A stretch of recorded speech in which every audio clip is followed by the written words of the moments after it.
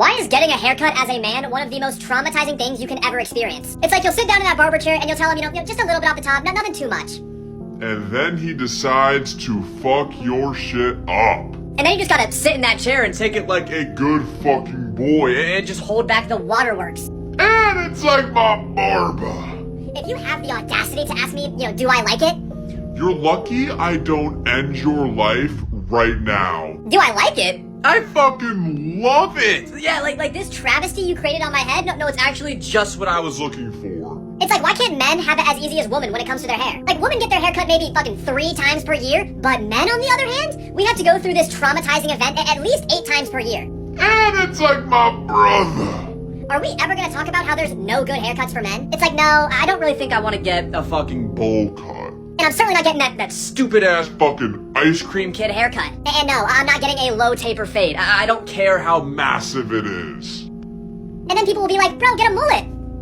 Fuck no. I would rather fucking shit in my hands and clap than to ever have that fuck-ass haircut. The only mullet that I'd ever even consider letting it slide is the modern mullet because low-key that haircut is peak. And lastly, if you have colored hair as a man, I automatically assume that you dress up as a fucking furry on the weekends and partake in some fucked up roleplay. And yeah, to all the Buzz and Bleach guys out there, that was directed at you, motherfucker. Why the fuck are you making plans knowing damn fucking well that you don't have a ride back home? If you're trying to make plans and you don't have a confirmed ride there and back, you better stay your ass home. Like my brother.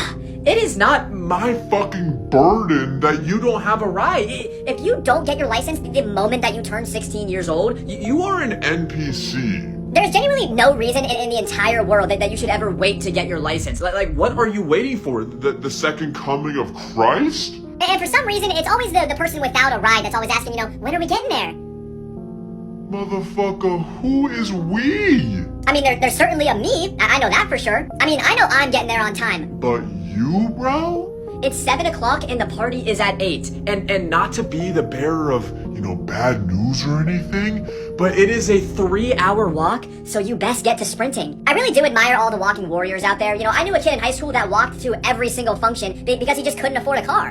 And it's like my brother. That kid was out there doing it out of pure love and passion for the game. And if I give you a ride one fucking time out of the kindness and love of my own heart, don't ever expect a ride again. Like, it'll be time to leave, and all of a sudden I notice that you're walking with me towards my car. Motherfucker, why are you following me? So anyways, don't be initiating all these plans knowing damn well that you don't have a ride home. Because I am not your personal fucking chauffeur. I think TikTok giving us the ability to comment pictures is one of the worst fucking decisions they have ever made. I mean, TikTok moderators must be on fucking vacation right now because they are more blind than Helen fucking Keller. I mean, how are they allowing you guys to comment these images? Do you want a macaroon? Oh, do you want a hot dog? Do you want a taco? No. It's like, you want to know what I really want? A fucking restraining order on you. Or honestly, maybe some fucking eye cleanser would help. I think the "do you want a brownie" picture has genuinely scarred me for life. Because how in the literal fuck is TikTok allowing that? It's like, do I want a brownie? No, definitely fucking not. But I would love to have my memory wiped now. TikTok allowing us to comment pictures has got to be worse than TikTok allowing the December 22nd incident. And if you guys don't know what that is, you got to search it up in the TikTok search bar. But just know you've been warned because that shit will scar you for life. At this point, nobody even talks in the comment sections anymore. You open up a comment section and it's just brain rot images as far as the eye can see. Somehow we have genuinely fucking devolved as a society, and the comment sections don't even have any real comments in them anymore. And it's like my brother. I saw a video the other day that was telling girls to drop their arch pics in the comment section. I open up the comments and it's just buns and fucking booty as far as you could scroll. And it's like my sisters. How about we pick up a fucking Bible, okay? And it's like my commenters.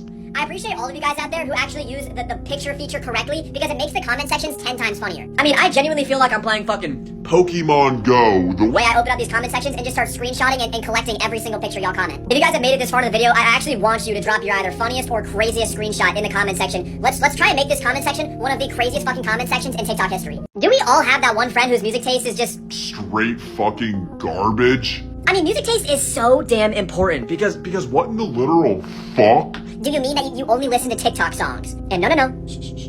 Shh. My brother. If you have TikTok music taste, you are never getting on the aux cord. I would rather, Yeah, I don't know. I think I'd rather oil up and make out with another man than to ever have to unironically listen to some of these TikTok songs. For example, that song Pink Lemonade, yeah, that fucking dumpster fire of a song, it should have never been released. Praise John the Moonlight, that song triggers my fight or flight. And may God fucking forbid this. But if I ever hear you play that fuck-ass song that goes, I've been a nasty girl, I am ending your life right then and there.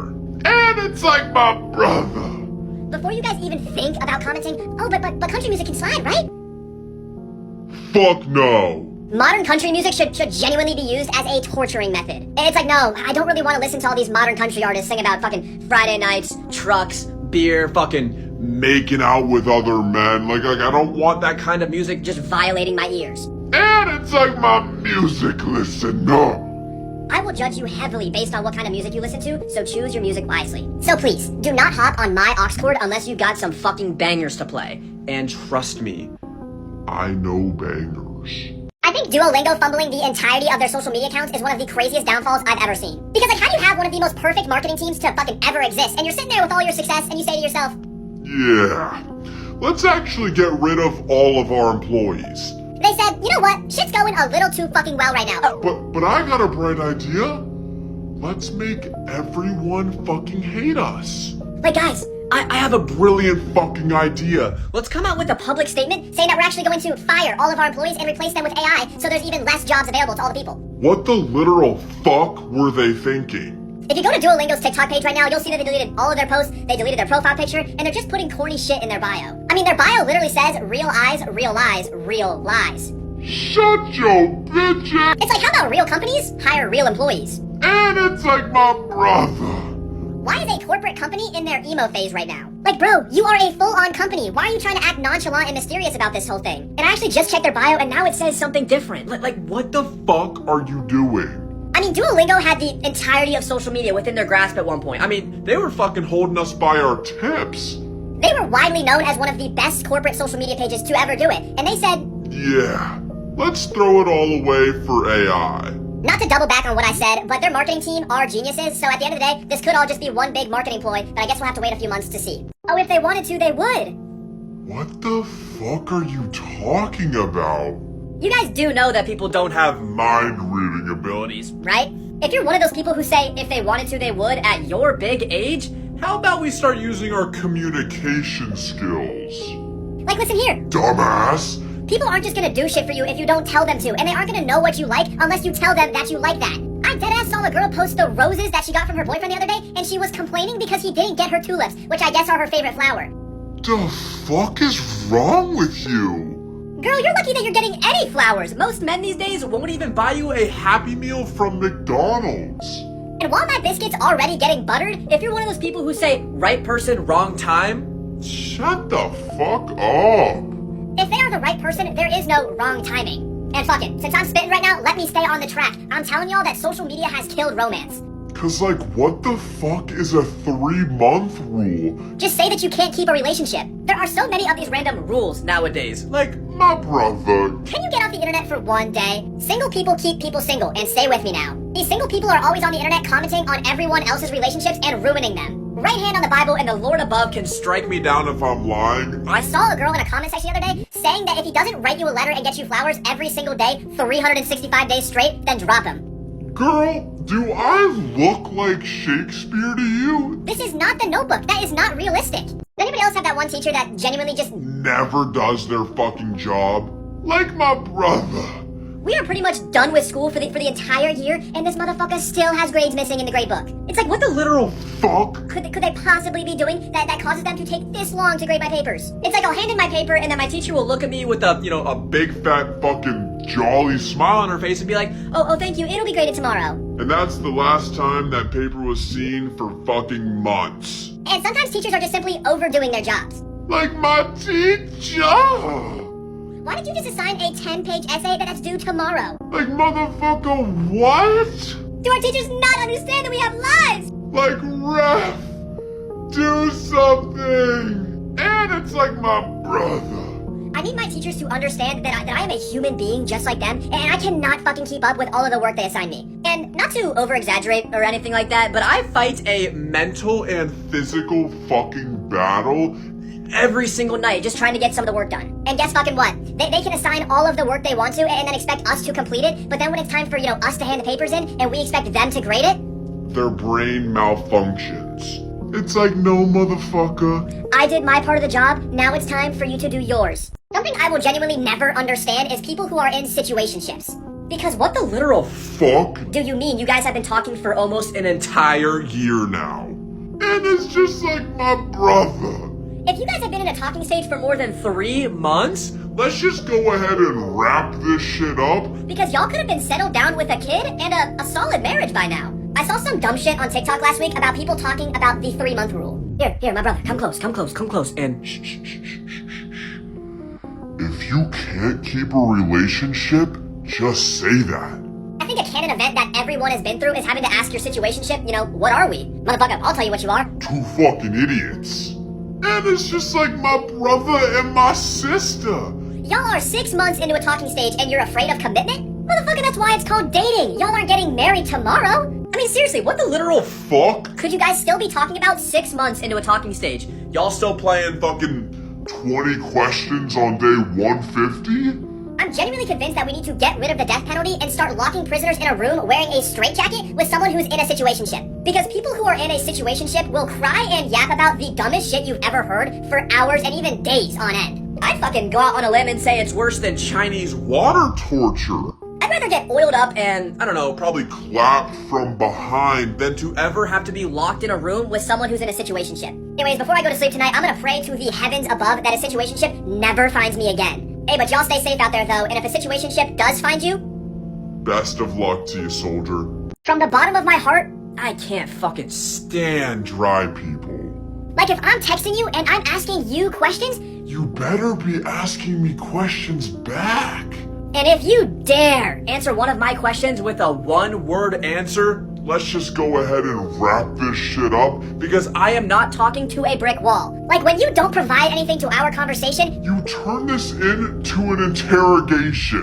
When you're being dry as fuck, I'm sitting there feeling like I'm forcing information out of you. Like just tell me how your day was. Like answer me with some enthusiasm. I'm not asking you to do jumping jacks on my shit. I'm just asking how your day was. I mean, some people act like talking to you is a literal chore. You ask someone what they're doing and then they hit you with the nothing. You're not doing nothing. You're just laying there in the dark, looking at the ceiling. You're not doing anything. Like every single time I text you, I start giggling and kicking my feet and shit. And you can't even give me an ounce of the same energy? So don't call me. Don't come by my house. We're done. Rowley Jefferson.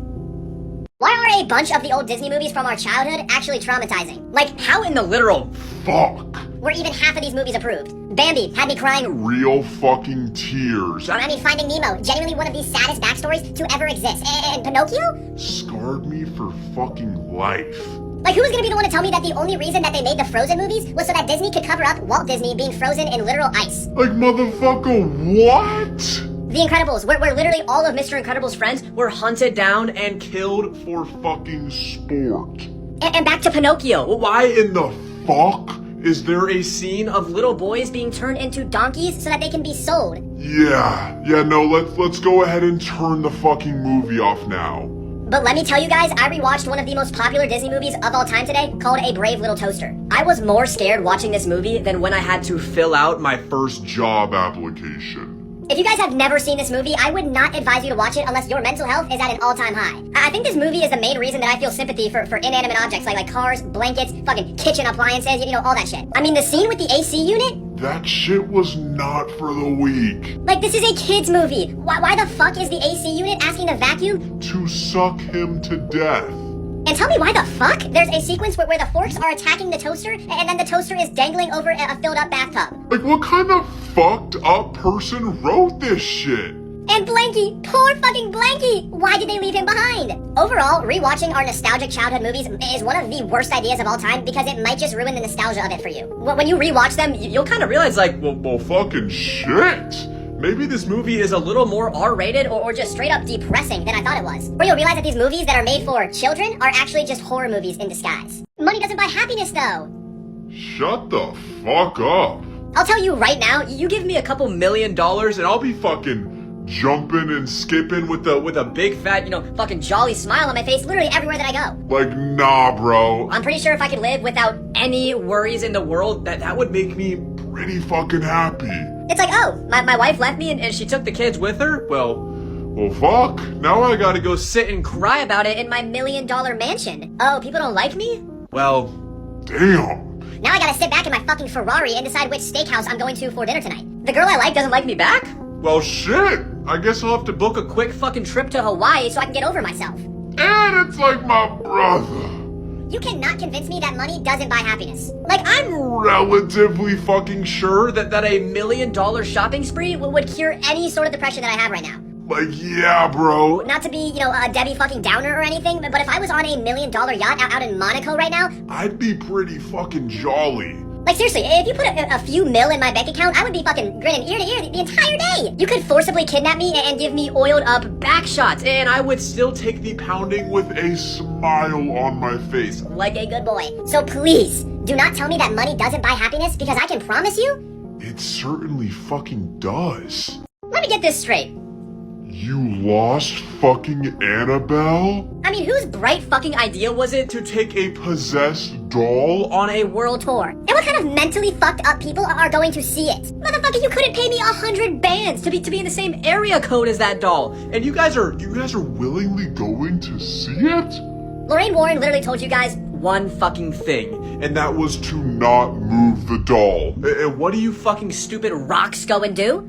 Move the doll. I mean, there's literally 9 fucking movies that shows us why it's a bad idea to mess with this doll. I mean, personally, even after just one movie, I think I'd get the fucking message. But you watch almost 10 of them and you still choose not to listen? And it's like my brother.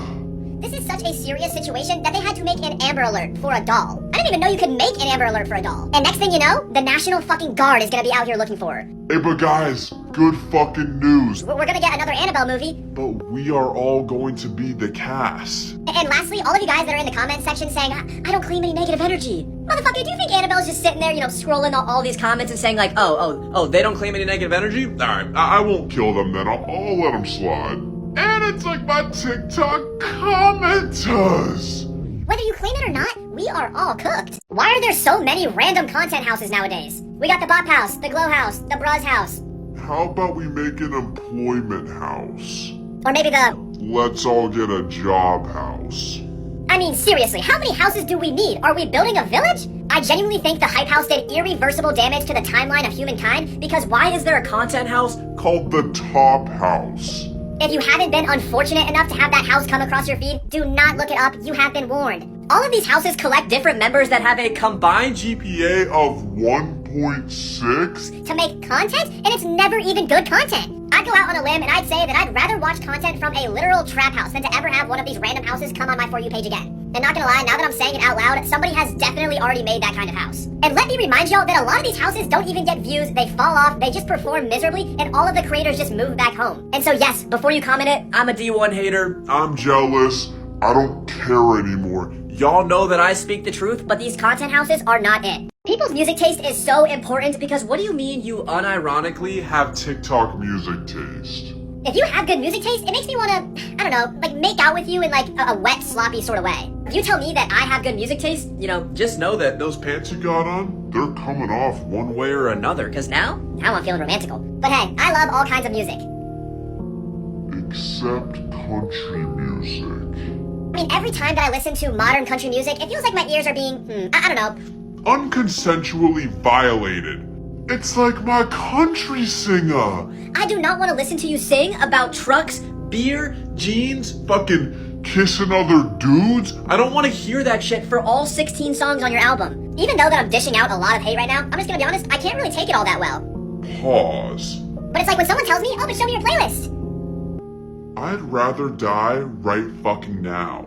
Because I hate to admit it, but when I'm alone, I'm low-key jamming out to Lana Del Rey, Arctic Monkeys, Deftones, fucking Matt DeMarco. I mean, I am a nerd. But let's get one thing straight. I will judge you on your music taste any day of the week. Because I can see straight through your cute little fucking act. I can tell when your music taste is performative and not a true representation of your soul. It's like my brother from another mother. If I let you have the aux chord, you better only play bangers. And trust me, I know fucking bangers. Right hand on the Bible, I will never forget the very first time I let one of my boys on the aux chord, and guess what the first song he played was?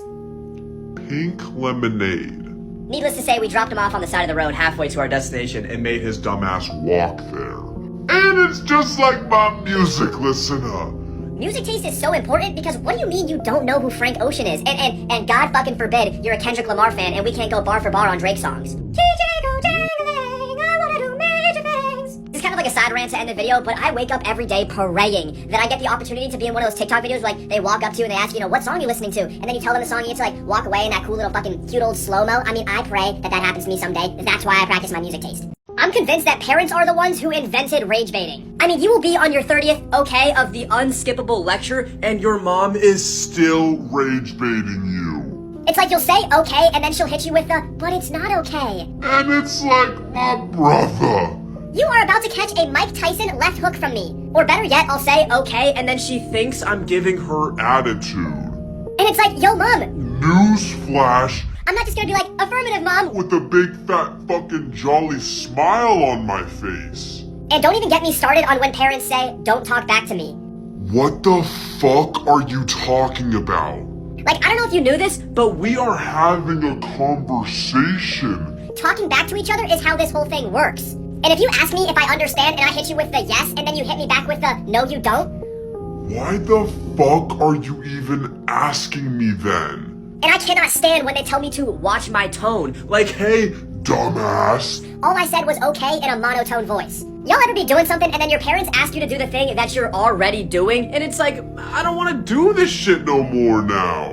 You'll forget to do the simplest thing, like just taking out the trash, and here comes your mom talking about some, oh, I guess I'm a bad mother, nobody cares about me. And it's like, motherfucker, what? Nobody said that. And last but not least, the ultimate form of rage baiting is when you're walking away from them and they whisper behind your back like you can't hear them. Like, how about we hop in the ring Right fucking now. and handle this? Like men. You'll tell someone that you don't drink or smoke, And then they'll look at you like you just blew up An and orphanage Full of newborn babies.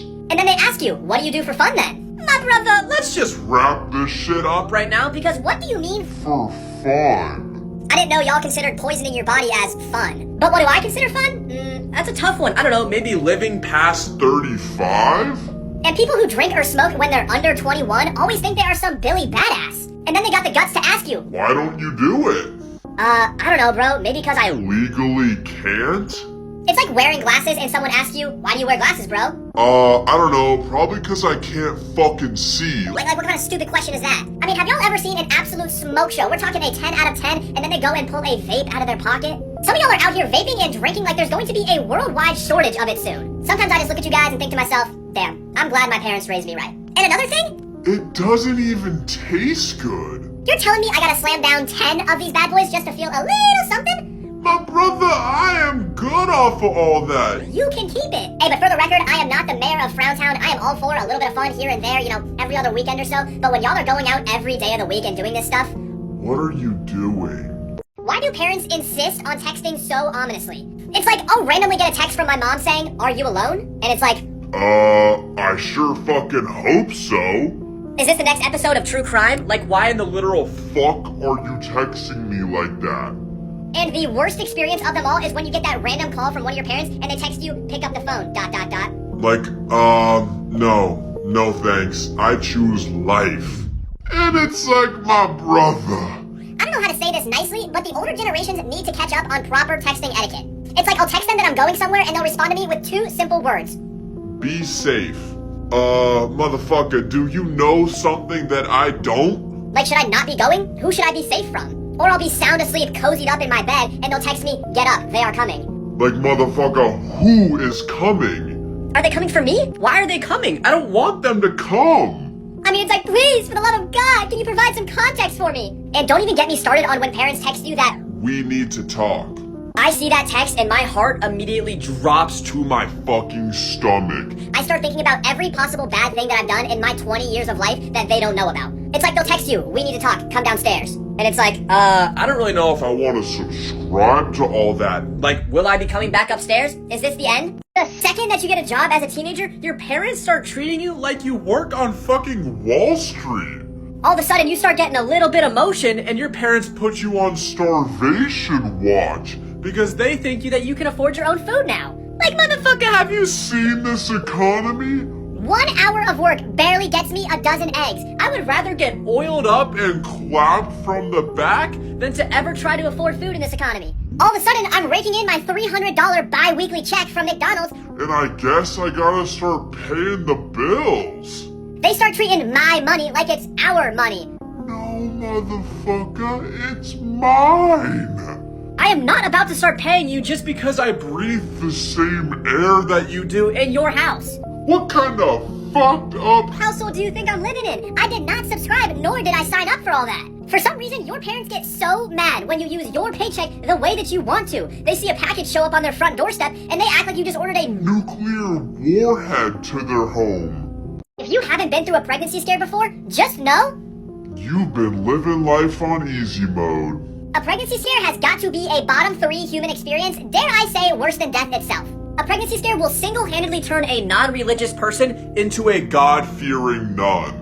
You get that I think I'm pregnant text, and you are on your Hands and knees. saying prayers that you've never said before. You get that text and you start planning your entire life out. You start planning on how you're gonna provide for your family and climb the corporate ladder, all at the age of 19. And worse than that, you gotta start planning on how you're about to tell your parents that You were silly And you didn't wrap your willy. and now they got got a grandkid cooking in the oven. You get that text and all of a sudden you turn into an expert on the female body with all the research that you be doing. You start lighting up her phone, asking her about all of her symptoms, and the moment that she says she experiences even one of them, You know your life is over. now on the polar opposite side, finding out that she isn't pregnant is a top 3 human experience, and arguably it's not 2 or 3. You get that it's negative text and you start Popping champagne bottles like you just won the NBA finals. All of a sudden you find out that you're not gonna be a daddy, and your appetite, your mental clarity, your future, and your will to live reappears. so let this video be a warning. Don't be silly. Wrap your willy. Have y'all heard the audio recording that's been going viral recently of someone's girl getting her Back blown in. by another man? Right hand on the Bible, and the sweet heavenly Lord above can strike me down with lightning if I'm lying. I wouldn't wish that shit on my worst enemy. Like, there's genuinely no proper words in the dictionary to explain to you guys how badly I would crash out if this happened to me. I would deadass just have to start recreating some of the most devious saw traps. Of all time. And it's like my brother. The worst part about the whole thing is that this guy's girl was laughing the entire time. I'm telling you right now, I would pull up and air that bitch out. and to the people that have had this happen to them, y'all are more heavenly saints than me, because if this happened to me, Plenty of Lives are getting forfeited.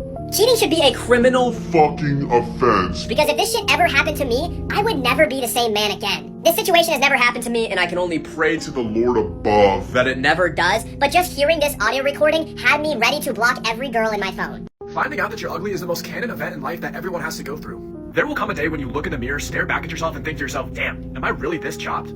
If you're watching this video right now and you think you're a good-looking person, go and use the inverted filter. You guys will see how bad you look because the inverted filter ruins lives. I genuinely have it blocked on my phone. But do y'all know how hard it is to be ugly in this generation? You can't even act like yourself sometimes. My own grandma told me the other day that I was ugly. Do you know how chopped you have to be to have your own grandma say that to you? Grandmas are always the ones that tell you that you look handsome, so if she tells you that you're off your game, you are most definitely off your game. Have y'all ever had feelings for someone but you're so chopped that you know you can't pull them? It has to be one of the worst feelings of all time. Seeing a person so fine that you can't even approach them, you just have to go home and ponder what could have been. And if you got a mom that always tells you how handsome you are, just know that she's lying. She does not mean that. As soon as you turn your back, she's laughing at how chopped her own son is. But if you guys genuinely don't want to be ugly, you guys have got to look up the Dylan Latham method. Promise you, I'm putting y'all on game. And at the end of the day, if you really want to know if you're truly ugly or not, just ask an ugly person. And I hate to tell you, bro, but if they say yes, just know they ain't lying. A saying as old as time, it takes one to know one, is so true. The good news is, as long as Cuffham is still alive, all of us have a chance out there. You ever start talking to someone and the first thing they ask you is, so what you look like? First off, Shut the fuck up. second off, Never text me again. or even worse, you'll be 5 whole minutes into talking to someone and they'll ask you, Do you send? and it's like, yeah. how about I just send you to the fucking Block zone. It's like, What the fuck happened to a simple hi? hello, maybe a polite how are you? I think a canon event in life is being asked what you look like, you send them pictures, And they block you right after. like damn, was I really that chopped? The first time that happened to me, I nearly aired that bitch out. being a what you look like quick ad warrior is one thing, but being a quick ad gladiator is another thing. If you've got more than 50 to Maybe 100 people added on Snapchat, Let's just go ahead and wrap this shit up. because why are you the mayor of Bopville, some of you guys have so many people added that just snapping them back could possibly be considered a 9 to 5 for you. Like my brother. You know less than 10 people in real life. Why do you have people added from other states? Some of y'all's phones look like flashbangs going off with all of the notifications that you get. Also, this is kind of a side rant, but if you care about streaks and you're above the age of 16, you need to get your life in order. I had a girl unAdd me the other day because we lost our 10-day streak that I didn't even know we had. Like my brother. Me and you are pushing Unk and anti-status. What are you doing? The most canon event in life is looking at yourself just a little too hard and realizing that, damn, I might just be ugly. like, what the fuck is this? You're telling me that I'm only an 84 overall? And if you're really about to sit here and watch this video and think to yourself, Nah, this doesn't apply to me. go ahead and go and use the inverted filter and then come back to this video when that filter irreversibly cooks your confidence. And don't you think that I'm excluded from this video either. Me and you are both chopped, twin. The day I knew that I was chopped beyond belief was the day that someone told me that I was their hear me out. I nearly aired that bitch out. Because what do you mean people have to hear you out on me? Or when I opened up my comment section one day and somebody told me, your glow up is gonna be insane. The fuck is that supposed to mean? And never in my life will I forget the day that I asked for a girl's number in front of all of her friends. And they just laughed at me. Like, oh, Didn't know someone cracked a joke. y'all care to share with me? And after that day, I said, you know what? I gotta get help. I posted myself online and asked people for feedback. And that shit didn't help at all. Like, what do you mean, Work on everything. that doesn't help me? So just know that if nobody talks to you, nobody approaches you, and people talk about you behind your back, you are a very attractive person. But if people are very easy and warm around you, I don't know how to tell you this, twin. But it's over.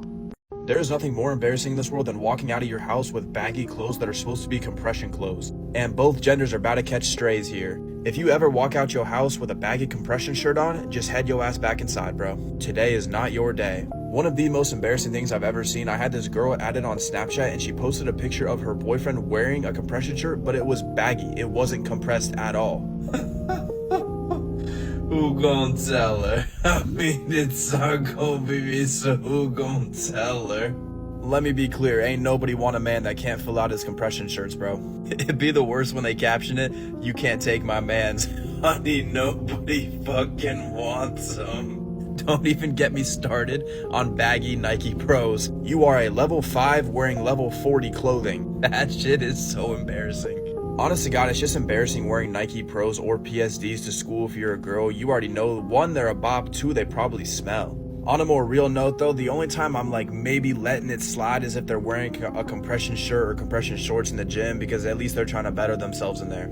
leaving the high school dating scene and moving into the adult dating scene is like going from fun, casual bot lobbies to high-tier, competitive, ranked lobbies. You leave high school and all of a sudden you're competing with multi-millionaires who Are twice your age? just to pull some 8 out of 10 19-year-old. Some French guy named Armani Clyde is offering to fly her out to Ibiza on a private jet and buy all the designer she wants, and all you can offer her Is a Happy Meal from McDonald's. And it's the exact same thing for girls. Girls can't pull any of the guys because all of these young men's minds are so lustful over supermodels like Sydney Sweeney, Libby Dunn, Megan Fox, Adriana Lima, you name it. I mean, if you go to Instagram and look at a man's following list and it looks like he's a part Of a sorority? I don't know how to put this lightly, but you are cooked. You can straight up go from being the man in high school to not pulling jack diddly squat. You be so down bad you start taking shots off the right shoulder bump fade and you're not even a right shoulder bump fade kind of guy. And this might be a topic for another video, but don't even get me started on hoflation. You heard me right. The inflation of the hose. 5 out of 10s are always acting like they are 10 out of 10s, so nowadays you gotta put up LeBron type numbers. just to pull the most mid woman you've ever seen. You look like Lady Glitter Sparkles. and a rock has a better personality than you. You are not a high value woman. I'm gonna be the first to say it, this generation of dating is so cooked. So just know that once you leave high school, you will be thrown into a boss fight with level 1 gear, level 1 stats. There's just no way you're winning. And it's not like you can just Smurf in these lobbies either. You're gonna be hard stuck in your rank until the day you die unless you get it figured out. Question of the day, is it ridiculous to say that even though I myself am not fruity, I can still admire and appreciate another man's attractiveness? You should care about personality instead of looks.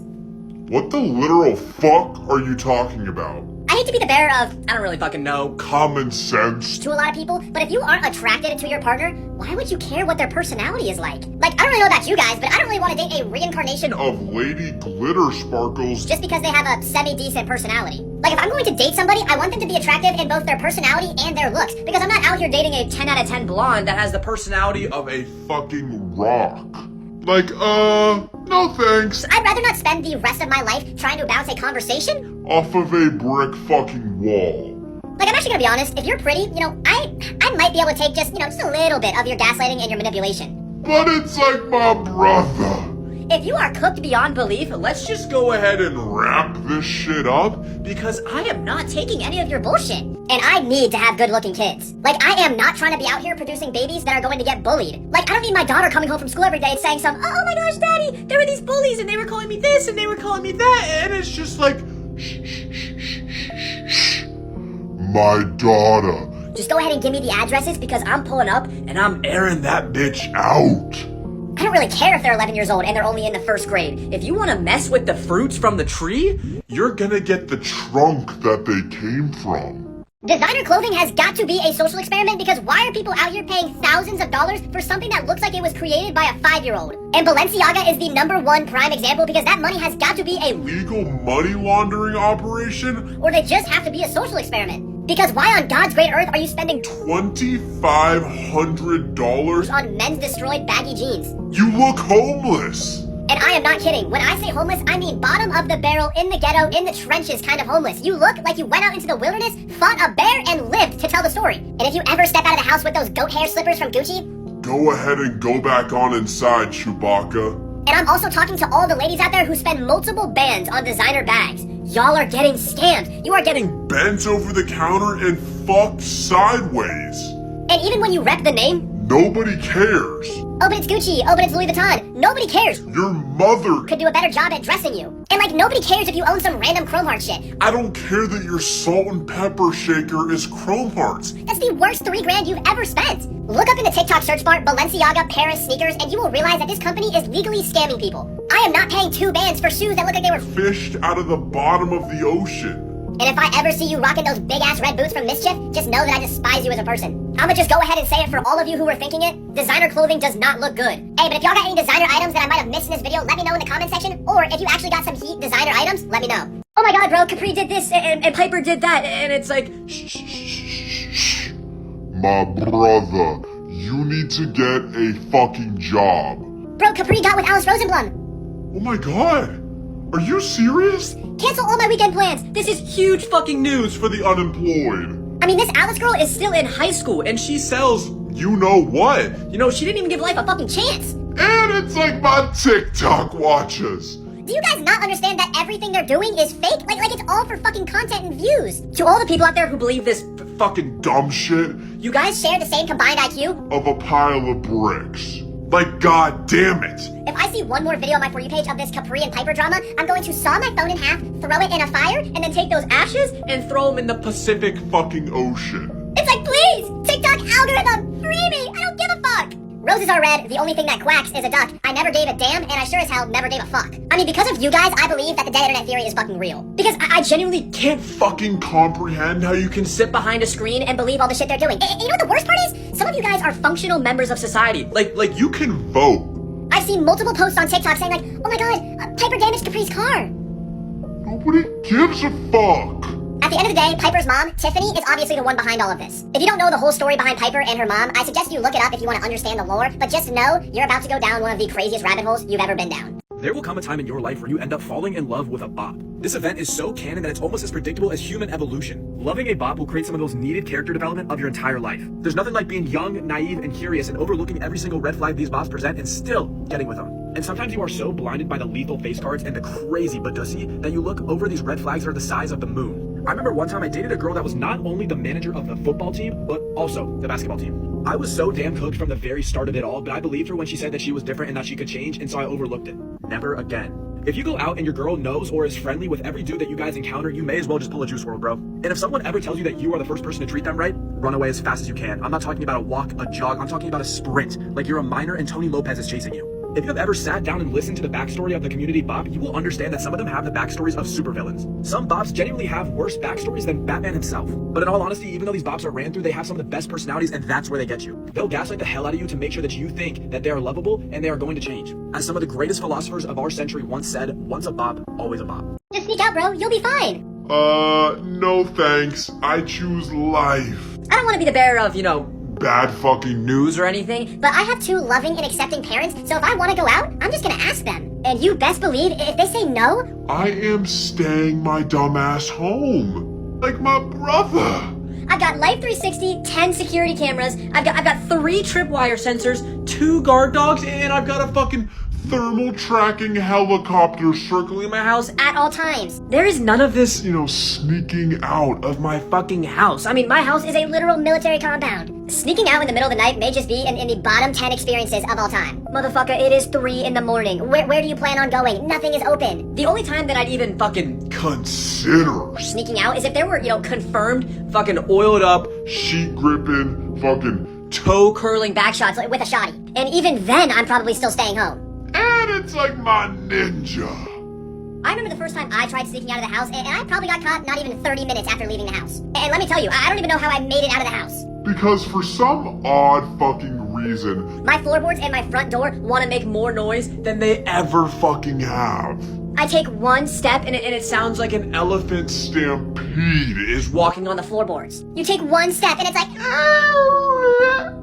motherfucker, shut up. So anyways, I'm riding in the backseat of my friend's car and I go to feel my pocket. And my fucking phone is buzzing. My heart dropped out of my chest because my life, I knew that shit Was fucking raps. needless to say, I got home at 2 a.m. that morning. And my mom put belt to fucking ass on me. So take it from me, it is never a good idea to sneak out. Stay your dumbasses home. I will never understand when people say some dumb shit like, oh, I don't really find this race attractive, or I don't really find that race attractive, and it's like,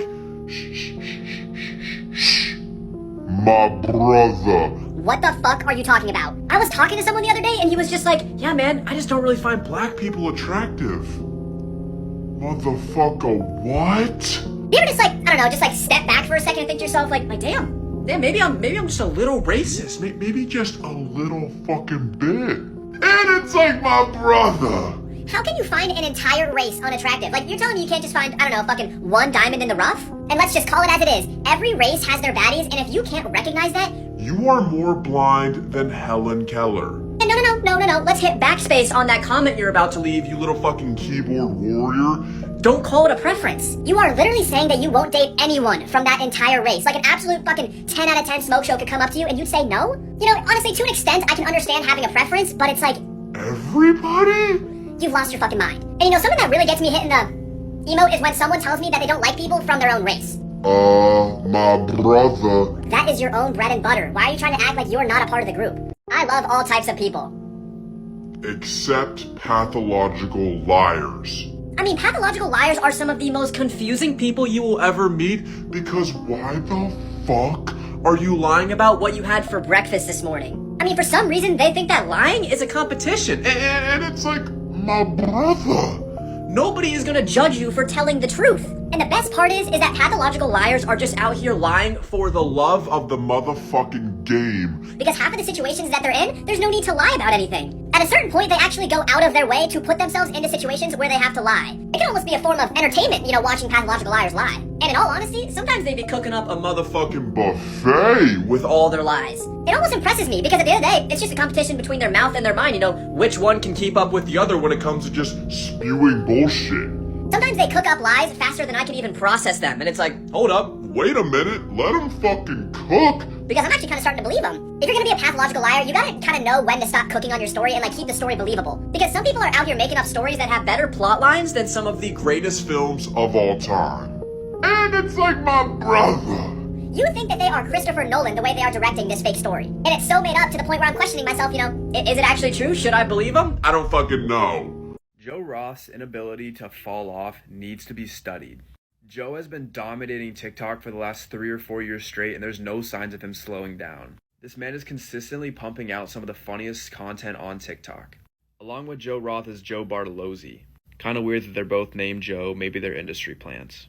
Unlike many influencers from 2020 and 2021, even 2022, these guys have not fallen off, and I'm not sure they will. They don't do anything crazy like these other influencers do. They stick to their content and they stick to what they know works. And the best part about them is that they actually make good content. It's funny, it's family friendly, everyone can watch this kind of content.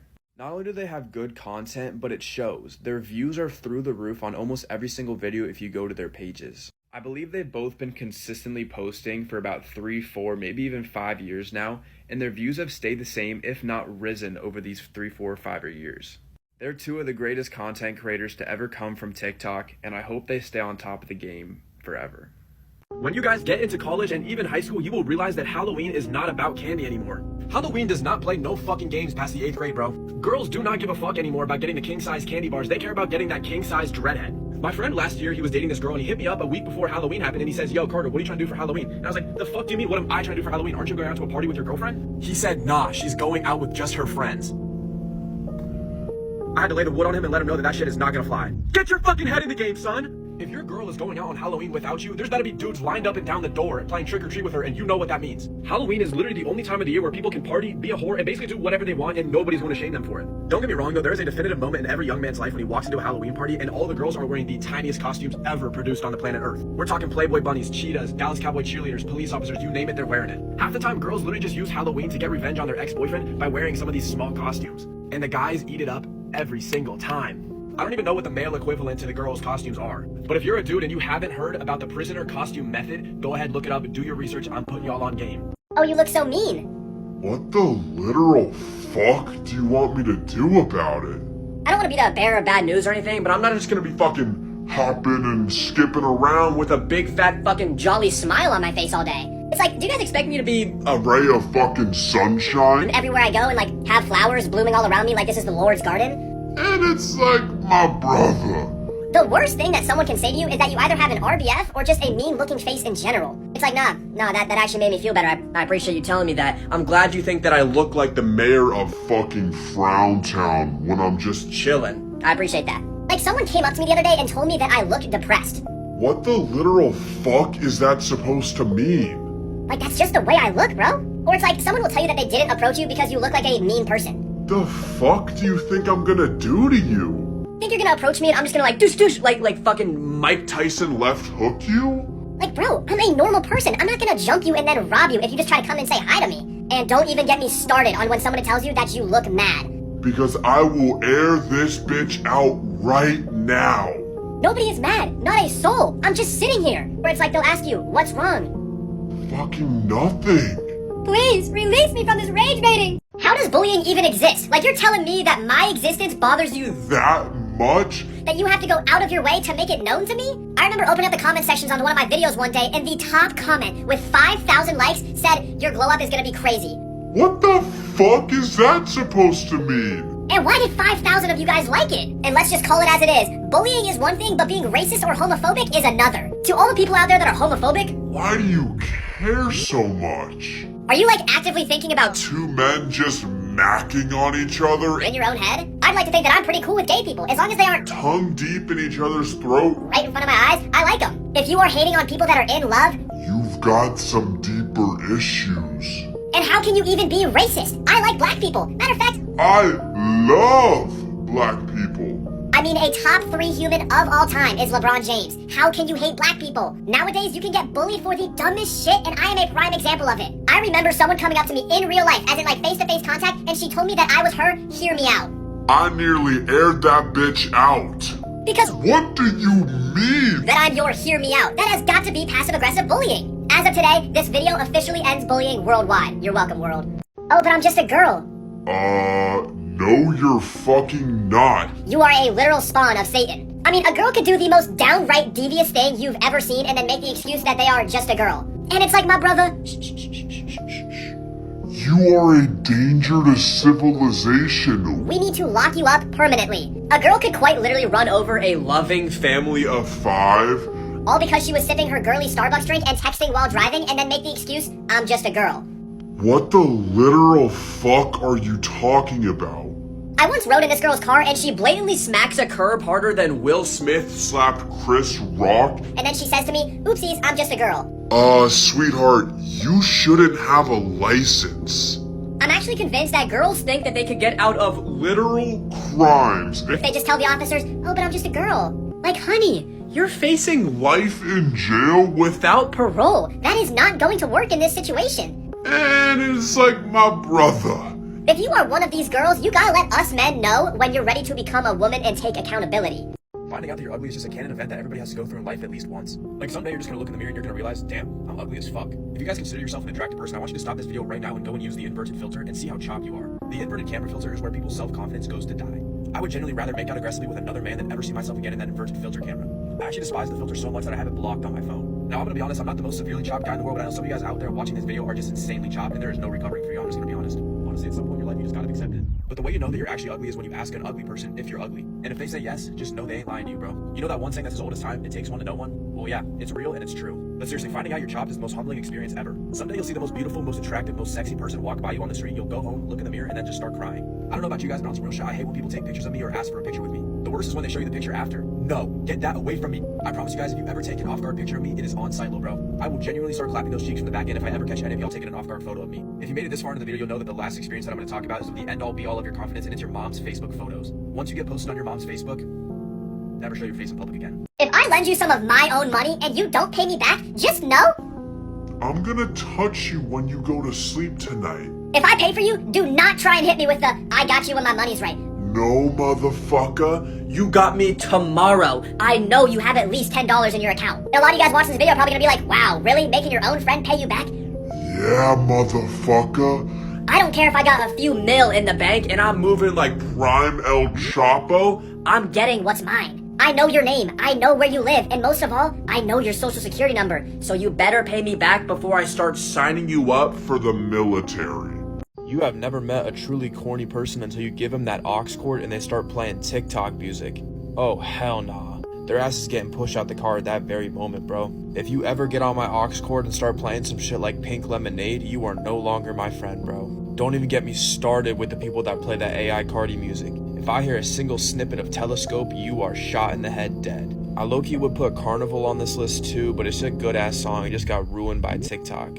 I'm telling you though, some of the best music on this planet just gets ruined by TikTok and just gets TikTokified, or if that's even a word. Ain't nobody has ever said some shit like, yo, throw on some UK drill music or throw on some Central C. Ain't nobody ever said that shit, bro.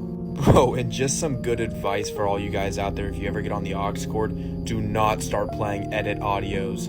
On my life, I will record that shit and publicly slander your name on every social media platform, on every news outlet. You'll never see the light of day ever.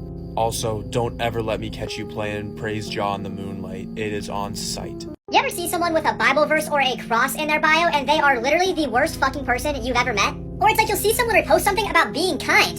Motherfucker, where was all that when you were bullying people? It's like the difference between someone's online personality and their personality in person is It's just fucking astonishing. I mean, we all know that one person who just loves to act tough online. Like, motherfucker, You are sweeter than a honey bun. you are not about the smoke. And don't even get me started on the people who try to have a nonchalant or a mysterious vibe to their social media. Cause my brother, you do not have Aura like that.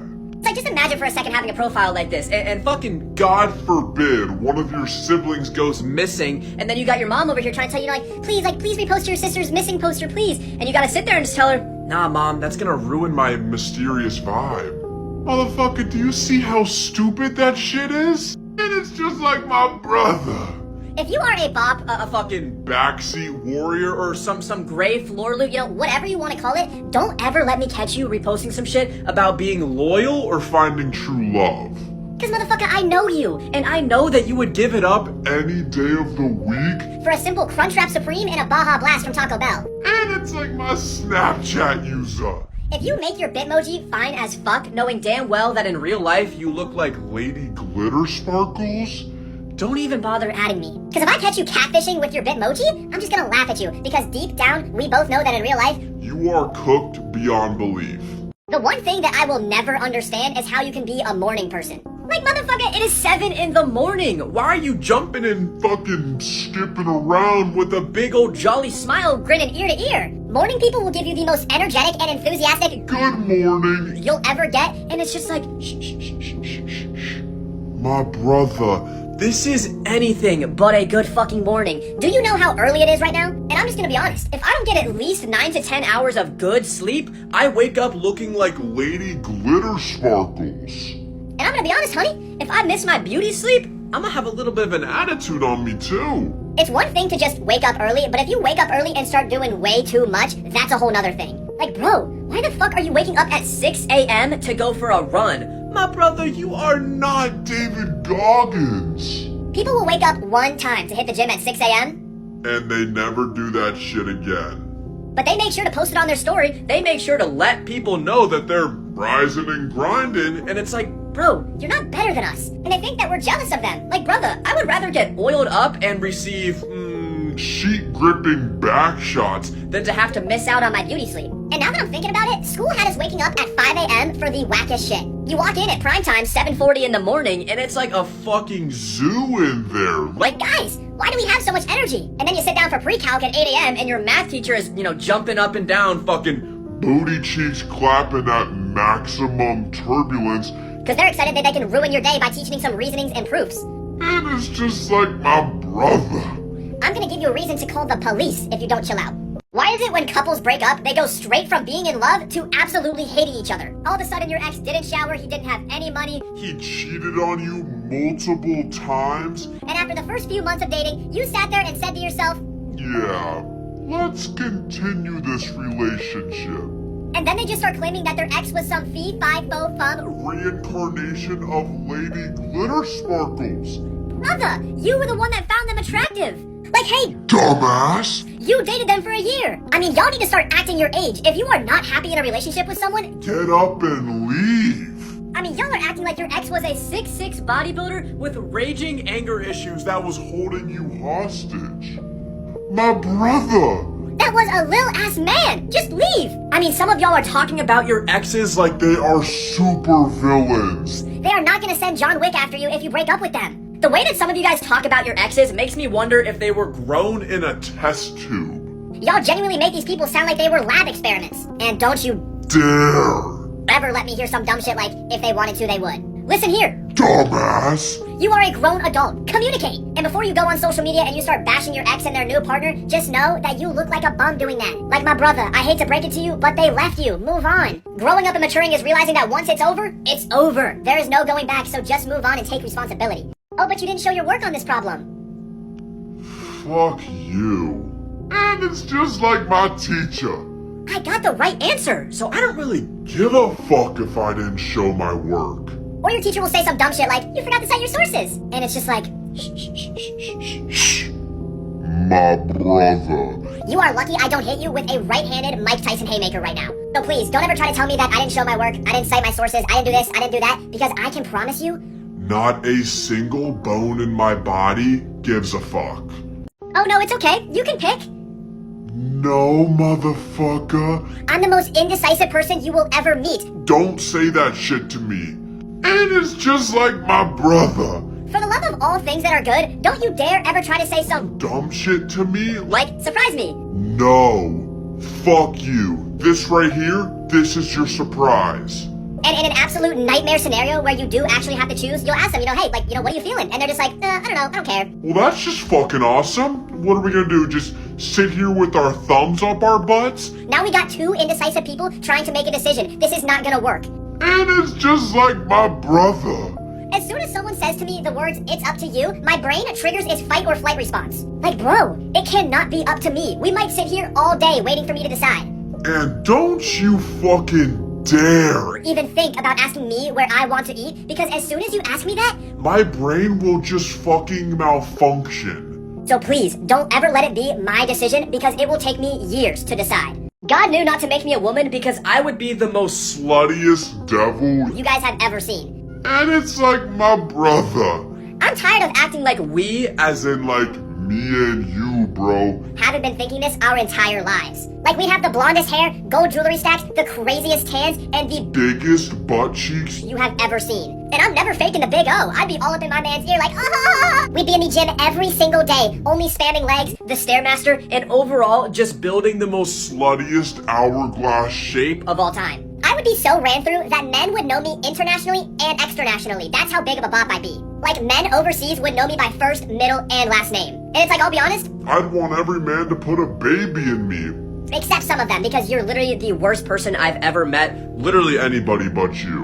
And I'll just go ahead and admit it right now, I'd have one of the greatest rosters of all time, dare I say equivalent to the 2016 Golden State Warriors. As a guy, I'm probably putting up 100 shots a week from within the paint, and I'm getting absolutely nothing to fall. But as a girl, I'm shooting 100% from full court. I would literally have to keep a fucking calendar for all of the dates that I have. I would have no time for anything. And lastly, I'd have a little bit of sass on me. Like, honey, I would be a fucking queen. So let this video be a warning. y'all ladies better hide your Mans, because I'm coming to get them.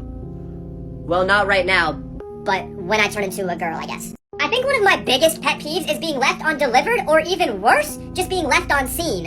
And it's just like my brother. Answer your fucking phone. And don't even get me started on you aura farming motherfuckers who are always on DND. And it's just like,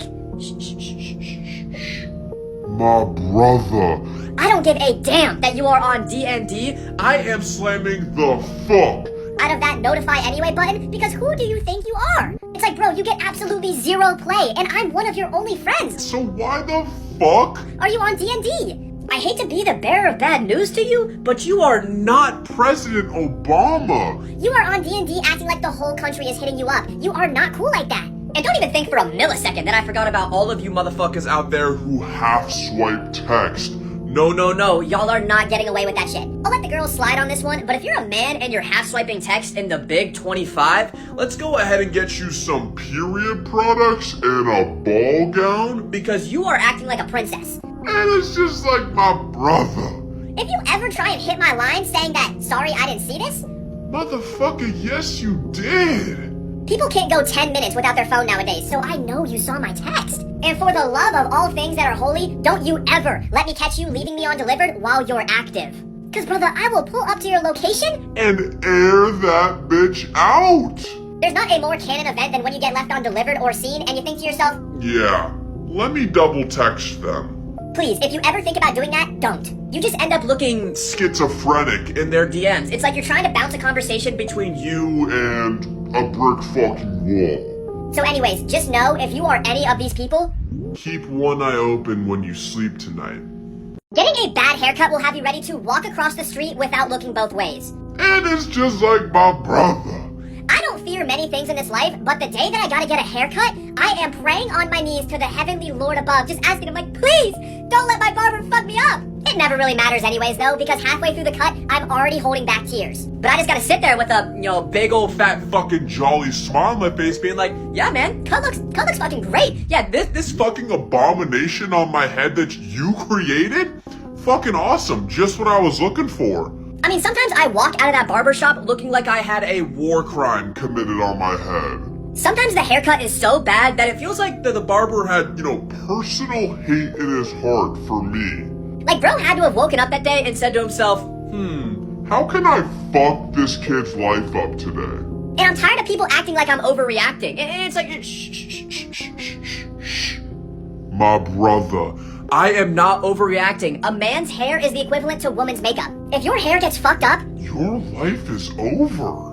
I think one of the craziest crimes that I've ever seen committed on someone's head was either the ginger fringe incident or the textured fringe incident. If you guys haven't seen these videos already, look them up in the TikTok search bar. In my humble opinion though, whoever gave them these haircuts needs to have their fucking license revoked. Because you chop them beyond saving. And this is kind of a side rant, but like some people walk around with the most fuck-ass haircuts you've ever seen, and it's like, bro. Did you actually ask your barber for that? Like you sat down in the chair and said, yeah, let me get a bowl cut, please. Like, what the fuck? I mean, one of the worst haircuts I've ever seen is the fringed buzz cut. And the worst part about it? People actually like that shit. Hey, but just know, if you got a bad haircut, you got a solid week's worth of the marination phase. But if it doesn't look good after the marination phase, it might be time to go bald. Messaging the Steam support team for help genuinely feels like hiring a hitman off the dark web, because I'm telling you, they are sending John Wick after these hackers. There is no reason that the Steam support team with maybe 50 members needs to move like Prime King Von on O-Block.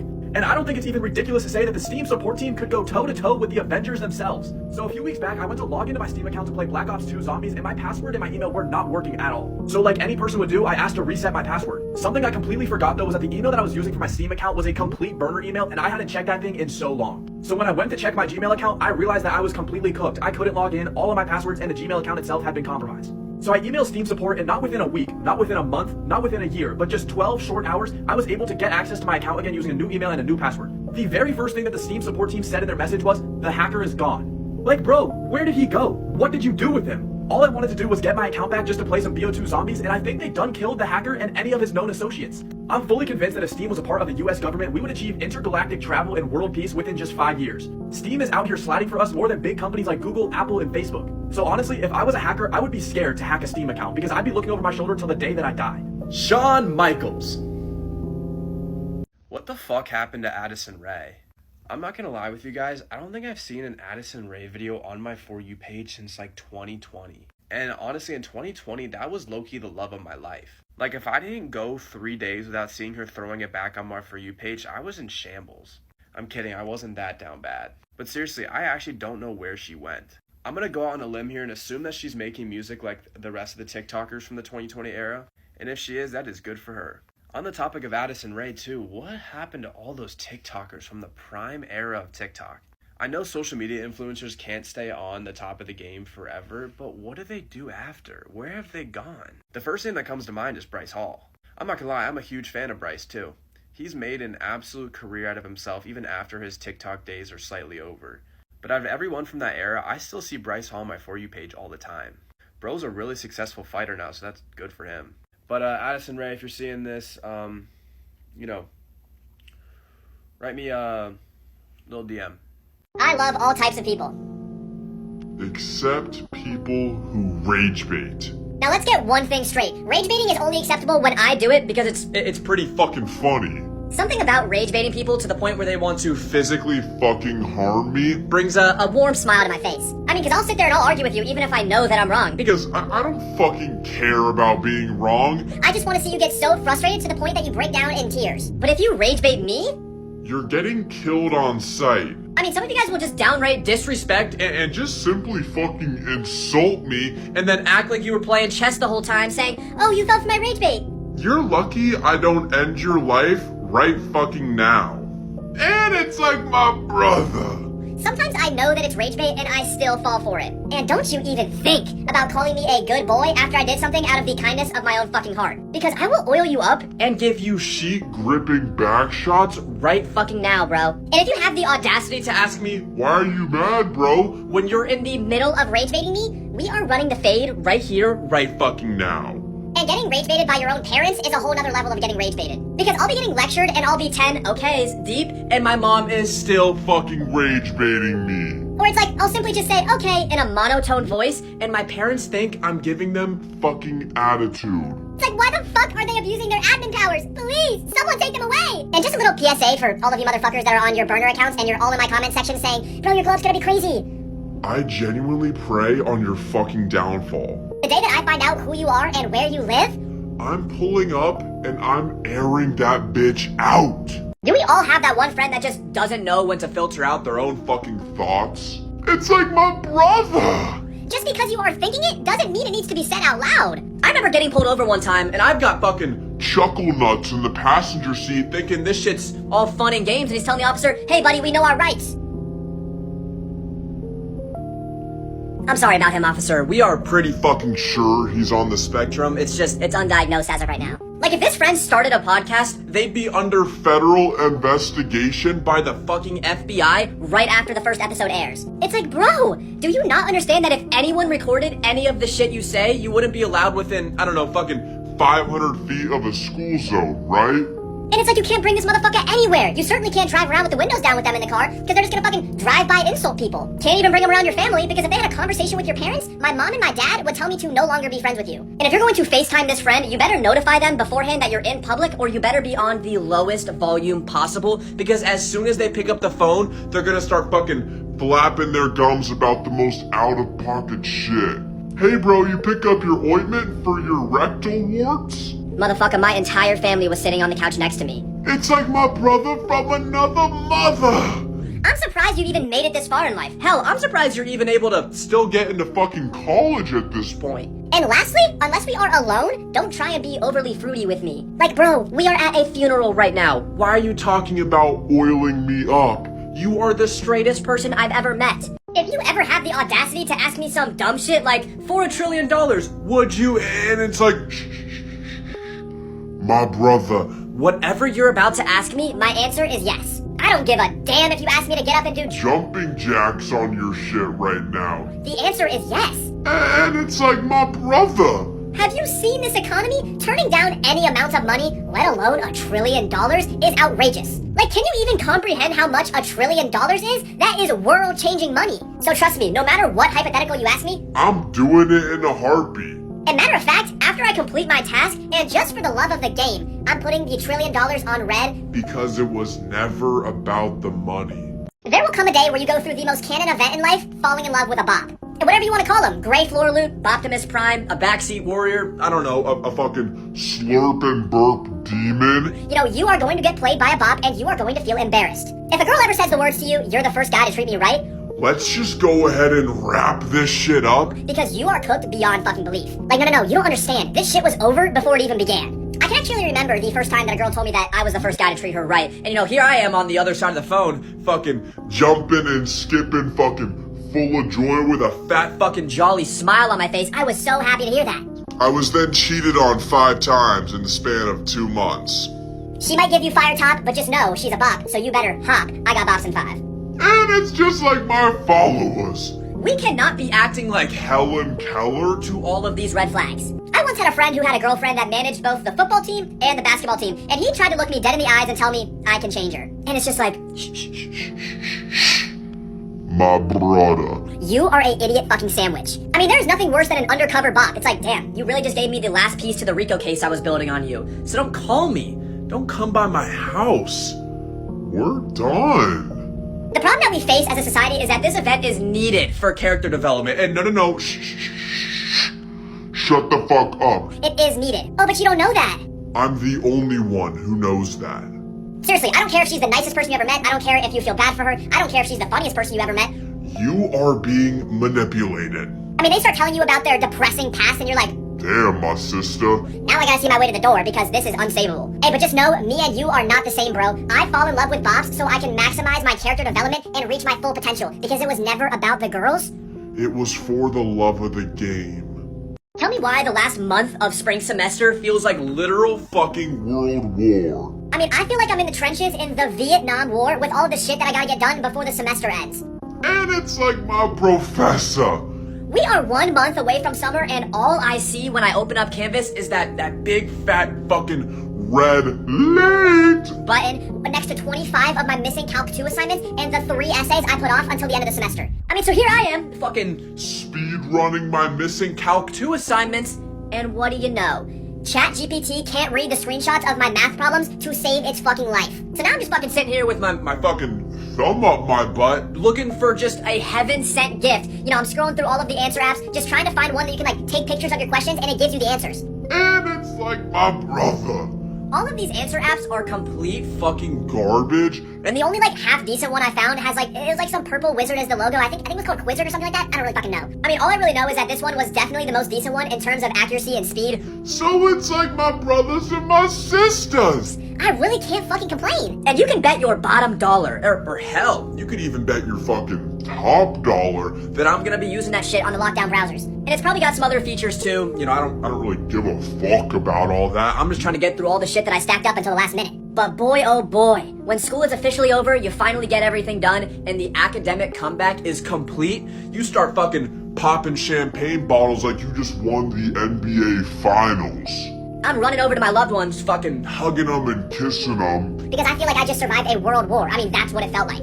Before you crack that little joke of yours, You better make sure you're ready to hear my comeback. And yeah, I'll go there. If you crack a joke about me, you better hope that both of your parents are still alive and well, And you better hope that you don't look like a reincarnation of Lady Glitter Sparkles. It's like my brother. if you can't handle the heat, you better find your way out of the fucking kitchen. Because I will sit here and go joke for joke with you until it gets, Real fucking personal and one of us starts crying. You can call me mean, you can call me rude, you can call me Whatever the fuck you wanna call me. but at a certain point, these jokes actually are no longer jokes at all. I remember my first time experiencing this, and it all starts with my grandfather who, God rest his soul, God bless him, he unfortunately passed away from a heart attack, and this is where it all started. And not even a week fucking later, me and my friends are all gathered, we're playing charades, having a good night, Having a fucking jolly old time. and a round comes upon us, and my friend gets the word electrocution. And now, I'm sure a lot of you guys can already see where this is going. But anyways, the round goes on, he's acting it out Like nobody can tell what he's doing. And then we got fucking chuckle nuts behind me saying, Carter's granddad, Carter's granddad. I said, motherfucker, you are lucky I don't Air this bitch out. right now. Granted, looking back on it, it was actually, Pretty fucking funny, I'm gonna be honest. but you can see where that joke might have made me upset in the moment because the timing of it was so damn poor. Anyways, I ended up insulting him all the way from himself to the bottom of his family tree. My mama, your mama, Obama, I got my comebacks in 5. But hey, at the end of the day, don't shoot the messenger, but if you are one of those people who can crack, all the jokes you want about other people, and you can't take the jokes in return, You are a bitch. I am sick and fucking tired of pretending that I like Snapchat, And I'm tired of pretending that you guys. Don't get on my fucking nerves. It's just like my y'all really thought I was gonna say it, huh? Y'all really thought I was... brother. We are in 2025 and we still got people who care about streaks, we got people who are still quick ad warriors, and some of y'all are still posting send-its. And across the board, Let's just make this shit clear. if you ever text me some dumb shit like, oh, what do you look like? Or, oh, where are you from? You're getting fucking blocked. And to all the people out there who think they're some fucking hotshot celebrity and they're leaving everybody on delivered or opened, I'm gonna touch you in your sleep tonight. To my brothers and my sisters. if you are leaving me on delivered and I can see that you're active, I am pulling up to your location and I am airing that bitch out. and if you still use Snapchat filters in the big 25, And just. We need to remove your phone privileges. honey, you are pushing 30 and you're still using the dog face filter. What the literal fuck are you doing? And let me butter up y'all's biscuit just a little bit more. If you pay for Snapchat Premium, you are bottom barrel of society. Like, let me get this straight for you. Dumbass. You pay Snapchat every single month to see when people half swipe you? My brother. We need to get outside and touch some grass, okay? And don't even get me started on the quick ad warriors. My brother. If you have more than 50 people added on Snapchat, you are an NPC. I remember one time I had a girl added and she had over a 5 million Snap score. How the fuck do you even get to that point? Like my sister. At that point, you gotta be snapping the entire continent. So anyways, to all of my ladies and gentlemen, my ladies with gentle hands, we need to hop that ass off of Snapchat.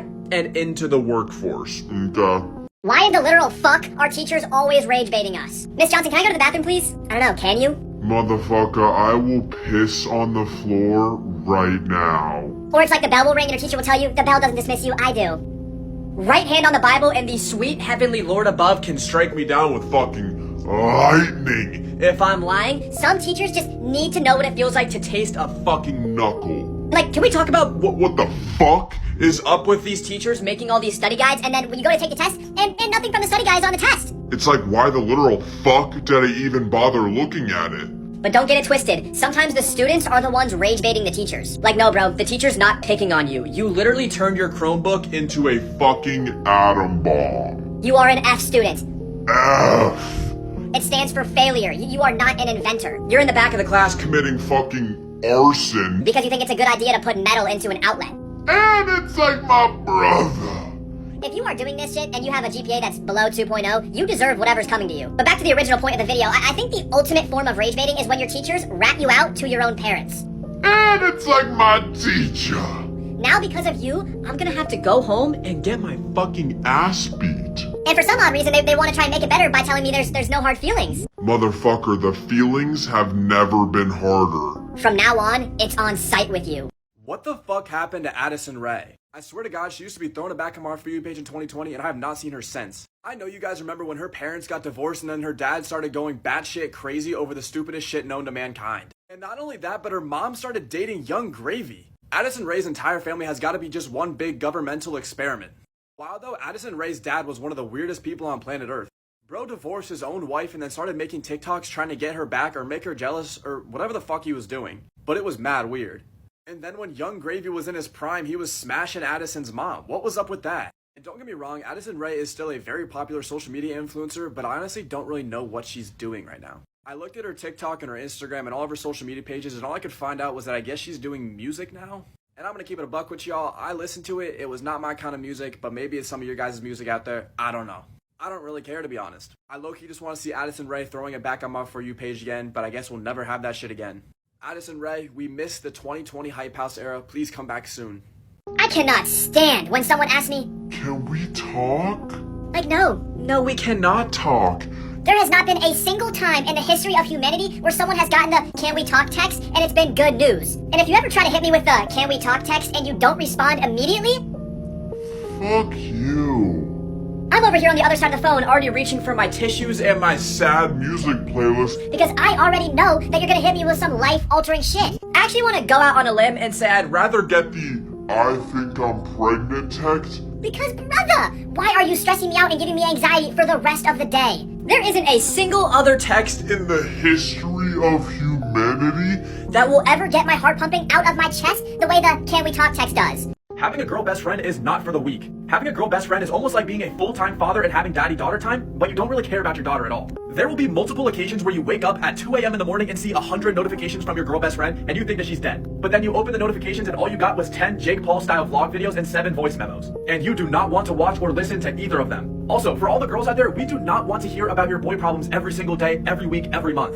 And we do not want to hear about the same guy over and over and over again. The way you describe this man makes him seem worse than the devil himself. You will never truly understand how it feels to be unheard until you have a girl best friend. They'll ask you for advice on something, and as soon as they ask you that, they turn their ears right off. Like whatever you tell them and give them advice on, they're doing the opposite. You'll tell them not to get back with a guy, but guess who's in the guy's passenger seat the very next night? And Lord bless all of y'all that have a girl best friend because you have no idea how good of a listener you gotta be. I'd say about 90% of the time when they tell me about different situations, they're the ones that are actually in the wrong, but I can't be the one to tell them that, so I just gotta gaslight them and be a good friend and tell them that they're in the right. Hey, but if you made it this far and you watched the end of the video, go ahead and tag your best friend and let them know that you actually love and care about them just a little bit. Nah, I'm just kidding. Sammy Sosa. What does English sound like to a non-English speaker? I get asked this question at least once a week in my comment section, and you'll be surprised at what it sounds like. If you guys don't know me, I graduated from Harvard in 2023 with a major in linguistics and a minor in communications. Also, English is not my first language, so I've experienced this firsthand. So today, I'm here to answer that question for you guys. So before I begin, when I speak, I want you to imagine that you have no idea what these words mean. Place yourself in the body and the mind of a foreigner. This effect best works if you just close your eyes and listen to what I'm saying instead of watching me say it. So before I begin, please sit back and just close your eyes. Here we go.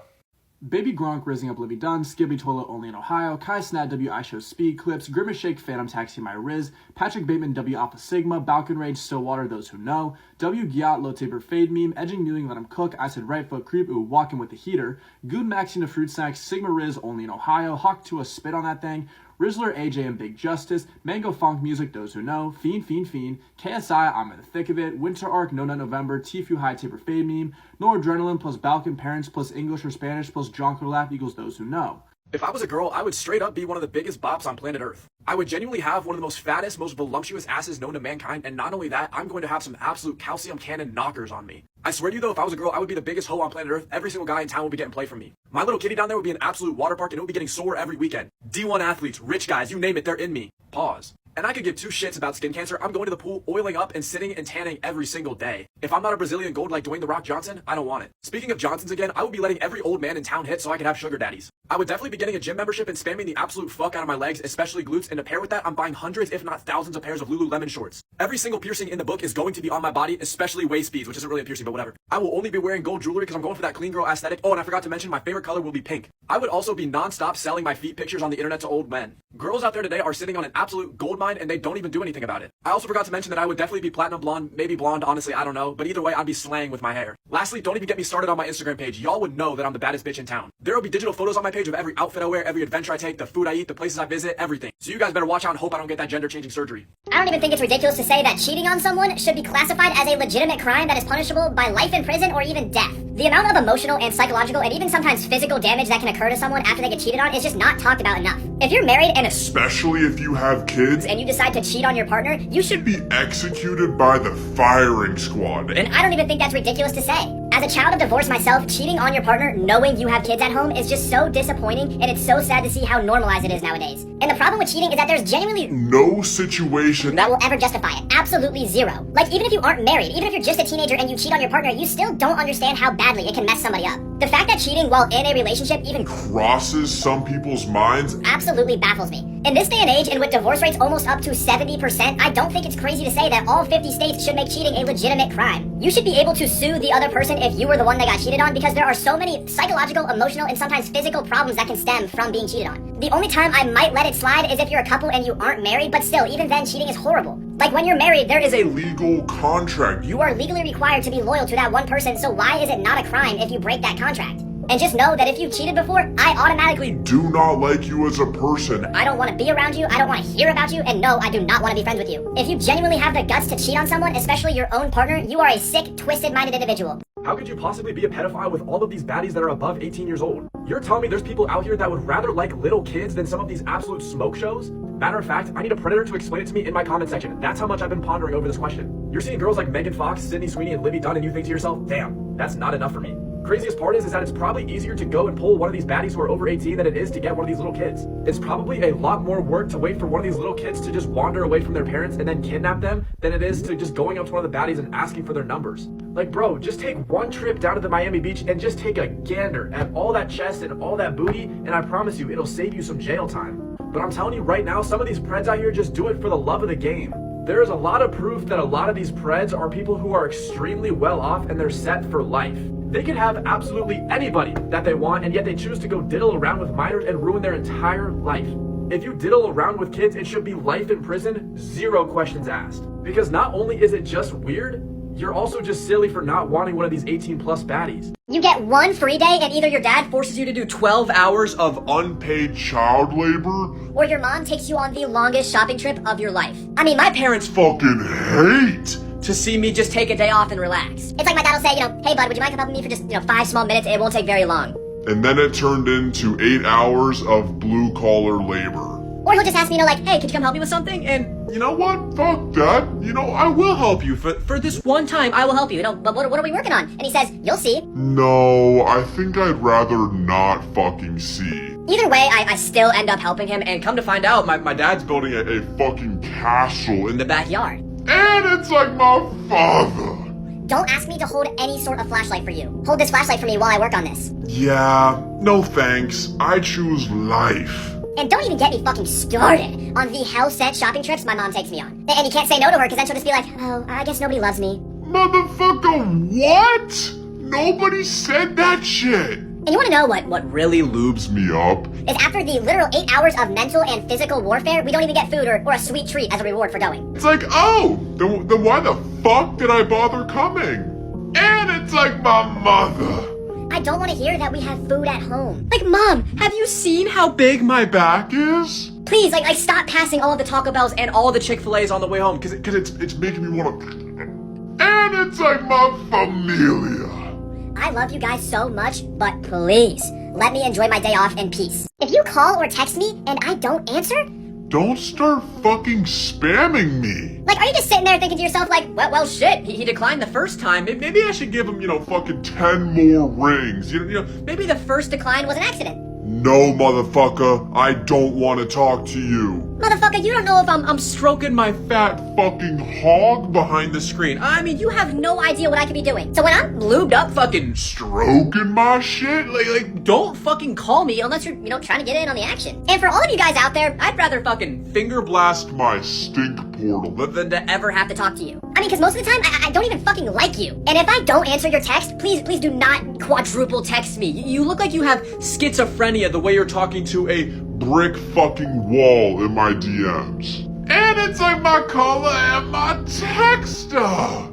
My phone looks like a fucking flashbang with the amount of text that you're sending me. I mean, hell, my phone might even turn into A fucking atom bomb. if you keep spamming me. And right hand on the Bible and the sweet heavenly Lord above can Make it rain fucking white raindrops if I'm lying. If I open your text and it says, what are you doing? You're getting fucking blocked. Because you are not about to light up my phone and then have me open it to some dumb shit like that. So just know that if I want to talk to you, Motherfucker, I will text you first. So apparently a woman got a train of 100 men run on her in one day. 100 men in one day. And not only this, but she got so much clout for that video that she's holding a ticketed event where she will be attempting to sleep with 1,000 men in 24 hours. I hate to be the one to say it, but this girl may just be sick in the head. The girl's name is Lillian Phillips. In the video she made addressing the controversy, she said, and I quote, "I'm just a girl." At some point, you're not just a girl and you're just the biggest bop on planet Earth. I don't know what's worse, being the girl or being one of the 100 men that lined up to be with her. Imagine waiting in line for hours with 99 other men just to wait for your 2 minutes of glory. Do you guys realize when you do stuff like this, it has irreversible consequences to your life? Good luck to Lillian trying to get married a few years down the line, and then she realizes that nobody wants her. And if she does, by the miracles of the Lord himself, God bless that man, because he is gonna need it. I'm gonna just be open and say it, if a man ever marries this woman, he's just as bad as her. Imagine how ashamed her father must be, if he's even still around. How do you even keep a family relationship after doing something like this? I don't get it. Imagine coming to Christmas this year and your auntie brings up at the dinner table that you got a train of 100 men run on you in one day. This is a whole new level of being a bop. We're gonna be calling this level a mystical bop. Sometimes you have to take a step back and realize how much social media has ruined everyone's brains. The fact that I even have to make a video like this is absolutely insane to me. The Minecraft movie may just be the closest thing we will ever get to a peak cinematic experience. I know a lot of you guys out there are just afraid to admit it, but I had Multiple white tears running down my leg during this movie. This movie from start to finish was one of the most insufferable and downright horrendous pieces of film ever recorded, and that's what made it a cinematic masterpiece. The actual people in the theaters is what made the Minecraft movie so good. In my own theater, we had people reacting to the chicken jockey scene like it was the second coming of Jesus Christ in the flesh. Dare I say, this movie caused better reactions than the portal scene did from Avengers Endgame. If you guys have not seen the videos that are all over TikTok right now Of how naughty and rambunctious these crowds were, y'all have got to look them up and see them for yourselves. The employees and even the police had to kick people out. The audio from these videos alone sounds like a recording from a police officer's body cam during a mass shooting. Imagine being a single mother of 3 children you saved all week to take your kids to see the Minecraft movie, and all you get in the theaters is 100 teenage boys yelling, "Chicken jockey!" and then a popcorn avalanche all over you. The plotline was a 2 out of 10, the acting was maybe a 4 out of 10, and the character development was some of the worst I've ever seen. But overall, the movie was a 10 out of 10. In my own humble opinion, the one thing that could have made this movie just a little bit better is switching the villain from that recreation of Gorlock the Destroyer to Herobrine. Now that would have been peak. Also, I don't know about you guys, but why did it feel like for the entirety of this hour and 41-minute runtime for this movie, we were witnessing an under-the-table gay love story between Jack Black and Jason Momoa? I mean, why is there even a scene of them making a man sandwich? Why do that in a kid's movie? I also don't know who suggested the Technoblade tribute while they were filming, but whoever you are goated for that.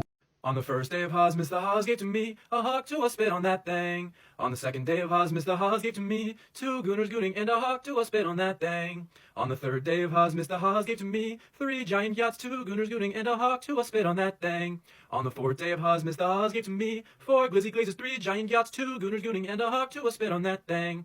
On the fifth day of Haas, Mr. Haas gave to me 5 flicker goons, 4 glizzy glazes, 3 giant yachts, 2 gooners gooning and a hawk to a spit on that thing. On the sixth day of Haas, Mr. Haas gave to me 6 aura points, 5 flicker goons, 4 glizzy glazes, 3 giant yachts, 2 gooners gooning and a hawk to a spit on that thing. On the seventh day of Haas, Mr. Haas gave to me 7 edgers edging, 6 aura points, 5 flicker goons, 4 glizzy glazes, 3 giant yachts, 2 gooners gooning and a hawk to a spit on that thing. On the 8th day of Haas, Mr. Haas gave to me 8 fine shits, 7 edgers edging, 6 aura points, 5 flicker goons, 4 glizzy glazes, 3 giant yachts, 2 gooners gooning and a hawk to a spit on that thing. On the 9th day of Haas, Mr. Haas gave to me 9 with the sigmas, 8 fine shits, 7 edgers edging, 6 aura points, 5 flicker goons, 4 glizzy glazes, 3 giant yachts, 2 gooners gooning and a hawk to a spit on that thing. On the 10th day of Haas, Mr. Haas gave to me 10 little taper fades, 9 what the sigmas, 8 fine shits, 7 edgers edging, 6 aura points, 5 flicker goons, 4 glizzy glazes, 3 giant yachts, 2 gooners gooning and a hawk to a spit on that thing. On the 11th day of Haas, Mr. Haas gave to me 11 sigmas, raising 10 little taper fades, 9 what the sigmas, 8 fine shits, 7 edgers edging, 6 aura points, 5 flicker goons, 4 glizzy glazes, 3 giant yachts, 2 gooners gooning and a hawk to a spit on that thing. On the 12th day of Haas, Mr. Haas gave to me 12 muggers mugging, 11 sigmas, raising 10 look the taper fade, 9 what the sigmas, 8 fine shits, 7 edgers edging, 6 aura points, 5 flicker goons, 4 glizzy glazes, 3 giant yachts, 2 gooners gooning and a hawk to a spit on that thing. Why does our appendix literally wake up and prey on our downfall? I mean, literally, at any point in time, your appendix could just burst inside you and kill you. And the best part about the appendix is that it doesn't do jack diddly squat. Because of evolution, we don't even need our appendix anymore, so now there's just permanently a ticking time bomb sitting in all of our stomachs. And don't you dare even get me started on our kidneys and kidney stones, because that combo right there is worse than death itself. If you guys don't know the true horrors of kidney stones, go ahead and look up in the TikTok search bar, biggest kidney stone ever, and you'll see that it was about the size of a baseball. Can you imagine trying to push that out of your insides?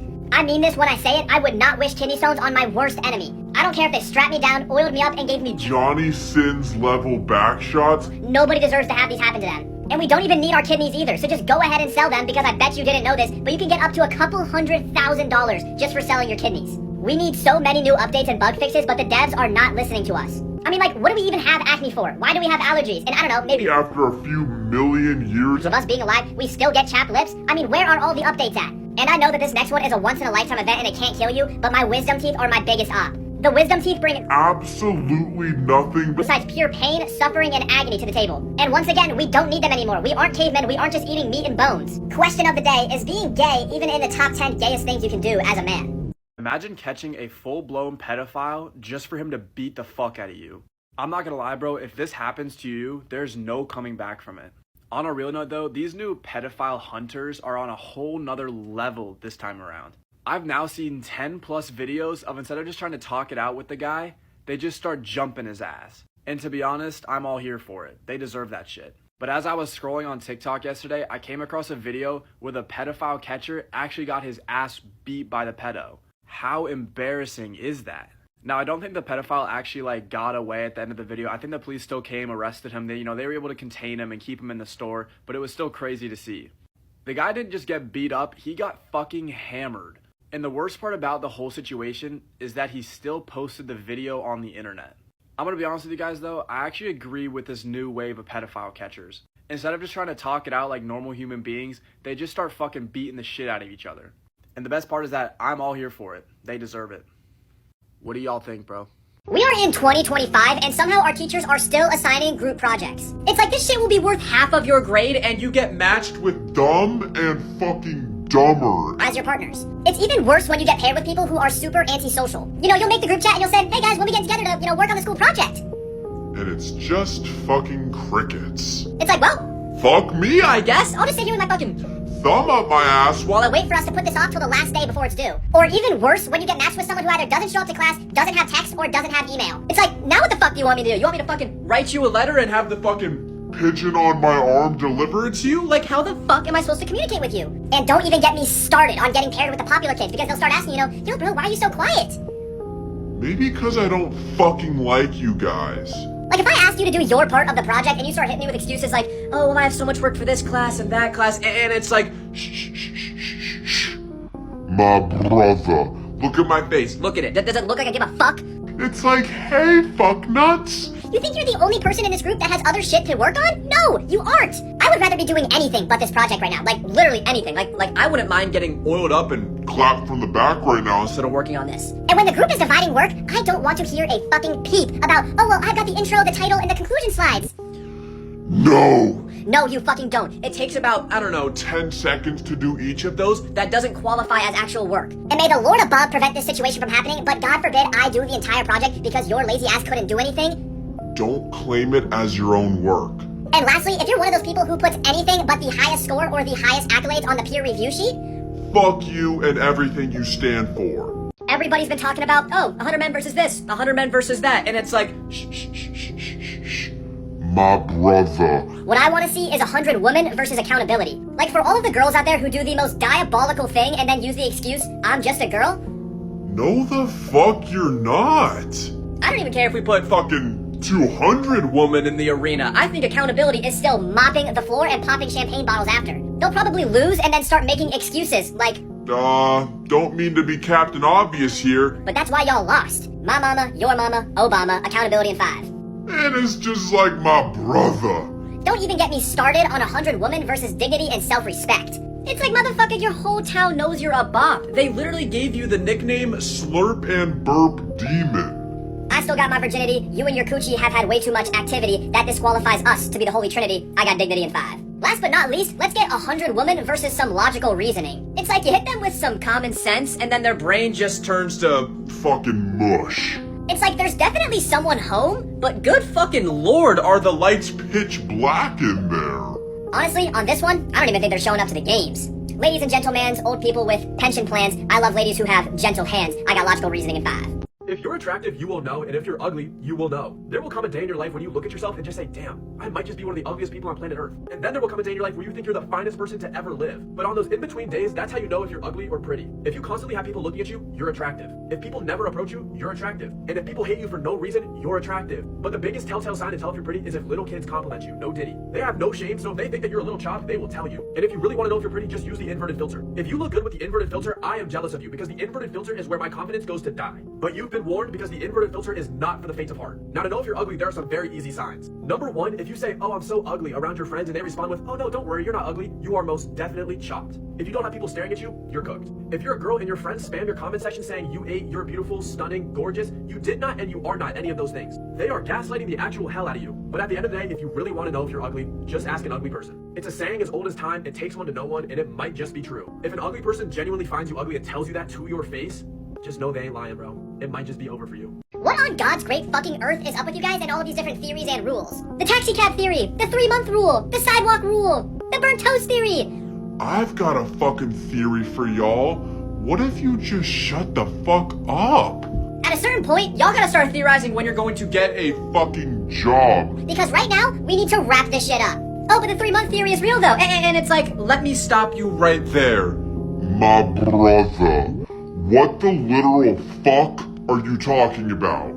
like guys, if you can't keep a relationship, it's okay to just admit that. And it just gets to a certain point where you guys will literally call anything a theory. Like you can have the most horrible, life-altering day of your life, and here comes some dumbass in the TikTok comment section saying, Oh my god, it's the your life is fucking miserable theory. no, there is no theory. my entire family just died in a Horrific car crash.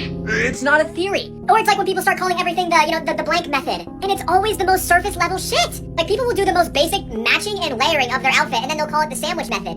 Motherfucker, congrats. You passed first grade. You can match basic colors, but we don't need to call that shit a method. And no.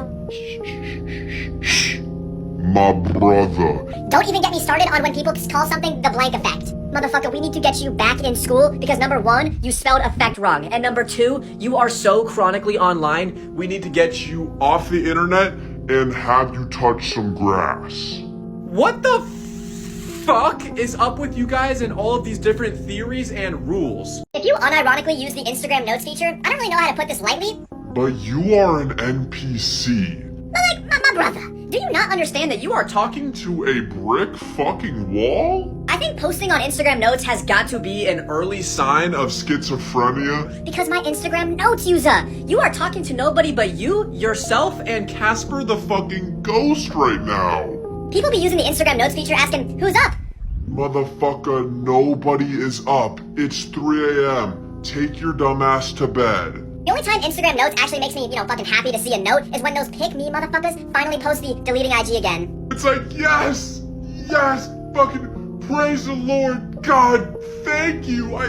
Yes, good, because nobody fucking cares. And don't even get me started on when people use the Instagram notes feature to, fucking poke or just stab at one person. They start leaving notes like, you wanna be me so bad.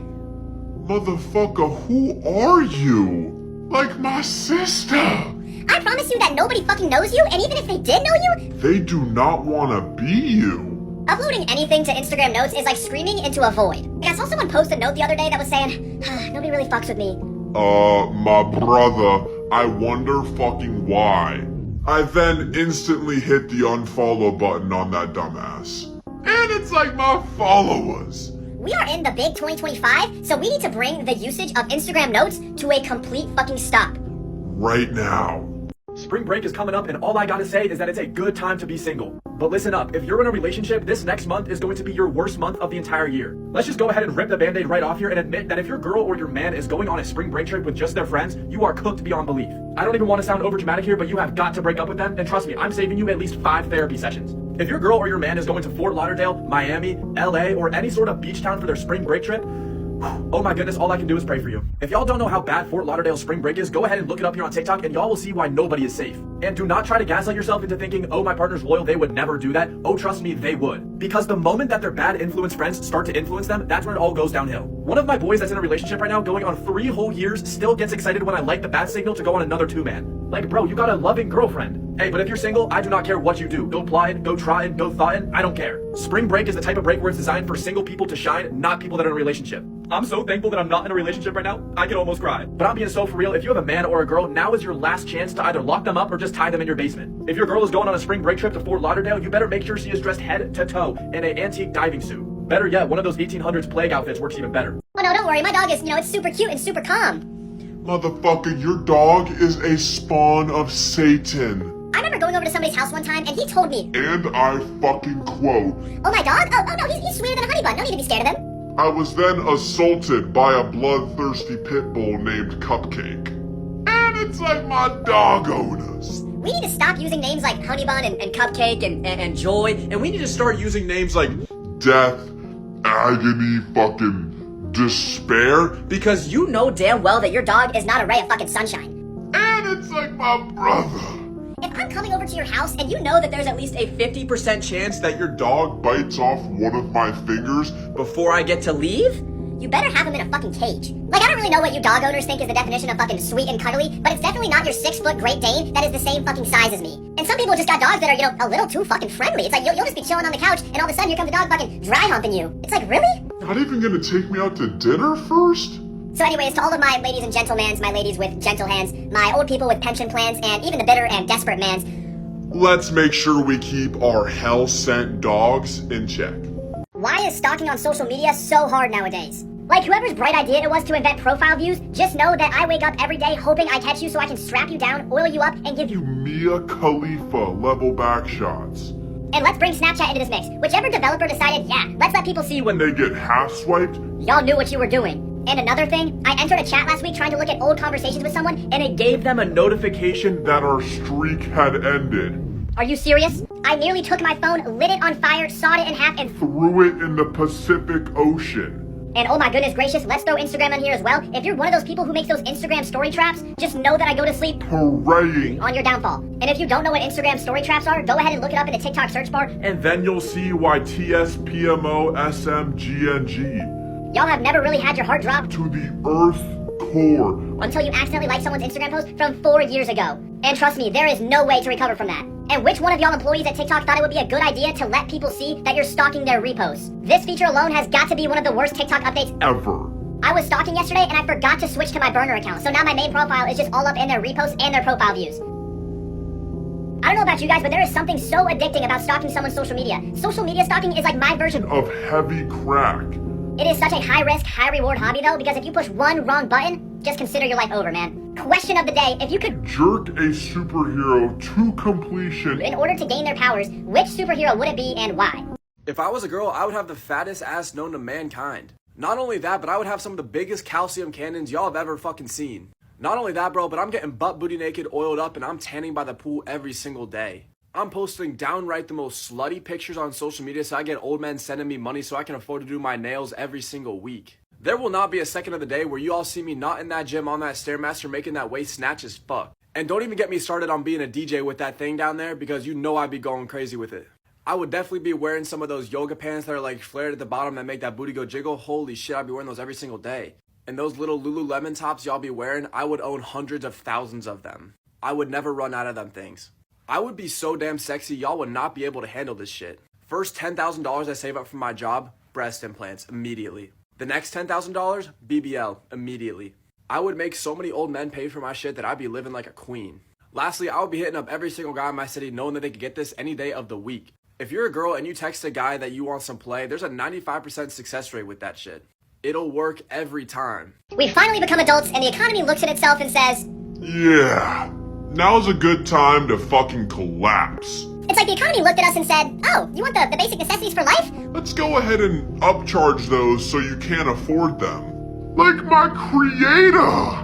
When did life become pay to win? You know, in the beginning of life, we were just fucking primal animals, fucking. Swinging on trees, running around. And somewhere down the line of evolution, we thought to ourselves, Let's make life suffering. like we looked at our perfect heavenly sent society and we said to ourselves, you know what's missing from this? A 9 to 5 and some taxes. Like guys, let's make this thing called money. And let's have it control. Everything. And you know what really gets me ready to Just fucking. Crank my hog. Is when boomers look at us and tell us that we just don't want to work as hard. Motherfucker, you are lucky I don't send your ass to the retirement home right now. And it's like my boomer. Those 5 mansions that you bought back in 1970 for 100 pennies and a fucking. Couple peanut packets. Yeah, those ones? You were able to afford that because you opened up a lemonade. Stand. In this economy, if you don't have at least 5 different jobs, 2 side hustles, and honestly a little bit of corner work, you are not surviving. This economy looks you in the face and says, oh, you want a dozen eggs? Let's make that $10. Motherfucker, what? And it's like my brother. I don't get why the basic necessities are so expensive. I can walk into Best Buy and buy a fucking 90-inch 8K flat screen television with a fully automated AI inside of it. But you're telling me Eggs are $10 fucking dollars? Let's go ahead and wrap this shit up. And it's like you turn 18 and all of a sudden these stupid motherfuckers called the IRS start taking half your money. Like, motherfucker, that is my money. so no, get your dirty, grimy hands off of my money. It is not yours. Teachers will literally do anything But their actual job. I'll go to turn in my paper and they'll tell me it'll be graded tomorrow. And that's the last time that paper was seen. for months. And even though your teacher isn't grading, Shit? they are still handing out homework. Like, ref, do something. But as soon as you miss or fail an assignment, your teachers load up the grade books. Faster than the Flash himself. I mean, they actually get excited to input those zeros into the grade books. They're jumping up and down in the air with their Booty cheeks clapping at maximum turbulence. knowing they could play a part in your own downfall. I'm not really scared of anything. Except pooping in public. If you've never had to experience taking a dump in the school bathroom, just know that you've been living life on easy mode. And it's like my brother. One of the most embarrassing things is when you're trying to give your poop, just a little baby push. and then all of a sudden you rip out. An atmosphere rupturing fart. And you just know that everyone heard that shit because it sounds like you just ripped a hole. In the space-time continuum. Dropping a deuce in the school bathroom has got to be one of the most traumatizing things you can ever experience. It feels like you are in a world fucking war because as soon as someone knows what you're doing in there, You are cooked. if you hear the bathroom door creak open and then you hear the words, "Those shoes look familiar," echo the room, you better start fucking praying. I will never forget the first time this happened to me. I'm just trying to get in and get out of the bathroom. And all of a sudden We got fucking chuckle nuts over here. giggling and screaming. Yo, someone's taking a shit in here. And then all fucking hell breaks loose. I've got Trash cans fucking. Randy Ortoning over the top of the stall. I got sink water fucking drowning me like a tsunami. I got cameras flashing.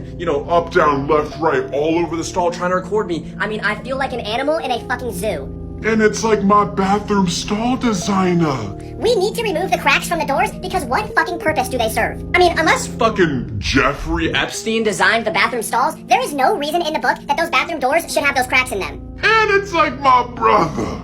Dropping a log in public has got to be one of the top 5 moments where you need to lock in or else you're going to get caught lacking. So before you go to drop a brown monster in public next time, you better make sure that You're locked in for war. Joe Roth is hands down the greatest TikToker of all time. Joe Roth is genuinely allergic to falling off. But Joe Roth has been dominating the TikTok scene for almost 4 years now, and if you search up his very first video, you will see how much confidence he's gained over these past couple years. I was actually doing some digging before I made this video, and I believe I found one of the only videos in existence where Joe Roth is actually out of character. And if you guys want to see it too, just search up Joe Roth ab video, and you'll see the video. Pretty much all he does is talk about ab workouts and what to eat, how to stay lean, yada yada. Joe has also given us some of the greatest sports edits of all time when he shouts random sports players' names at the end of his videos. Dontrell Willis. Since 2020, Joe has been creating the most consistent content that this app has ever seen. He is on a 2016 LeBron Finals type of run right now, and I don't think it's ever going to slow down. I'm not sure if we will ever see the day that Joe Roth falls off, and if we do, just know that the world is collapsing because Joe Roth has more stability than most of my relationships in my life. The craziest part to me is that Joe Roth only has around 10 million followers, and how? I would rather see a Joe Roth video on my For You page than a Charlie D'Amelio or like an Addison Rae video any day of the week. And Joe Roth, if you're watching this video, I promise I'll zip your pants up by the end of it. But seriously, Joe Roth is the only TikToker of our generation that hasn't fallen off yet in the matter of 4 years. When all is said and done, you do have to agree with me that if Joe Roth isn't the greatest TikToker of all time, he is at least in the top 5.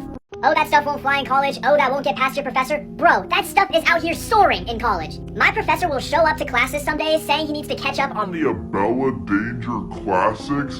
But he just tells us, I don't want to teach this, y'all can do whatever.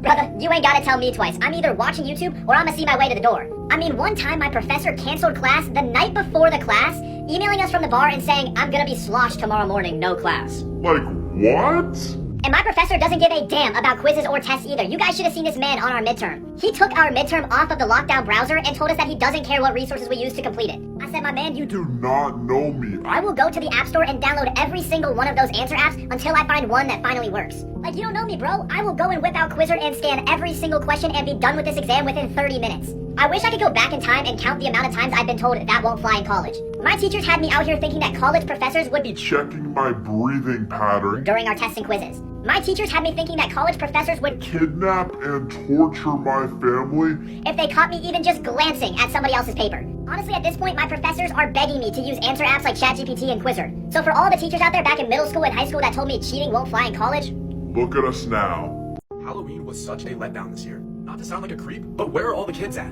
I waited on my porch with a bag of candy for hours, and I may have gotten a handful of trick-or-treaters. Halloween is just not the same as it used to be when we were kids. The streets used to be packed with hundreds of kids and parents. Nowadays, it's a complete ghost town because parents love to take their kids to trunk or treats. Trunk or treats have officially ruined the real Halloween night. And what's up with trick or treat being so short now? I think the time for trick or treat in my area was 6 to 7:30. Me and my friends used to be out trick or treating for hours on end, probably pushing 4 hours just to fill up our candy bags to the max. And then we spent an hour or so sorting all of our candy and making trades in the basement. What happened to all that? Not only were there no trick-or-treaters, but almost nobody decorated for Halloween. It's like people forgot Halloween existed and they're already ready for Christmas. The parties were lame this year because I guess all that Halloween is about nowadays is wearing the tiniest costume possible, getting with as many people as possible, and getting sloshed all the way to Mars. If you do any of this, you're a bum. Honestly, I just gave up hope handing out candy early, and I was more excited to see the Mariah Carey defrosting video at 12 a.m. on November 1st. I think overall, one of the biggest reasons is that people just aren't having as many kids as they used to be having. Nobody can afford to have a baby, and don't you dare get me started on the price of candy nowadays. I spent an absolute fortune on a few bags of candy that I didn't even get to hand out. What if we made a restaurant just like Hooters, but with male waiters instead? Now just hear me out, bro. I legitimately do not think this is that crazy of an idea. Having a male waiter oiled up in a thong bringing out my wings while the football game is on does not sound like a terrible way to spend my Friday night. Maybe just a thong might be a little barbaric, so maybe we can switch it up to just tiny short shorts and a muscle tee. Now be honest, who here is filling out a job application for this place? What if this was the only place in town that was hiring? Are you working for them? Better yet, what if this place paid an absolute absurd amount of money? We're talking like $100 an hour. I mean, if I'm a waiter and I'm working for $100 an hour, I'm gonna make sure that customer gets a little extra something once they're done with their meal, if you know what I mean. And what would this place even be called? Y'all gotta let me know in the comment section what you would name this restaurant. My number one question is, would women even go to this restaurant like men go to Hooters? I'm honestly just not sure if this type of restaurant would appeal to the female audience. I could maybe see the potential if they had to just hire the most beautiful, jacked men you've ever seen, but other than that, I don't know. If it ended up appealing to women, they would get crazy business, not only from the woman, but from the non-straight men. Another thing is, this place would be absolutely insane for fantasy football punishments. If you lose the fantasy league, you have to apply to get a job, secure the job, serve the boys their food oiled up in a thong, and then successfully quit. Y'all gotta let me know in the comments, is this a W idea, and would you attend if I was working there opening day? Lord Tabor Fade. Everyone out there has that one friend that is just out of this world kind of smart. We're talking 4.5 GPA kind of smart. And if y'all know me, I ain't even Close! to even just a 2.5 GPA. So I asked him, plain and simple, how the Fuck! did you even come close to this level of academic greatness? And come to find out, this little Asian boy from Beijing who's Naturally supposed to be good at math has been using AI this entire time. He said, yeah, brother, all of the Chinese international students gatekeep because all of the American college students keep getting their methods patched. And the thing is that he told me how you can get through Turnitin. every single time. Anytime some teacher asks you to do some tedious Bullshit. essay, or they ask you a long-form question on an exam or on your homework, they run a ChatGPT, Quillbot, or DeepSeek cross-reference. But you don't use one AI resource. You use two. You take 50% of the question, throw it up into ChatGPT. You take the other 50% of the question, throw it into DeepSeek. And then what do? You take both of them combined, put it in one document, and you run it through Quillbot. You paraphrase it, and I'm telling you, it gets through it every time. And the second thing he showed me was even crazier. He told me that ChatGPT was Buns and booty. for homework and quizzes because you can't take pictures and it takes a long time to type stuff out. So he shows me his phone with this app called Quizzard. He's just taking pictures of his questions and it's giving him answers Quick as fuck. for everything. I said, no way that works. I've tried all of these AI answer apps and they are all Garbage. And he told me straight up, he said, bro, all of my homies back in China have been using this. This entire time that we've been friends, he's just been gatekeeping it for me because American college students always get the methods patched. You guys ever talk to someone on Snapchat and they won't stop saving every fucking thing you send in chat? Like, why am I talking to the FBI? It's a little bit different if you send them a snap and you like look good in it so they save it and they compliment you or whatever. But when they're saving every word, every snap, every voice memo, what the fuck? Like, what are you doing? It makes me scared for my own life, I'm gonna be honest. I feel like one night they're just gonna show up at my front doorstep and have like printed out receipts of everything I've ever said to them and like catch me in some wrongdoing. Follow for more. Gen Z might just be the most cooked generation in the history of mankind because somehow we have normalized being a bop. Like, I don't really know where we lost The fucking plot? but for some reason, our generation loves flexing, cheating on their partners, their rosters, how many people they can talk to, being single parents. I mean, the list goes fucking on. And it's like my brother. What the fuck are we doing? And true bops love to go undercover and pretend that they are not a bop. It's like my sister. You are a citizen of Bopville. I mean, fuck. Some people might even consider you The mayor of Bopville. I mean, have y'all ever seen the community bop repost some shit about loyalty and finding true love? Motherfucker, why are you reposting that? You are a slurp and burp demon. My mama, your mama, Obama, I got the Backseat Warriors in 5. And this whole trend of being, nonchalant needs to come to a complete stop. Right fucking now. I mean, 10 years from now, you woman will be watching your husband recite his vows With fucking one AirPod in the ear saying, type shit. I'm honestly just tired of pretending that being nonchalant is cool. If you try to be nonchalant, You are a fucking lame. And it's like my future lover. If you aren't hand delivering me flowers and writing me handwritten notes every single day, I don't fucking want it. y'all can keep that nonchalant shit, cause honey, I need to be yearned for. And it's like my ancestors. I need you to come back and show Gen Z what it means to have a real, true relationship. Anyways, back to the main point of the video, the fact that this generation flexes how high their body count is, how many people they get with, how much they cheat on their partners, and it's just like, You fucking idiot. you are a loser. And no, you aren't cool, you aren't this, you aren't that. you are a terrible fucking Person. Okay. Why the fuck are companies using AI to make commercials now? So Coca-Cola just released their yearly Christmas ad and they are already getting tons of backlash from fans and from the media. If you guys haven't seen the AI Coca-Cola commercial, please look it up. It's honestly a little bit creepy. The people look so eerie and off-putting the entire commercial. But now if you really want to see a bad AI commercial, you have to look up the commercial that Honda just put out to the public recently. This ad is 100 times worse than Coca-Cola and it's not even close. The AI in this video is absolutely horrible. The background looks like it's deforming and melting and the cars aren't even driving correctly. This new wave of using AI for advertising feels very fever dream-like and it's just unhuman in general. When I watch these AI ads, it feels like the soul is being completely sucked out of me and the company. Pause. In my opinion, AI advertising will overtake the entire commercial game and it's going to become a big problem. I hate to be the guy to say it, but AI is really replacing so many jobs. When these companies use AI for commercials, they probably save thousands, if not hundreds of thousands of dollars. They don't have to pay for actors, they don't have to pay for all of their employees, they don't have to pay for a space to film the commercial, etc. I just don't understand how these extremely well-off companies are cutting costs when it comes to advertising. Because advertising is one of the most important things when it comes to being a business. Both of these companies are multi-billion-dollar companies and they think they need to save a little bit of money on their ads. I promise you, they do not need to save a single penny. Why the fuck did I open up one of my comment sections and the tippy top comment that over 10,000 of you guys liked said, your glow up is gonna be crazy? What the fuck is that supposed to mean? I was so convinced to prove you guys wrong, I went on over to Looks Glow, posted a picture of myself, asked people for advice, and the top comment said, yeah bro, not gonna lie, me and you might just be chopped. Why the fuck are you including me with you? But I'm gonna be honest, at this point I'm thinking to myself, Damn, my brother. I might actually just be chopped. So I keep reading, and the second comment I see tells me that I have a Short Ramus. And it's just like my brother. what in the literal fuck does that even mean? And then the third comment just told me, yeah bro, not gonna lie. It's over for you. It's like my brother. what do you mean it's over? You can't name One fucking thing That I can do to prove myself? Am I that far past saving? I can't be that far gone. And so you wanna know what I said? I said, fuck all that. Then I went and did a self-test. And would you look at fucking That. I'm an 84 overall, so I'm not chopped. Maybe it's just you that's cooked, bro. But to all my brothers and my sisters.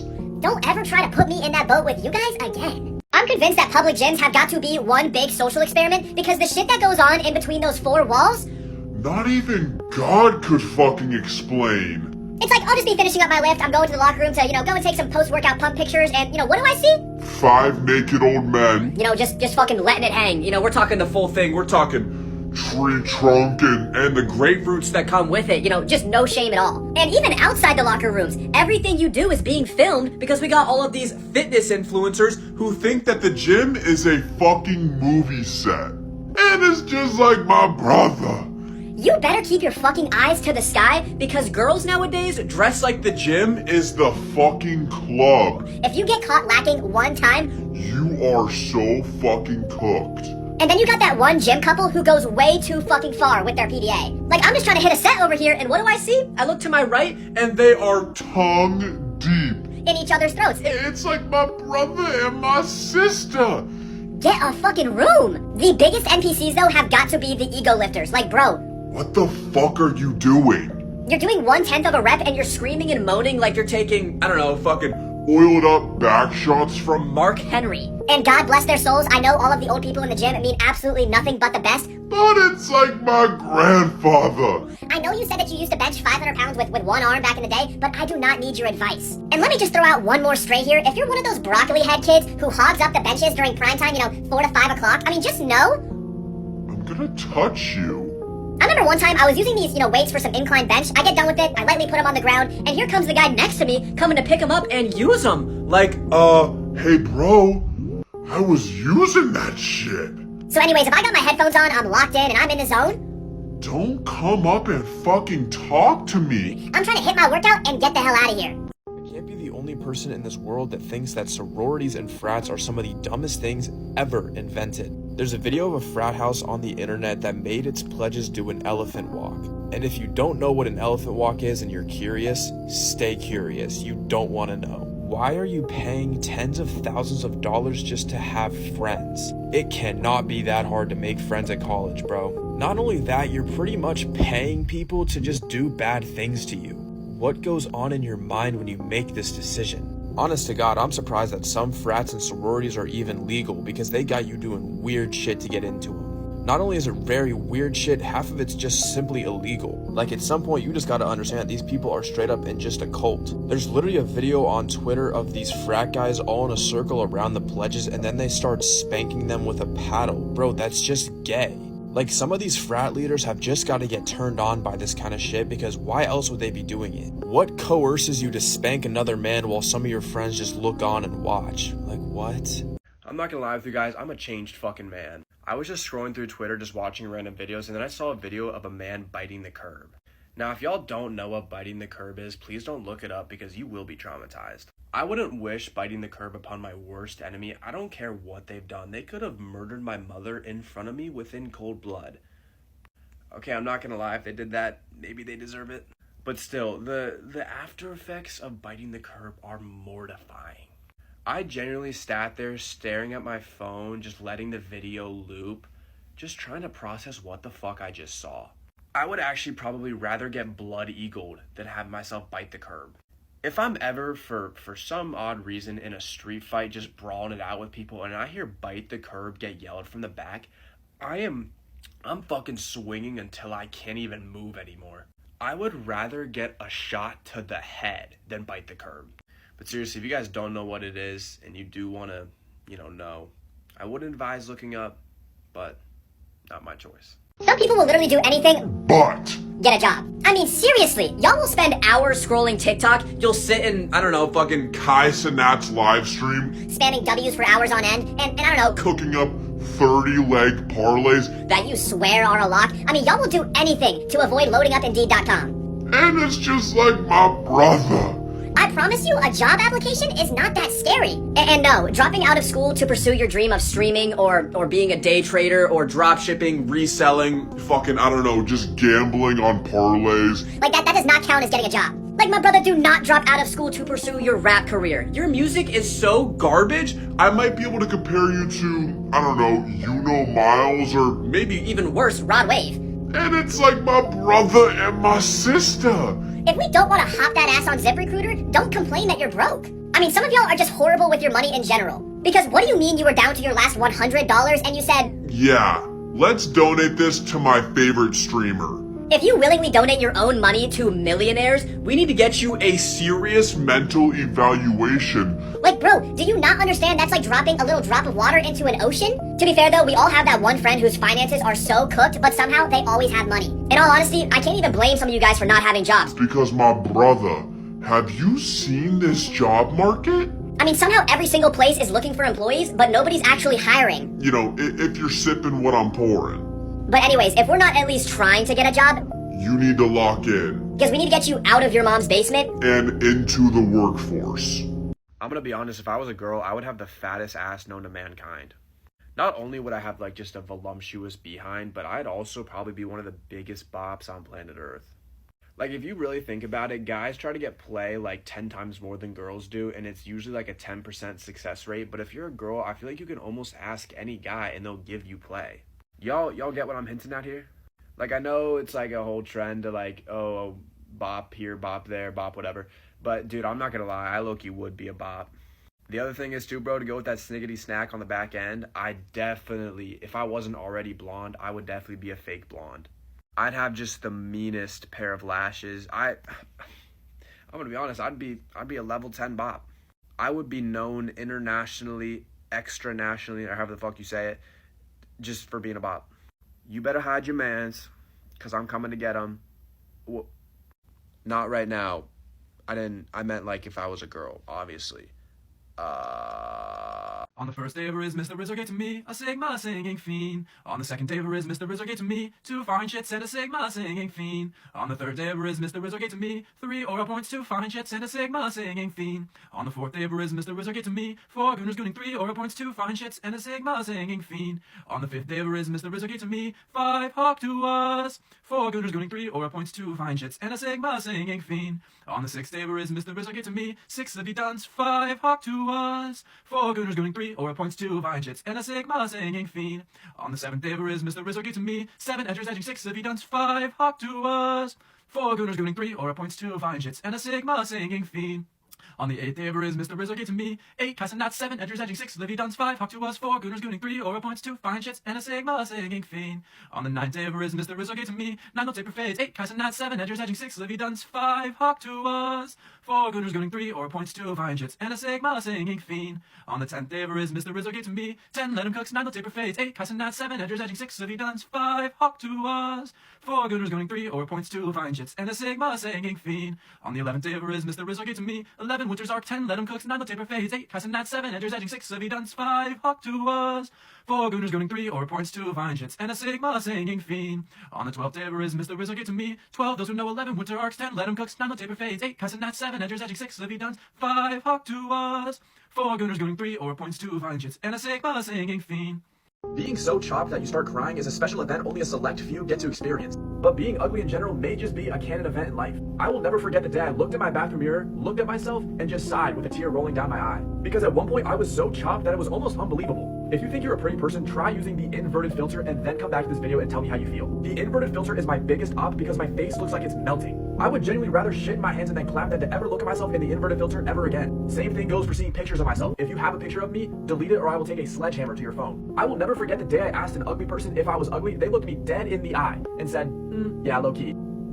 I walked with a paper bag over my face for the rest of the month. The saying that it takes one to know one might actually just be true. But we all have those days in our life where we feel like the hottest person on planet Earth and absolutely nobody can tear down our confidence. But the days that follow that day are the absolute worst. You feel like the most ugly, worthless piece of human flesh to ever walk the earth. Maybe I'm just projecting, but some of you guys out there have had to experience this as well. The craziest part is that if you're ugly, you can do so much to get prettier. You can lose weight, you can hit the gym, you can eat healthier, you can train your jaw, ice your face, etc. But for some of y'all out there, you might just not be savable. Some of you guys might be just so chopped that there's not even a chance for you, and I'm sorry. There's this new viral internet challenge that everyone is doing, and it's called My newscaster, what the fuck are you talking about? News stations just be making up anything nowadays because don't blame the rest of the internet for just a few idiots. Like, I don't really know if you caught on to this, but most of us normal people aren't participating in the trend where we turn our Chromebooks into atom bombs. And it's like my brother. I promise you that this viral internet challenge you're talking about, Nobody's ever heard of that shit. and if they have heard of it, they're smart enough to not participate. And don't you dare let my parents hear about these viral internet challenges, because then I'm the one that's gonna get lectured on them. Like, No, Mom. I really wasn't fucking planning on Eating Tide Pods anywhere in the foreseeable future. I mean, like, I understand that you think it's a viral challenge right now, but, trust me, I have an IQ higher than a pile of bricks. so you don't have to worry about me. And it's just like my father. You don't have to come up to me and lecture me about not doing the NyQuil chicken challenge. Really, Dad? You don't Fucking say. doing a challenge that can possibly kill you? Oh, that's bad for me? Huh, shit, well, There go my plans for this weekend. And it's like my followers. if these challenges are actually viral, where are you guys seeing them? I mean, we must have polar opposite For You pages, because my For You page is full of kittens and dancing cows. Sometimes it makes me sit back and wonder what the non-users of TikTok think about TikTok. Like, I saw a news station try to blame TikTok for the whole chroming trend. And if y'all don't know what that is, it's pretty much just huffing paint, and I can promise you, anyone with an IQ Higher than 10? isn't doing that shit. People who aren't on TikTok must think this is just an app full of... Fucking anarchy. They probably think we're making some fucking plan to, I don't know, Overthrow the US government. I mean, the way the media talks about TikTok, you think it's the doom of all humanity. I don't know about you guys, but I am one of the Worst fucking communicators? of all time. Like, please, don't ever say the words, oh, it's up to you, or, oh, you can pick. No. As soon as you utter those words to me, my brain simply just... Fucking turns off. Someone will ask me where I want to go out to eat, and all of a sudden I Actually can't think of a single fucking restaurant that I've ever been to. And by the graces of God, if we end up finding somewhere to eat and we sit down, please do not ask me, what looks good to you, or what are you ordering? Motherfucker, have you seen how big my back is? Everything looks good to me right now. If you're an indecisive person yourself and you decide to be friends with another indecisive person, decisions will never be fucking made. Because y'all will sit there for fucking hours bouncing the phrases, I don't really care, you can pick, or I don't really care, it doesn't matter to me. Like, oh, well, this is Fucking great. I guess we'll just sit here with our fucking Thumbs up our asses for a little bit then. And in the odd chance that I actually do end up reaching a decision, Don't tell me that you're not feeling that. do you have Any fucking idea what kind of mental warfare I just had to go through in my own mind to reach that decision? So don't tell me that you're not feeling it. Because I'm gonna make you feel it. And it's like, shh.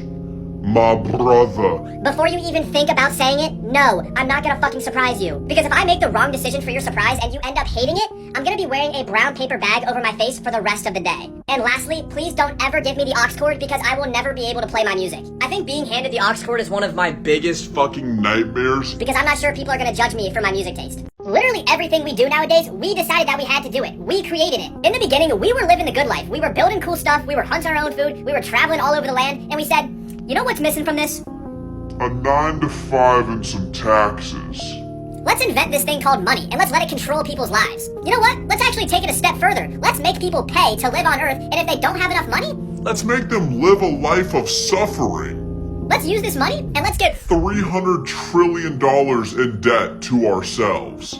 School was never even a thing back then, and for some reason we looked at that euphoric state of humanity and said, Let's assign some homework.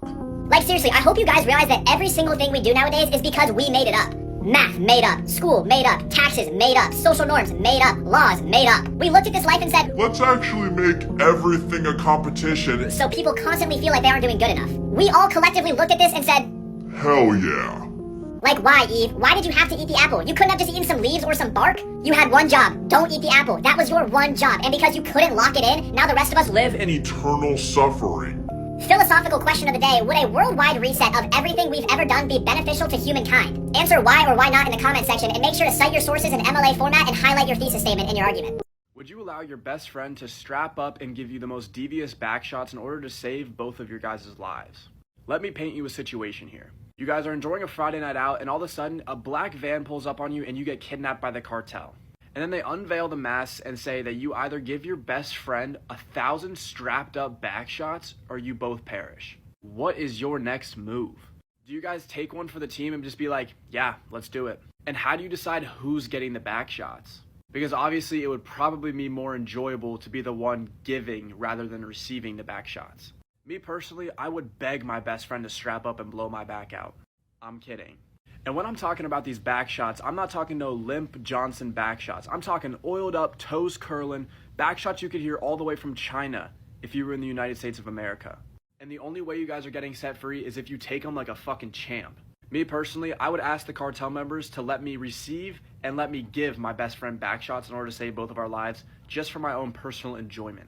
What really gets me going is when something terrible happens to you, and here comes that one person saying, Character development. like, bro, My mom just died. what is wrong with you? Or that one person that comes up to you and says, God gives his toughest battles to his strongest soldiers. Like, oh, my bad. I didn't know I enlisted recently. Or you got that one person that's always trying to one-up you on your tragedies. Like your dog just died, and here they come trying to hit you with the, oh, yeah, well, I guess you never knew that my family, They got kidnapped, tortured, and offed by the cartel. thanks for telling me that. No, that felt like a warm hug. like a pat on the back. That made me feel A little bit better about my situation, thank you. Like this isn't a competition. I am grieving. Have y'all ever asked someone for directions and they start saying some shit like, oh yeah, just go east on so-and-so and then take a north on Jerkin Bus Road and then... And like, my brother. Let me stop you right there because I have no idea what you're saying. I'm using Google Maps the other day just trying to get to Florida and it's talking about some head south on I-95. How the fuck? Am I supposed to know which way is south? My bad. I didn't know I had to have A compass and a treasure map on me at all times. Google Maps is telling me head east. Like, bro, this isn't Red Dead Redemption. I don't just have a damn eagle on my arm cacaring in the wind telling me which way to go at all times. Like, what do you want me to do when you start telling me navigational directions? Just start using the sun and the stars to start navigating? Like, bro, I am not some Voyager from the 1300s. It's like the exact same thing when somebody asks you what time it is and you tell them you don't have a watch and then they say, You're good, bro. Just look at the sun. Oh, just look at the sun. Why didn't I think of that? like, alright, my bad. Sun god? I must have forgotten who I was talking to. Let me just look up into the sky and Stare at a ball of fire and just somehow know that it's 2:38 p.m. And for all of you guys thinking that, oh wow, this guy doesn't know his north, south, east, and west, I do know him, but it changes, okay? It changes. I don't just have a random mini-map that I can open. I don't even know what direction the sun rises and sets in. So please, if you ever give me directions, please keep it to a simple left, right, or straight. And even then, I'm probably still gonna get lost. Is Joe Roth the greatest TikToker of all time?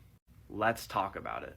Joe Roth has seemingly never fallen off in his entirety of his TikTok run. And speaking about his TikTok run, that shit is absolutely generational. Since 2020, Joe Roth has been posting the most consistent content TikTok has ever seen. Not only is it consistent content, but it's extremely well done content. If you go to his page, you'll see that he pulls in hundreds of thousands, if not millions of views with every single video that he makes. I honest to God don't think we've ever seen a generational run like his. Even though he doesn't have anywhere near the millions and millions of followers that say like Charlie D'Amelio, Addison Rae, all those guys have, he still makes amazing content and everyone on this app loves him. No one has a problem with Joe Roth. Now that I'm thinking about it, this guy has been consistently making these amazing skits for the past 4 years, and I'm not sure how he still even comes up with the ideas for his videos.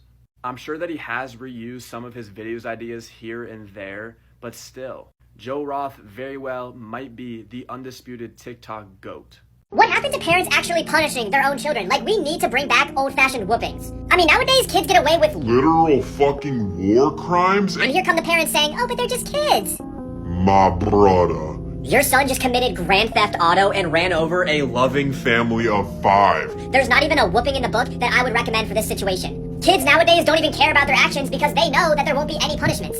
Like, parents. Do you guys not understand that you're raising a generation of literal fucking devils? It's just like my mother. Back in the day, you used to put Belt to fucking ass to me. And now, my little brother could fucking Probably rob a homeless man and and you'd come and start soft parenting him. like, oh, where the fuck was all that when I was a kid? I mean, do y'all want to know what my kid would see if he ever did some preposterous shit like that? Like, I'm playing a Roblox Tycoon the other day, and I got this 10-year-old on the other side of the mic telling me that I get no girls, I'm broke, I'm ugly, and it's like, hey, little man. Shh, shh, shh, shh, shh. Don't make me fucking pull up.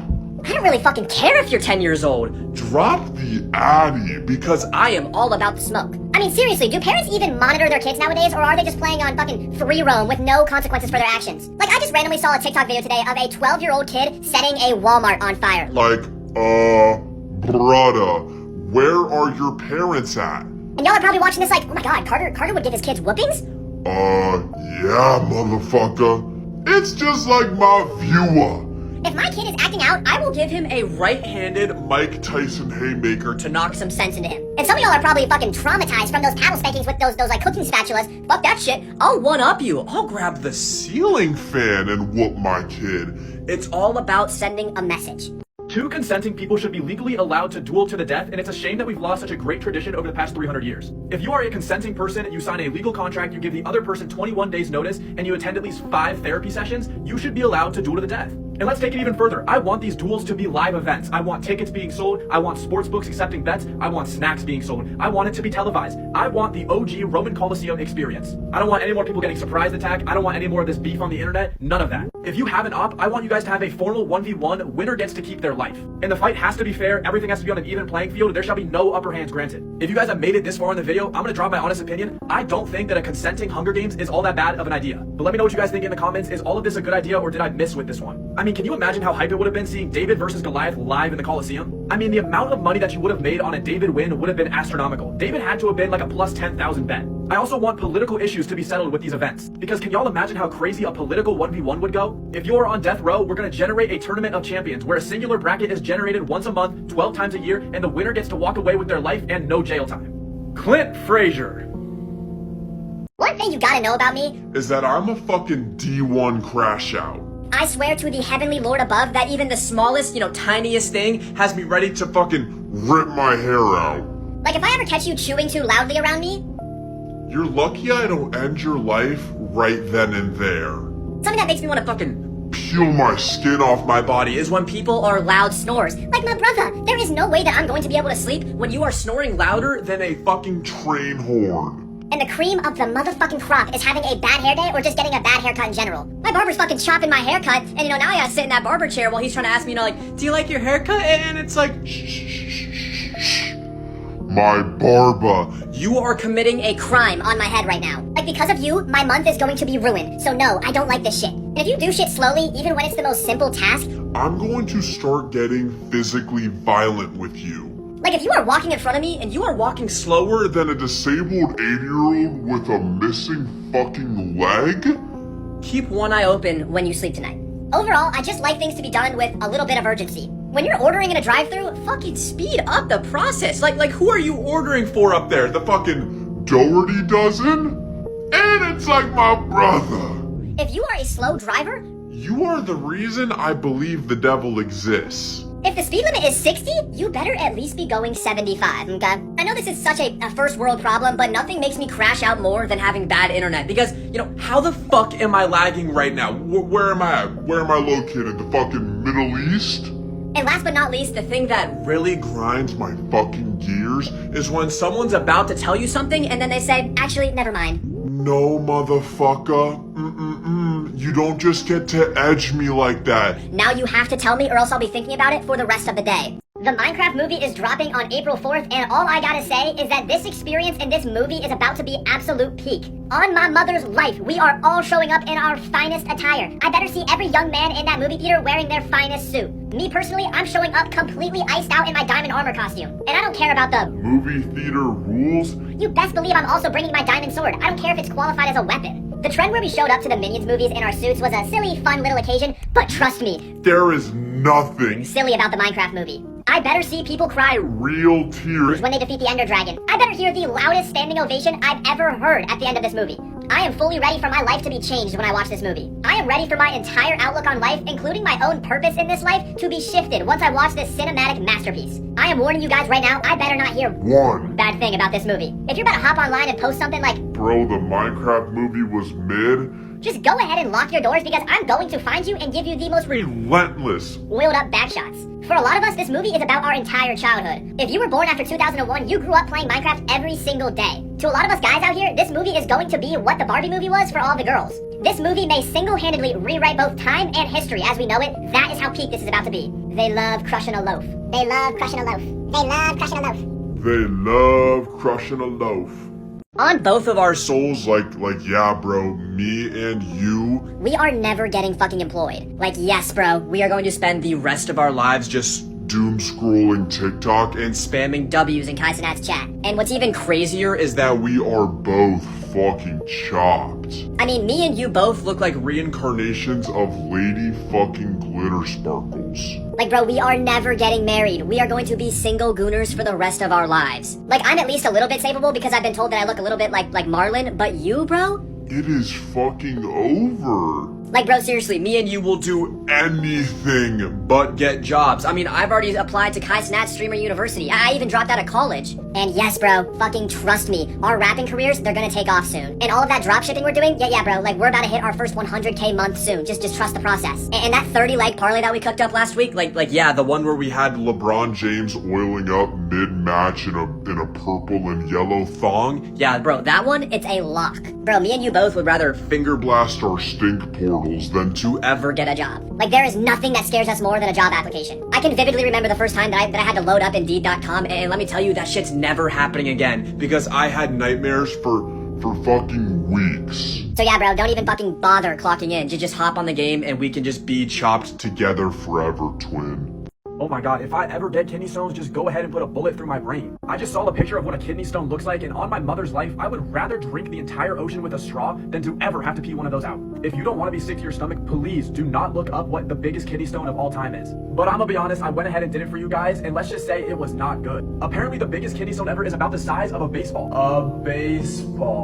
And it weighed 1.5 pounds. 1.5 pounds. And some absolute poor soul out there had to pee that out of a tiny little hole. And if I'm being honest, I don't even think they ever got the chance to pee it out. They probably already died. I promise you from here on out, you will never catch me drinking anything but water. Fuck the Dr. Pepper, fuck the Diet Coke, it all starts today. The bullshit is done. I actually had a family member who had kidney stones, and right hand on the Bible, he said that he's never forgotten the pain his entire life. He deadass was in complete tears one time at a family event because of how bad the pain was. And I'm gonna go ahead and take my hand off the Bible when I say this, but I would rather have testicular torsion than to ever have kidney stones. And if y'all don't know what that is, it's one of the most painful things that a man can ever experience, but we're not even gonna get that deep into that discussion because that is one of my biggest fears in life. So if you guys don't know what that is, you can go ahead and look it up, but just know that you've been warned because it is absolutely foul. I honestly think that I'm a little too fucking self-aware to be able to do roleplay. It's like, let me get this straight. You want to roleplay that you got stuck in the Fucking dryer? Like, I don't really mean to be, Sherlock fucking Holmes? but I'm pretty sure there's no way that you're actually stuck in that dryer. I mean, you'd literally have to defy the Laws of fucking physics. just to get stuck in there. Like, I'm also just way too immature for roleplay. It's like, you want me to roleplay as a pizza man delivering food to you, and you don't have enough money to pay me? Well, then you're not getting your fucking pizza.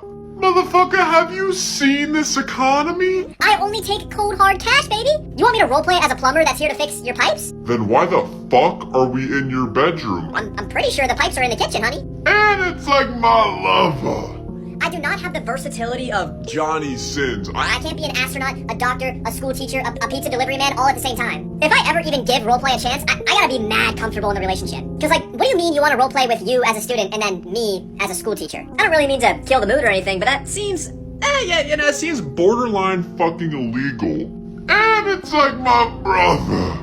I'm one of those people who cannot be serious when it comes to being in serious situations. Because I play, Way too fucking much. I would genuinely burst out in tears because I'd be laughing so hard, and then I'd run off all embarrassed. So please don't ask me to roleplay with you, because the answer will be no.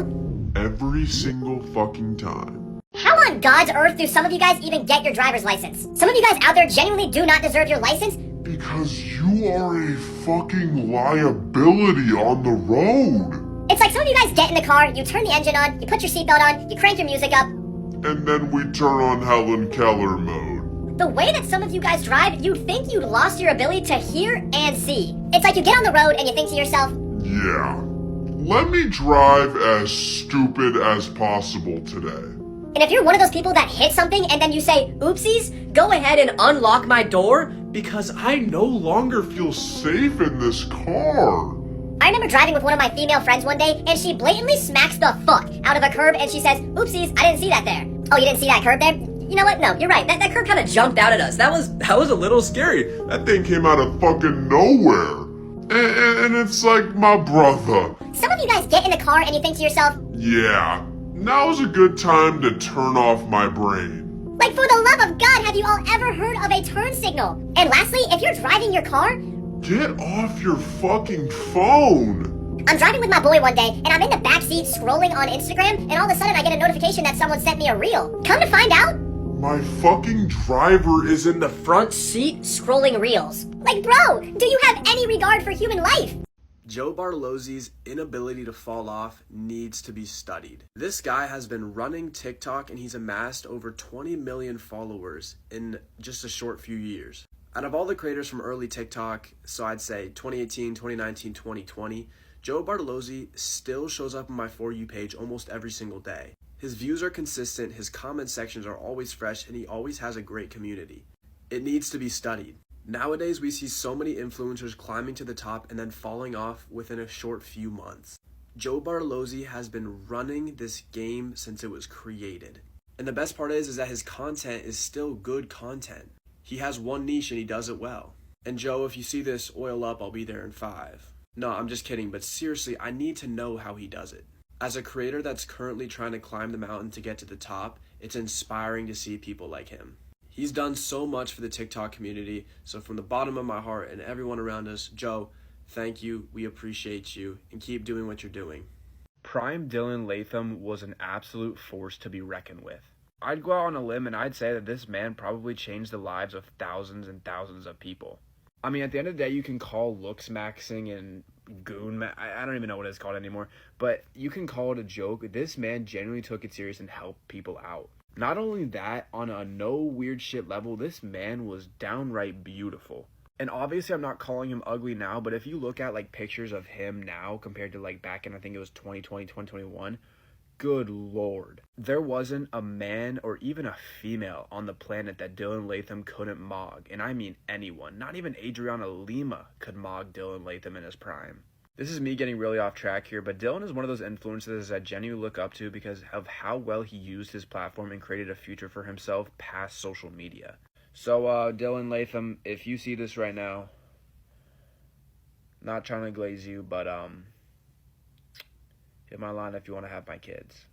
This might be a hot take, but a 10 out of 10 is automatically a 5 out of 10 if they smoke, drink, or are always partying. And go ahead, start arguing with a wall, but there is nothing worse than seeing an absolute smoke show pull out a mango jewel pod. It just ruins everything about them. And even worse, if someone makes drinking, partying, or smoking their entire personality, run away from them. And I mean run like you're a minor and Diddy is chasing you with baby oil. I will never forget the time I went on a date with this girl and the bouncer knew her by not only her first and last name, he even had a nickname for her. I knew right then and there I was cooked beyond belief. And don't even get me started on the freshman 30. There is nothing worse in this world than seeing some fine person go off to college and gain the freshman 30 because they're doing too much of this stuff. And if you don't have any ball knowledge and you don't know what the freshman 30 is, go ahead and look it up here on TikTok and then come back to this video. I'm sure there's plenty of examples out there, but just know that fine shit goes off to college and then comes back as chopped shit. So just know that if you can't have fun without smoking or drinking, I never want to be around you. And don't get me wrong, I am not saying that you can't do any of this at all. Going out, partying, smoking, drinking is alright to do every now and then, but doing it 5 times a week, you might just need a reality check. So please, do not be one of those people who falls into this trap, because once you start, it's extremely hard to come back from it. Greg Oden.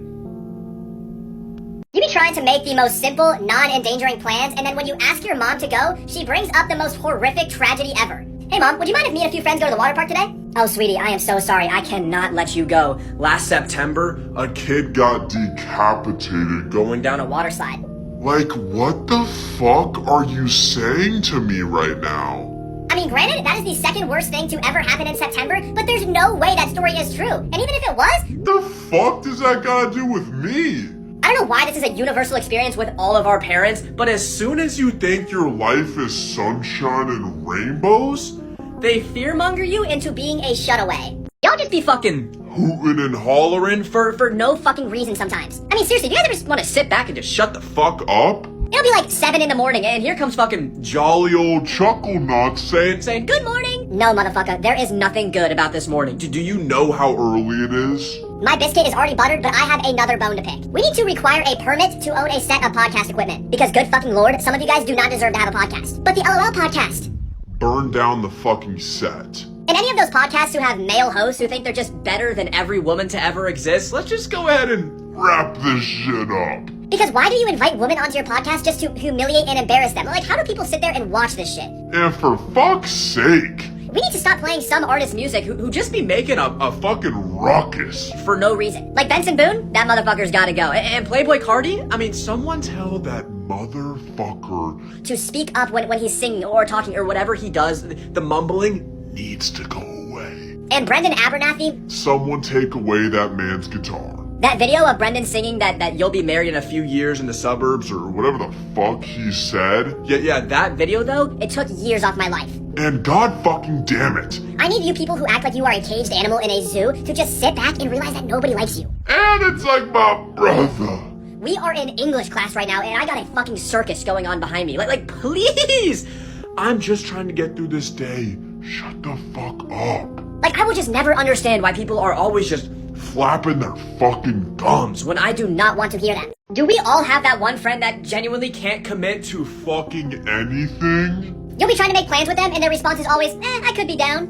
Motherfucker, we know You are anything But down. I mean, you never pull through. Or they'll just say, I don't know, I might be sick. and it's like my brother. what the literal Fuck are you talking about? What the fuck do you mean? You might be sick. Are you seriously Pre-firing being sick right now so you can just avoid the plans that we're making for next? fucking weak? It's like, hey buddy, I'm asking you a fucking yes or no. Question. I don't want to hear, maybe, or, it could be in the cards, or even worse, when they say, I have to check my schedule. Motherfucker, what are you talking about right now? I know that you don't have anything going on, and matter of fact, if I was a betting man, I'd put the fucking house down on that bet. And it's like my brother.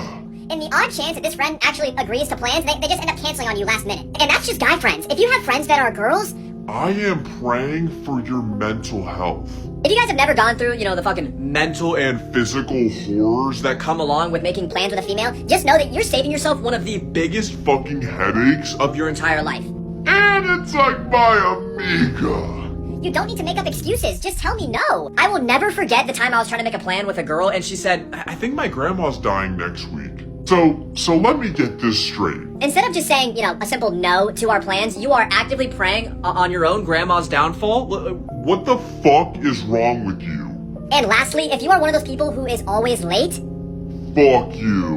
I mean, I'll text my friend to get on the game and he's like, alright bro, I'll hop in 10 minutes. And right after he sends that fucking text, He takes a trip to circumnavigate the fucking world. I've got places to fucking be, so you better not be walking slow in front of me. Like, just in general, if you're one of those people who has no sense of urgency, I automatically do not fucking like you. like if you're doing something and you're moving slower than fucking, I don't know, Flash from Zootopia, just know, I'm gonna unload a Nature Valley bar on your bed tonight. the only time being slow is acceptable is if it's an old person. It's like my brother.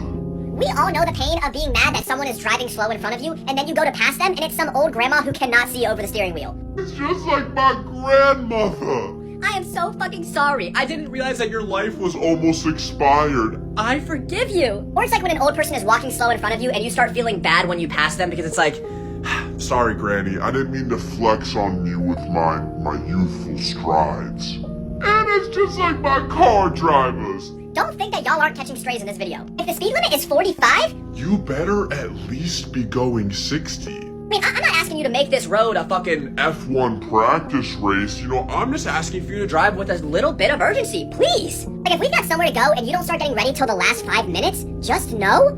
You're the reason I believe the devil exists. And then if you're gonna take that long to get ready and then have the audacity to ask me, what are y'all waiting on? You motherfucker, we are waiting on you. This is more of a niche rant to end the video, but there is nothing that makes me want to Rip my fucking hair out more. than when you have a sibling and they're taking too long in the bathroom. Like, please, hurry up, I'm holding in a tree stump right now, it's coming out at any moment.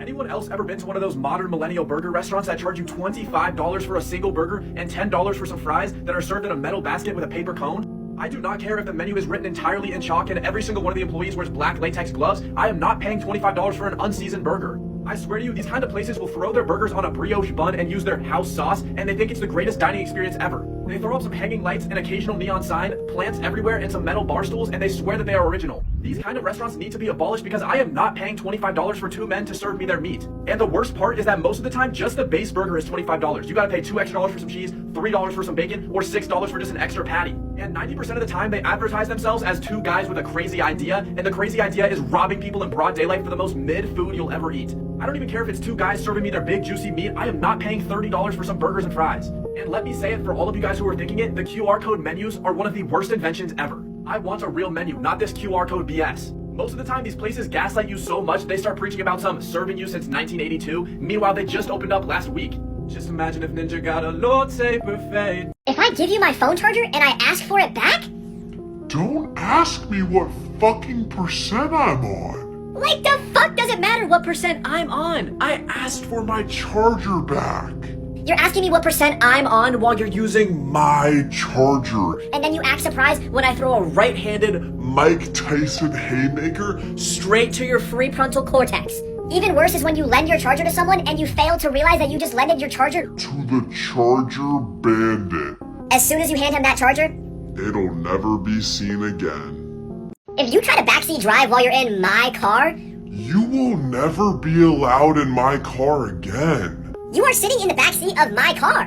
Why the fuck are you talking? How are you about to condemn me for my driving. Like my brother. Last time I checked, You are 20 years old and you failed your driver's test 6 times. Even worse than driving with a backseat driver is driving with your parents. As soon as one of your parents blesses the passenger seat with the Presence of their buns. they turn into the most overdramatic queen you've ever seen. You'll be driving an entire 5 miles under the speed limit and they start telling you to slow down. Or they'll just start treating you like you're legally blind and they'll start pointing out the most obvious stuff to you. There's a red light up there, slow down! Oh, you don't fucking say. Is that what that glowing red light means? I didn't know that. I could have sworn on my driver's test they taught me to Go as fast as you can through the intersection. with no regard to human life. like my brother. If you felt unsafe with me as the driver, You should have stayed the fuck home. and for the record, if I Ever. see you pressing on the imaginary brake while I'm driving, Or God forbid, I see you ragdolling around like we are on a roller coaster ride, you are never getting a ride again. In a phrase, TikTok downfall, has got to be studied. I wouldn't quite say she's fallen off the face of the planet quite yet, but it's been one hell of a downhill slope. I mean, at one point, you couldn't go 2 scrolls on your For You page without seeing a video about Anna Fry or the Super Bowl or whatever the fuck is going on. At one point, she was probably one of the most watched people on TikTok. And now, I'm gonna be honest, I haven't seen one of her videos on my For You page in a couple months. But like, she hasn't fallen off completely yet, but it's going to happen. Because at the end of the day, there's nothing special about Anna Fry. She is really good at tennis, I do know that, and she's a pretty girl. But other than that, she doesn't really have any talent. She only went famous because she looks like Brock Purdy, the quarterback for the 49ers that was going to the Super Bowl. That's the problem with a lot of these people, is that they don't have anything unique about them, and that's why they can never stay on top of the social media game. I'm sure she'll have success though in like tennis and all that other stuff, and I'm sure she'll always have like a decent social media presence. Because at the end of the day, she did gain millions of followers, and it's not like you can just do away with that within a couple months. You cannot be a real person if you sit in streamers' chats Every single fucking day. and spam W for hours on end. And it's like, my brother. We need to get you out of your mom's basement and Into the workforce. I mean, how low in life do you have to be to even get to that point? And don't you dare get my biscuit buttered on when people Donate their own money. To these millionaire streamers. Like, do you guys not understand that donating to millionaires is like throwing a few drops of water Into the ocean. motherfuckers will really be on their last $100 and they think to themselves, they say, Yeah, let's send this to Kai Cenat.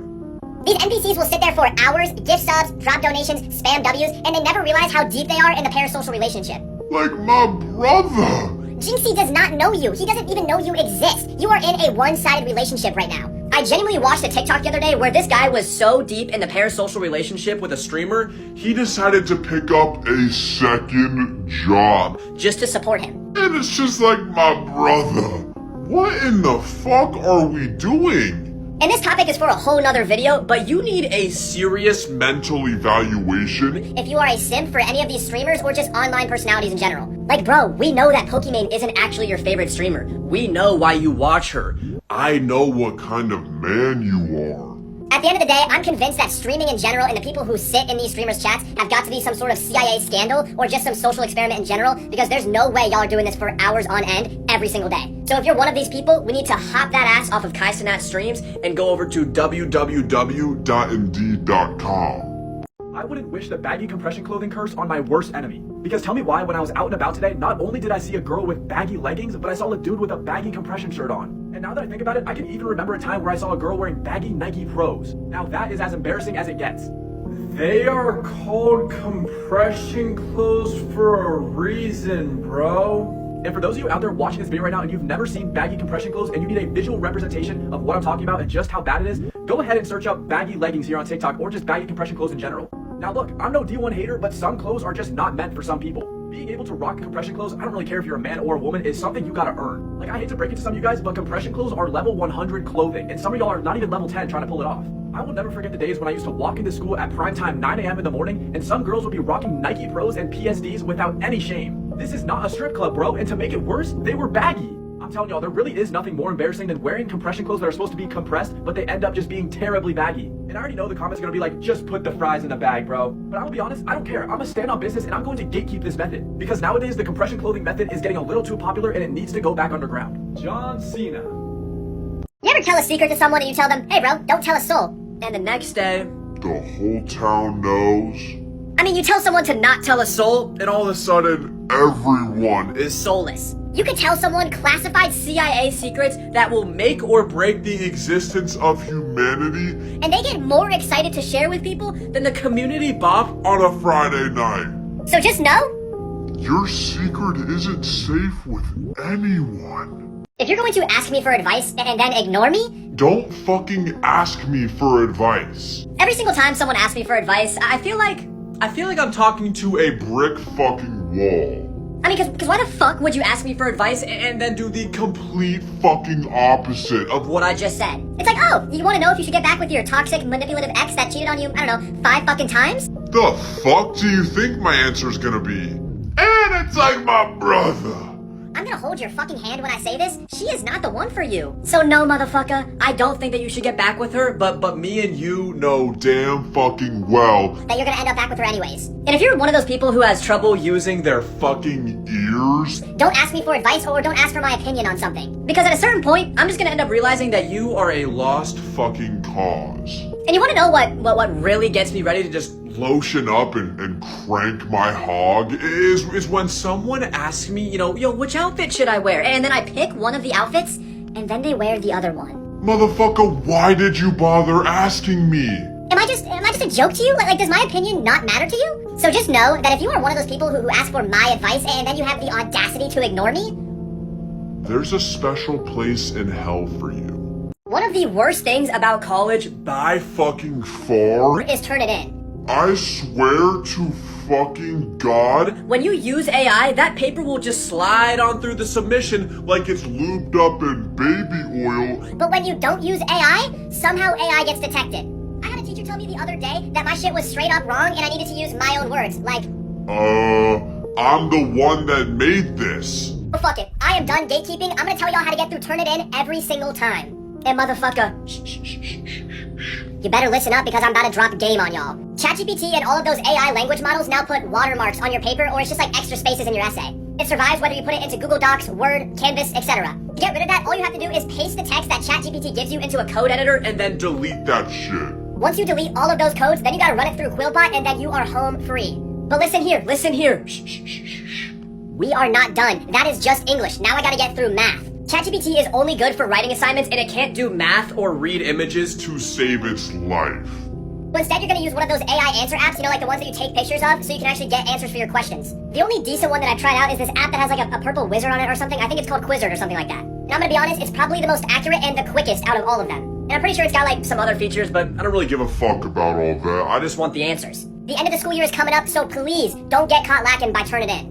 If you guys ever decide to walk out of your house with baggy Nike Pros on, just go back inside. And honestly, if you own a compression piece of clothing that doesn't compress on your body, just go ahead and throw it in the fire. Because I am telling you guys, there's nothing more embarrassing in this world than walking out of your house with compression clothes, but they end up being baggy on you. Some of you guys out there are trying to pull off the compression clothes method, but some of you guys are out there being level 5s. That is a level 40 strategy. And I hate to shoot this lethal of a stray in the middle of my video, but some of you heavier set women out there are wearing these compression shorts, and y'all got a little, you got a little pouch in the front action going on. But y'all stay safe. But that could not be me.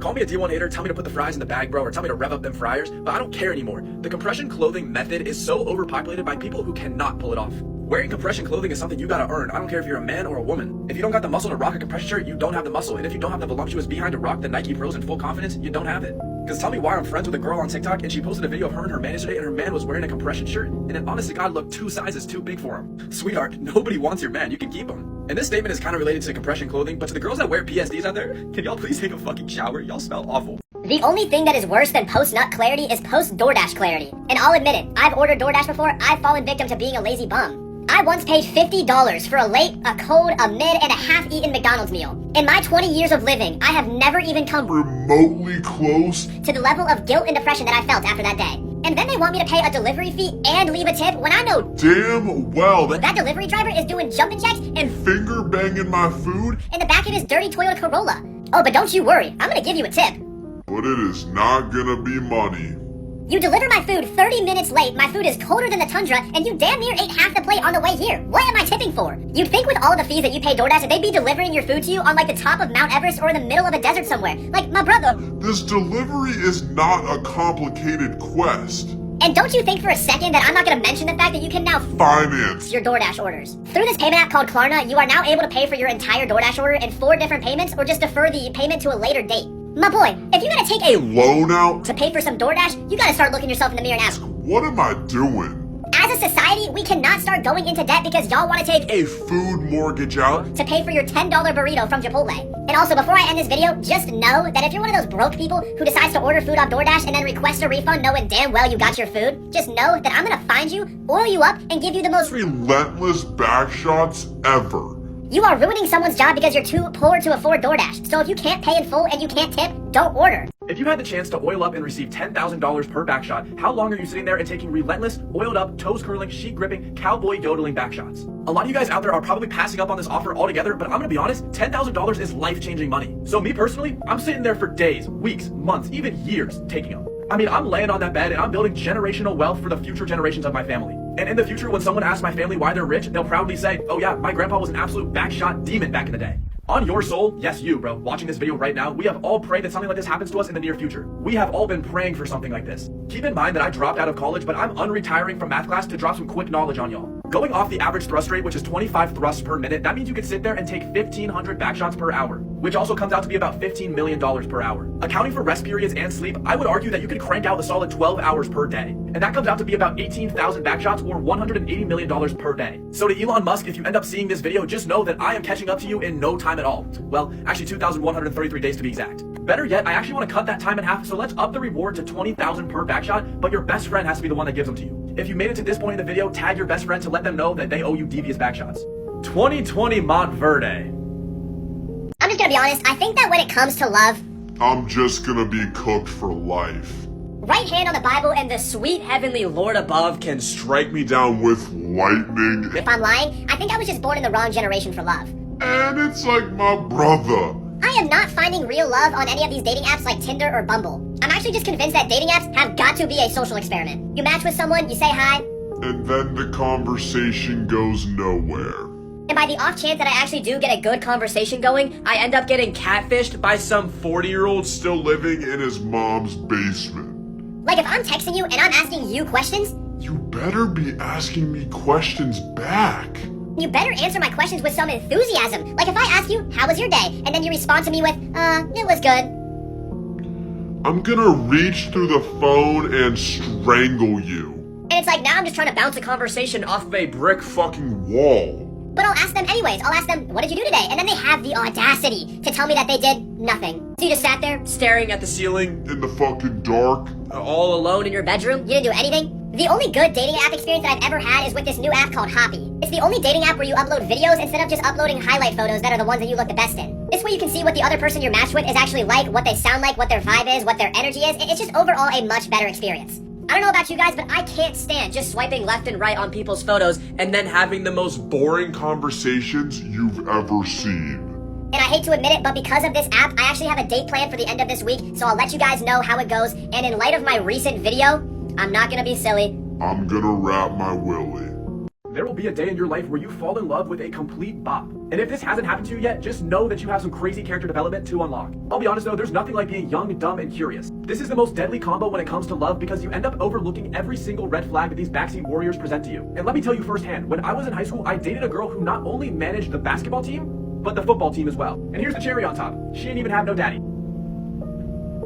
You think that would be enough red flags for me to notice, but I didn't care. I thought I could change her. I thought she was gonna be different. I'm telling y'all that crazy face card and lethal body had an effect on my soul. So don't ever let me hear you say, oh, I can change that. Baby, you ain't changing jack diddly squat about a bop. Like the saying goes, once a bop, always a bop. And don't you ever believe someone when they say, oh, I'm different than other people. If you believe people when they say that, you are asking to get played. Another thing, if you hear them say to you, oh, you're the first person to treat me right, run. Oh my God, please run. Don't walk, don't light jog, sprint. Sprint like you're a minor and Diddy is chasing you. These bobs will make you listen to their backstory and then you start thinking to yourself, damn, their backstory is worse than Batman himself. And you're thinking to yourself, maybe I should stick around, start loving and caring for them. They are fooling you, bro. That's what they want you to think. Don't ever let no bob gaslight you. They are not going to change and they are not different than other people. If you have never fallen in love with a bop, just know that you've been through nothing in this life. I'm telling you that there will be a day in your life where you fall in love with an absolute slurp and burp demon, a backseat warrior, a stairwell sucker, and downright just someone who's been with the entire community. And I'm just gonna be honest, I don't even blame you because they always have the most lethal face cards and the most Kim Kardashian looking bodies. You are out here looking at bops like a kid looks at candy in a candy store. Bro, you are falling for the trap immediately. But hey, being in love with a bop is always fun for like the first 2 or 3 months, and after that, you're cooked. And let me be your guiding light. You guys have got to stop overlooking all of these red flags that these bops present to you. I mean, these red flags are as big as the sun, and you guys overlook them because you think someone can change? Like one of the greatest philosophers of the modern era, me, once said, once a bop, always a bop. And the craziest part, I'm about to drop some crazy lore, is that this has happened to me. I fell in love with a girl who managed the football team, and I knew about her past, and I said, nah, I could change her. One time we were making fun of her ex who she swore she had no feelings for, and when I mispronounced his name, she corrected me. I should have got my stupid ass up right there and just left. And there is nothing worse than a bop dropping their bop lore on you. That makes me sick to my stomach. It makes me not want to have a single meal for weeks. But don't you dare ever fall for this trap because they just want you to feel bad for them. Some of these bops will drop lore on you that not even Batman can compare to. You wanna know how I got these scars? My father was a drinker. What the fuck happened to Addison Rae? Let's talk about the issues with her and her parents. I'm telling you guys, not a day went by in 2020 where the love of my life wasn't throwing it back on my For You page, and if I hadn't seen an Addison Rae video for that day, I think the world would be collapsing or I'd be in shambles. And I know you guys remember the first time that Addison Rae made that dancing video to the 6ix9ine Wobble Wobble dance. That video should be put in a history book because it's an absolutely revolutionary piece of cinema. If you guys don't know the story about Addison Rae's parents, I advise that you shouldn't look it up because you'll end up going down this deep rabbit hole. But in summary, her dad divorced her mom, and then her mom started dating Young Gravy. And you already know that Young Gravy was giving Mama Ray back shots that sounded like O-Block. But Addison Rae's dad's TikTok era was absolutely unmatched. I felt like I was watching a live reenacting of The Great Gatsby. My brother divorced his own wife and then made TikToks about her to try to get her back.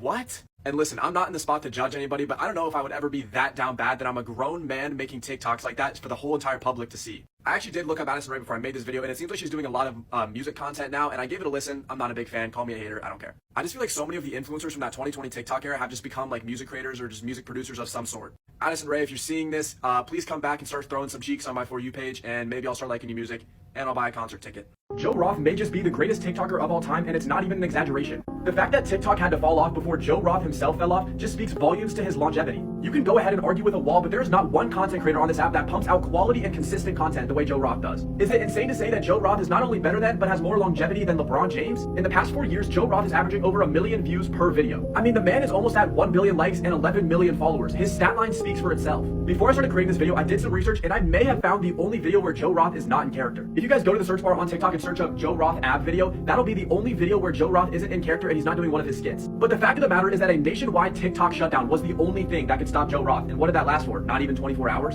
Now that TikTok is back, there is not one thing that can stop my glorious, succulent, and handsome king Joe Roth other than World War. And one last thing about Joe is that he's a great guy and he uses his platform well. He doesn't sell out for ads or promotions, he spreads the word, and overall he sticks to content he knows will work. And that's why we love Joe Roth. Is it insane to say that I'm considering naming my first child after Joe Roth, or is that just straight up glaze? Y'all gotta let me know in the comments, is there another TikToker who is better than Joe Roth? What the hell happened to Addison Rae? I swear on my mother's life, I have not seen Addison Rae shaking booty and throwing it back on my For You page since early 2020. There wasn't a day that went by in the middle of 2020 where Addison Rae didn't have me bricked up during school because she posted another video to doing the Wobble Wobble dance trend. On a side note, all I gotta say, 6ix9ine, you're an absolute G for that trend in that song. But seriously, you guys have got to admit that you haven't seen one of her videos on your For You page in years. And on everyone's soul, we have all gooned at least once to one Addison Rae video, and yes, I'm talking to you, bro. Do you guys remember when Addison Rae's dad got divorced from Addison Rae's mom, and then her dad made an entire TikTok page dedicated to trying to win her back? And then in response to all of this, Addison Rae's mom started dating Young Gravy. Young Gravy was giving Mrs. Rae some motion on the back end while Mr. Rae was fighting for his life. Nowadays though, if you check out Addison Rae's page, she's actually just making music, but I'll be the first to say, it's not very good.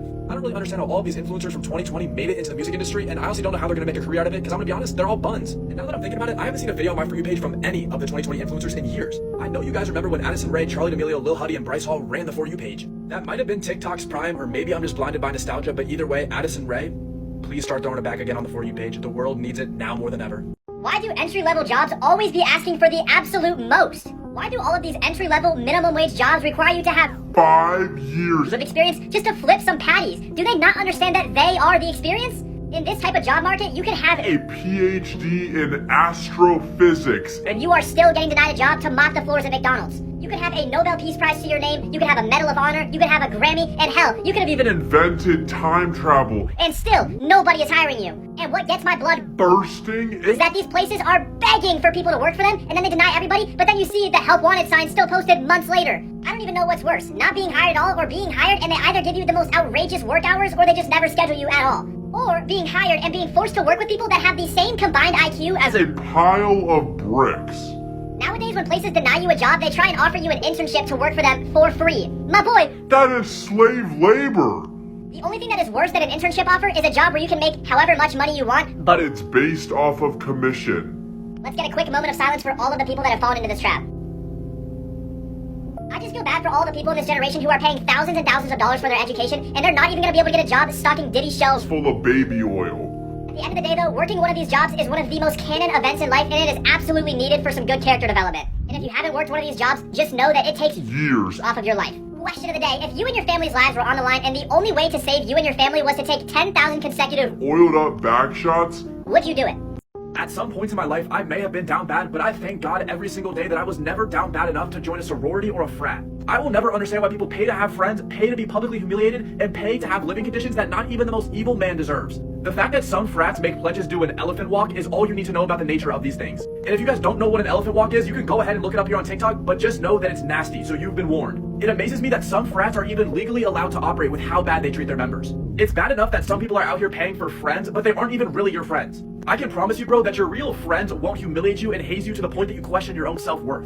You guys have got to stop pushing the narrative that hazing is bonding. There are so many other ways to bond. Go play Monopoly or something. And don't you think for a second that sororities are not about to catch strays in this video. All of the girls out there in sororities are worse than the frats because you guys pay for friends that talk bad about you behind your back 24/7. Sorority girls are some of the biggest bullies and some of the most fake people you will ever meet. At some point, you guys have got to just understand that frats and sororities might just be cults. There's a video out there circulating on the internet where sorority members are dressed in all black, standing in a perfect circle, and they are spanking frat pledges. If you willingly participate in an initiation like this, you might have some deeper issues that need to be addressed. Intercepted at the goal line by Malcolm Butler. Whenever I open up one of my comment sections on my video, That there are So many women, you know, always commenting things like, oh my god, he's so fine, or like, how does he manage being 6'5", nonchalant and and this handsome. And it's like, ladies, can a brother Live? I mean, seriously? can a brother live? I can't go one day without, walking out into public and people being like, oh my god, is that Marlon? like, guys, Let's keep it Tucked in our pants. I'm a normal guy. just like all of you. But bro, the difference between me and you is that you look nothing like me and Marlon. Like, bro, right now, You are looking super fucking chopped. literally all you need to do to unchop yourself for this coming summer Because let's be honest, bro. You really fucking need to. is just some base bodywork sea salt spray. Like, bro, listen, all you gotta do, take a couple sprays of it, let it marinate for about 5-10 minutes, and then you might find yourself on the same level that me and Marlon are on. Like, bro, just look at how Nonchalant and fluffy my hair is right now. Like, me and Marlon are going to need that. fucking nerve. So make sure you go and pick up some base bodywork sea salt spray because it's on sale right now, because let's be honest, This is the only thing that's saving you. some of you guys will literally do anything but get a job. The other day, my boy was telling me that he was down to his last $100 in his bank account, and I said, bro, just get a job. And he looked at me dead in the eyes and just laughed at me. I swear to y'all, some people would genuinely pull any method out of their back pocket just to save themselves from getting a job at McDonald's. A lot of you guys would rather become Full-on criminal scammers. rather than getting a job, and hell, some of you would rather walk down the street and Rob a homeless man. if it meant that you could get a few extra pennies. Hands down, the easiest way to tell if somebody doesn't have a job is if they are constantly talking about becoming a Twitch streamer, starting a business, putting their life savings on 50-leg parlays, or becoming a day trader. You guys would rather put your life savings on a meme coin called Obama's cum rocket. rather than just clocking in. And let me shoot off a quick stray here midway through the video. To all of you women who are lazy, y'all got no job, And you got no daddy? you are not going to marry rich. So just go ahead and start your own lash or nail business that'll fail within 3 months. I have seen people Steal dogs. and only return them when they see that a reward is posted if you find the dog. What kind of sick, twisted method is that? A job application cannot scare you that much, bro. And last but not least, the king of all of the jobless, becoming a SoundCloud rapper. Bro, you are not going to be the next Kanye West. You hand out your mixtapes to people and it finds itself In the garbage bin? no more than 10 minutes after it leaves your hand. Your music is worse than you know Miles, bro. If you made it this far in the video, tag that one friend that just needs to be employed. ASAP. Question of the day, if your friend's tip slips into you, but he says no homo, is it fruity?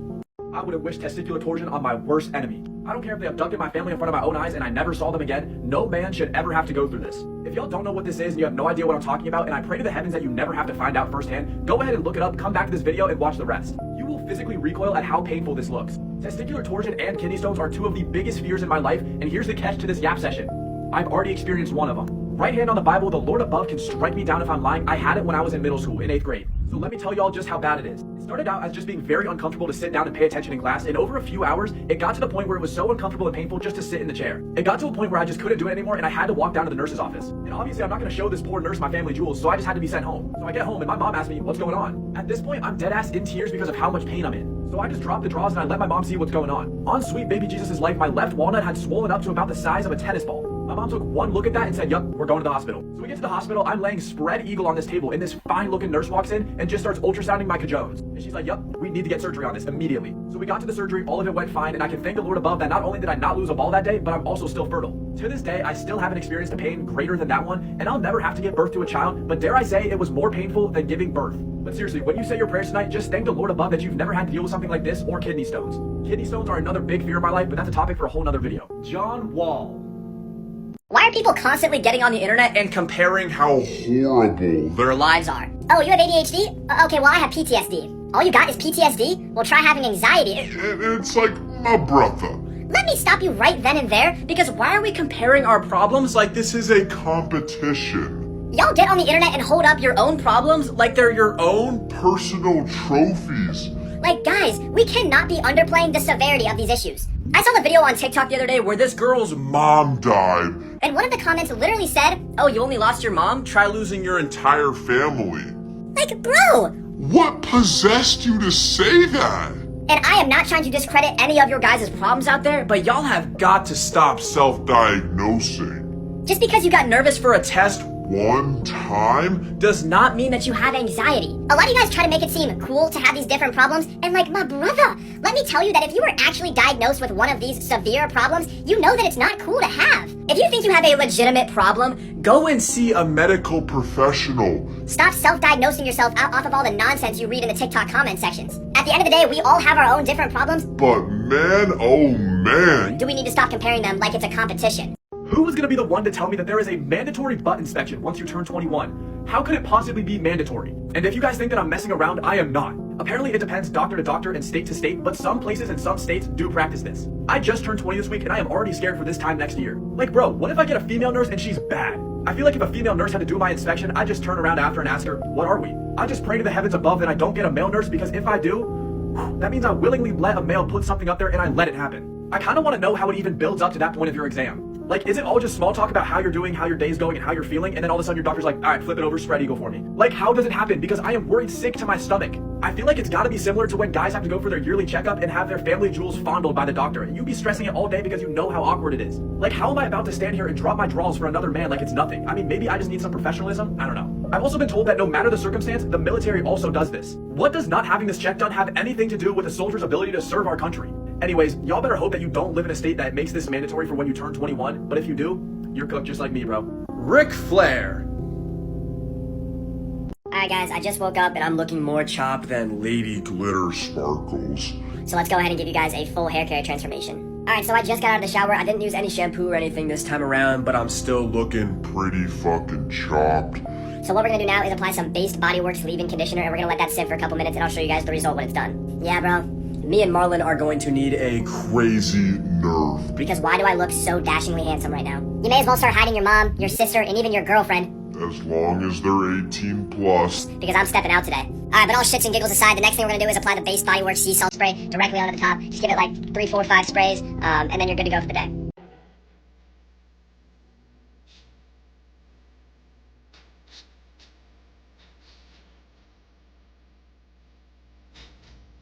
If I was a girl, I would have one of the most voluptuous behinds mankind has ever seen. And I would be straight up the biggest bop on planet Earth. Straight up community coochie. And don't you dare get me started on rocking the messy bun and glasses combo with the sweatpants and the crop top.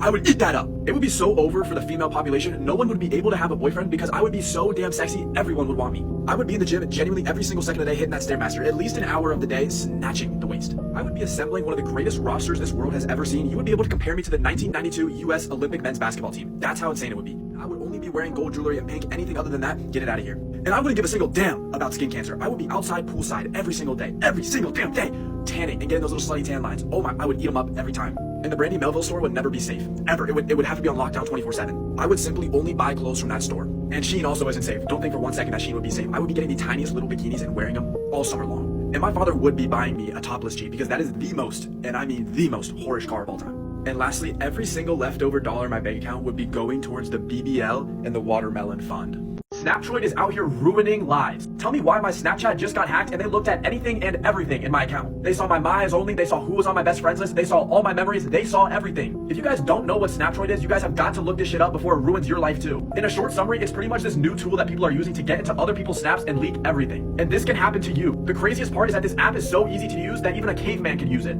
The other crazy part is that it's dirt cheap. This app can see your eyes only, your chat log, your memories, and your location. Not only that, but it can also see your best friends list, if you're online or not, and so much more. I don't know who's out there using an app like this, but y'all are some sick fucks. You people are the reason that I cannot sleep peacefully at night. So if you see this video, please take this as your warning. Go and delete your entire eyes only before it's too late. Delete anything that could possibly damage you or your image. Because trust me, nothing is safe on Snapchat anymore. Honestly, let's just take it a step further and delete Snapchat altogether. Snapchat has got to be one of the worst things to ever happen to society, especially for relationships. In general, Snapchat has ruined so many lives, we need to move on from it altogether. Once you delete Snapchat altogether and go outside and touch some grass, you will realize just how good life can be. After all, maybe it really was just that damn phone. Why are there so many gendered products? Like, what the literal fuck are we doing?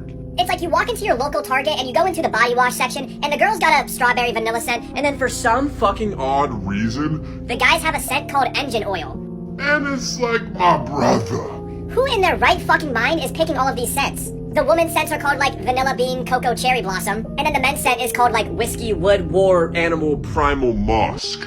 and it's like, no, I don't really want to smell like A primal fucking animal. I just want to have a nice scent to me. And it's like, why is there a product for literally everything? For girls, but then when you're looking at men's products, They're all 12 in 1. it's like you pick a shampoo and it can also be used as Fucking Dishwasher soap, like, shaving cream.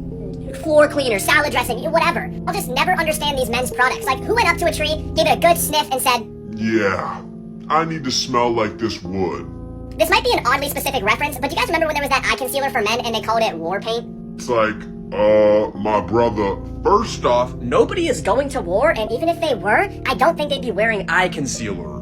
But to be honest, I'm not even sure if I should be complaining, because men's products are so cheap. Women are out here calling what I'm gonna call the pink tax. I mean, you gotta fork up a fucking arm and a leg for their shit. And by the way, is anyone ever going to acknowledge that there's literally a thing called Dude wipes?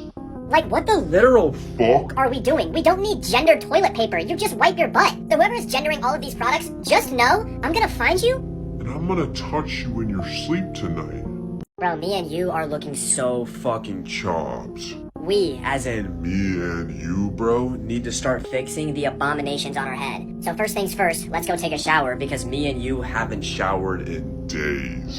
Alright, so once you get out of the shower and before you ask, Bro, yes, the shower is fucking mandatory. I know me and you were both almost at a record of going 2 weeks without a shower. You're gonna wanna let your hair air dry for about 5-10 minutes. Alright, and then once your hair air dries for a little bit, you're gonna take about I don't know, 6-7 sprays. and just put it all up in your hair, get the sea salt all over the place. Now we just kinda gotta fluff it up, work the sea salt spray into the hair, and then we're gonna let it air dry for another 10-20 minutes. Yeah, bro, I'm not gonna lie, the sea salt spray definitely did its thing. Me and Marlon are Definitely gonna need that nerf. Bro, I guess that me and you might not be Fucking chopped. Maybe all all we needed was was just some sea salt spray. If you guys wanna look like me and Marlon, make sure you guys click the link right here and grab yourself some Base Body Works sea salt spray. So Aiden Ross just finished his stream with Donald Trump. This man, Aiden Ross, literally had Donald Trump walking out to the song Many Men at the beginning of the stream. Absolutely iconic. And I'm gonna be honest, this might be the greatest marketing to Gen Z that I've ever seen from Donald Trump. At peak viewership, there was over 2 million people concurrently watching Aiden Ross stream with Donald Trump. While Trump was on Aiden Ross's stream, he also mentioned some other stuff like ensuring that Playboi Carti drops an album if he's the next president. Literally every single streamer in the world today was broadcasting the Aiden Ross and Donald Trump stream. And after the stream was over, Aiden Ross has now donated over $2.2 million to Trump's campaign. It is not looking good for Kamala Harris right now. Now that most of Gen Z is over 18 years old, they are a huge factor in the upcoming election. There was a lot of speculation on whether this stream with Donald Trump was actually going to happen because just a couple of months ago, Aiden Ross advertised a stream with Kim Jong-un and that one didn't even happen. I have absolutely no idea how Kamala Harris is going to even respond to such a move like this. Aiden Ross and Donald Trump are the GOATs. Life 360 needs to be purged from this godforsaken world. If you have never had to experience having Life 360, a Ring camera, security cameras all around your house, a car tracker, and a curfew all at the same time, just know that you're living life on easy mode. Life 360 is genuinely the biggest op known to mankind. I can't go nowhere without being tracked. I can't speed while I'm drinking and driving. If you don't know what that is, look it up here on TikTok. And I can't sneak out. Life 360 is single-handedly ripping the fun out of all of my teenage years, and there are no ways around it. So please, someone help me out. I will never forget the first time that I turned on ghost mode on Life 360 when I tried to sneak out, thinking that it wouldn't notify my parents. And I didn't know that it notifies your parents when you turn ghost mode on. So here I am. It's 3 a.m. in the morning. I'm in a car I'm not supposed to be in. I'm 30 miles away from home thinking, you know what? I'm gonna be fine. They won't even notice that I'm gone. And then I look at my phone, and my mom sent me a picture of my empty bed. My heart dropped so fast, and I just knew that as soon as I got home, she was going to have that slipper in hand ready to beat the lights out of me. And to whoever told the parents about Life 360, just know that I go to sleep every night praying on your downfall. My own parents found out about Life 360 through my neighbors, who don't even have kids. How does that even get brought up in your conversation? And not only did they tell them about the base Life 360, they also told them to get premium and to get all the upgrades. So just know, from that day on, my life was never the same. I lived in my own home, but it's starting to feel like a jail cell. Johnny Manziel. If I'm ever the victim of that give me my money trend, the whole room's getting aired out. I swear to you, I haven't skipped a single Give Me My Money trend video on my For You page today, and I always feel so bad for the person that it happens to. If it ever happened to me, I would simply just pack my bags and move across the fucking country, if not just leave the country. I honest to God would just never show my face in public again, especially the videos that have gone viral. Yeah, you're cooked. I know I literally just said that I never want to be the victim of this trend, but I made my little brother the victim earlier. And if this post manages to get 500,000 likes, then I'll post the video from it. But like, I'm gonna be honest, one of the videos I saw, like, people just overreact when it happens to them. Like, one of the girls started crying, and keep in mind, these are like grown teenagers, like probably 17, 18, maybe 19 years old. And like, I know you guys have seen the videos of the babies crying when it happens to them because they don't understand, like, you know, why they're being mean, like why they're being left out. But doing that at your grown age is diabolical work. I'm gonna be honest, if my friends ever did some dumb shit like that to me, they would no longer be my friends. Because I do not deal well with being singled out like that. If you're telling me a story, you've got a straight maximum of 2? Damn, that's crazy. Or no way. Before I tell you to just shut the fuck up about your story in general. I mean, the whole time you're talking, I'm acting like Helen Keller. no eye contact, no responses, and you are Still flapping your gums. Why? Or better yet, if I'm the one telling a story and you hit me with the Huh? more than 2 times, I am not repeating myself again. There is nothing more embarrassing than repeating yourself multiple times, so if you didn't hear me the first time, Try opening your ears. for all my ladies and gentlemen, my ladies with gentle hands, my old people with pension plans, and for my haters who are really just my fans, nobody wants to hear a 30-minute story about your ex. Like, brother. You are testing my patience. I don't need this absolute snooze fest of a story. When did having aura and becoming nonchalant become the center of life for so many people? Because tell me why my homeboy shows up to school and class late every single day without failure so he can aura farm. Like, what are we doing? Like, bro, you have a 1.8 GPA, you drive an '09 Honda Civic that your own parents bought you, and your aura is just green with flies. You do not have it like that. And to all the nonchalant people out there, I promise that not having feelings and not having emotions doesn't make you cool. There is absolutely nothing nonchalant about having one AirPod in at your own wedding when your wedding vows are being read to you and you just say, type shit. I swear you guys, some people have the one AirPod in their ear at the absolute worst times. Because why are you at your grandma's funeral with Playboy Cardi playing in your right ear thinking this is a good time to be nonchalant? While we're already pounding the subject, the IRL clip farming has got to stop. It's one thing to clip farm online, but in-person clip farming is just outrageous. The greatest clip farmers of all time has got to go to Thanos, Darth Vader, the Transformers, Stable Ronaldo, the Clip himself, and lastly, the black-suited Spider-Man. There was absolutely no need for the black-suited Spider-Man to be up on that gargoyle ledge in the middle of a rainy night just aura farming. He was milking it. I have no idea what's gotten into people, but we now have professional athletes clip farming. Not only are they clip farming, they're going out of their way to do it. If you guys don't understand how bad it is, just look up the videos of professional athletes doing it.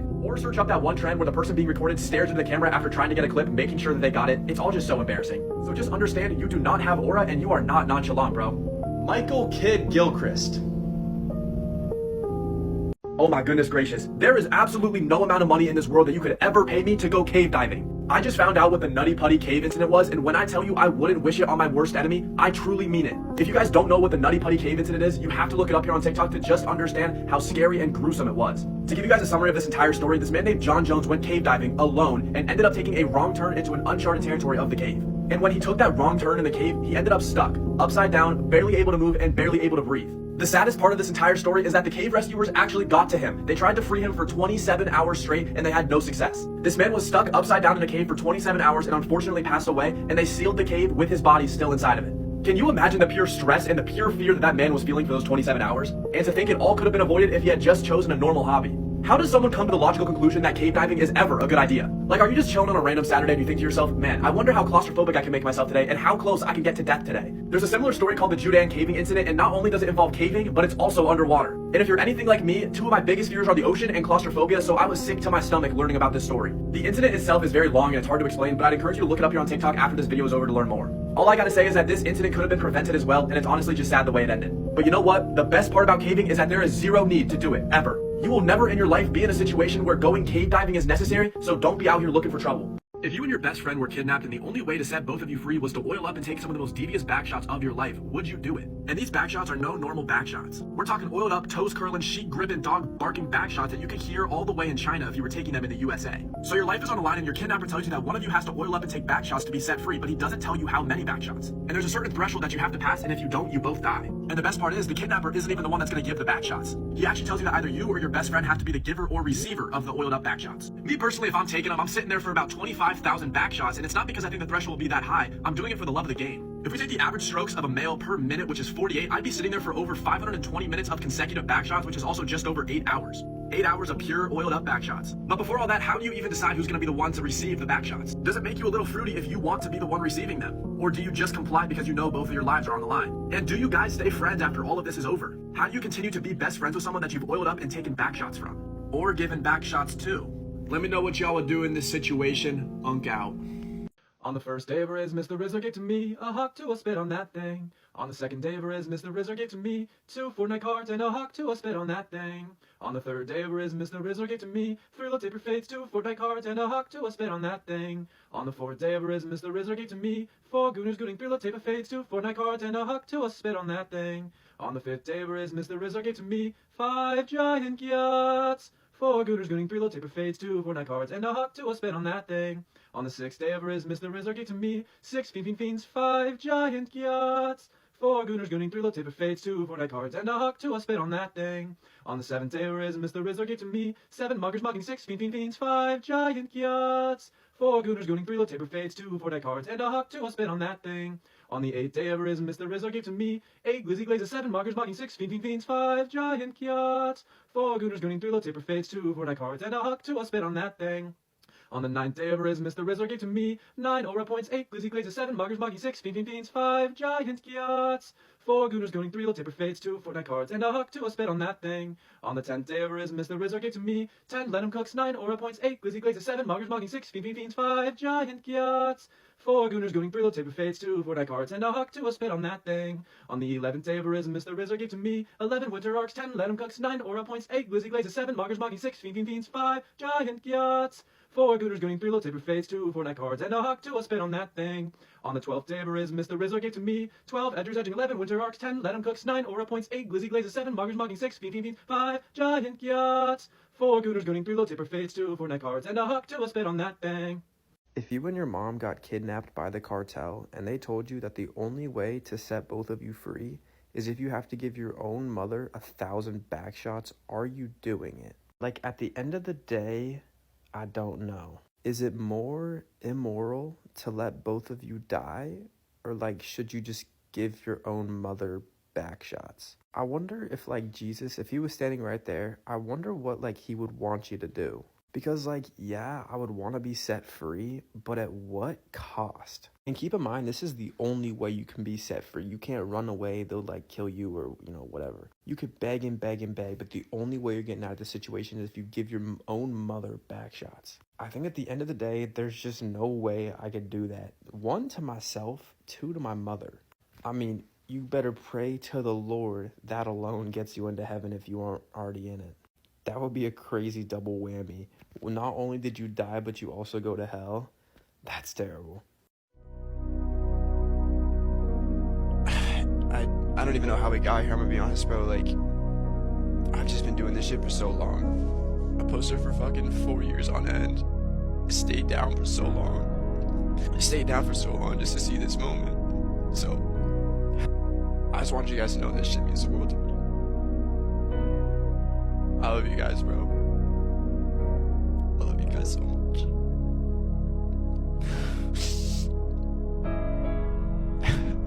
That's what I'm talking about, chat. This shit means so much to me, man. You guys have no idea. So, Mom. I love you too, Mom. I just want to say I appreciate you, Mom, and I love you, and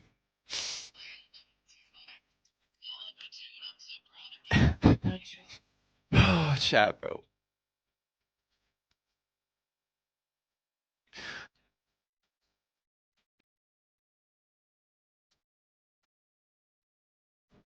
Still have them on the line. I just remember, bro, all the nights where I would just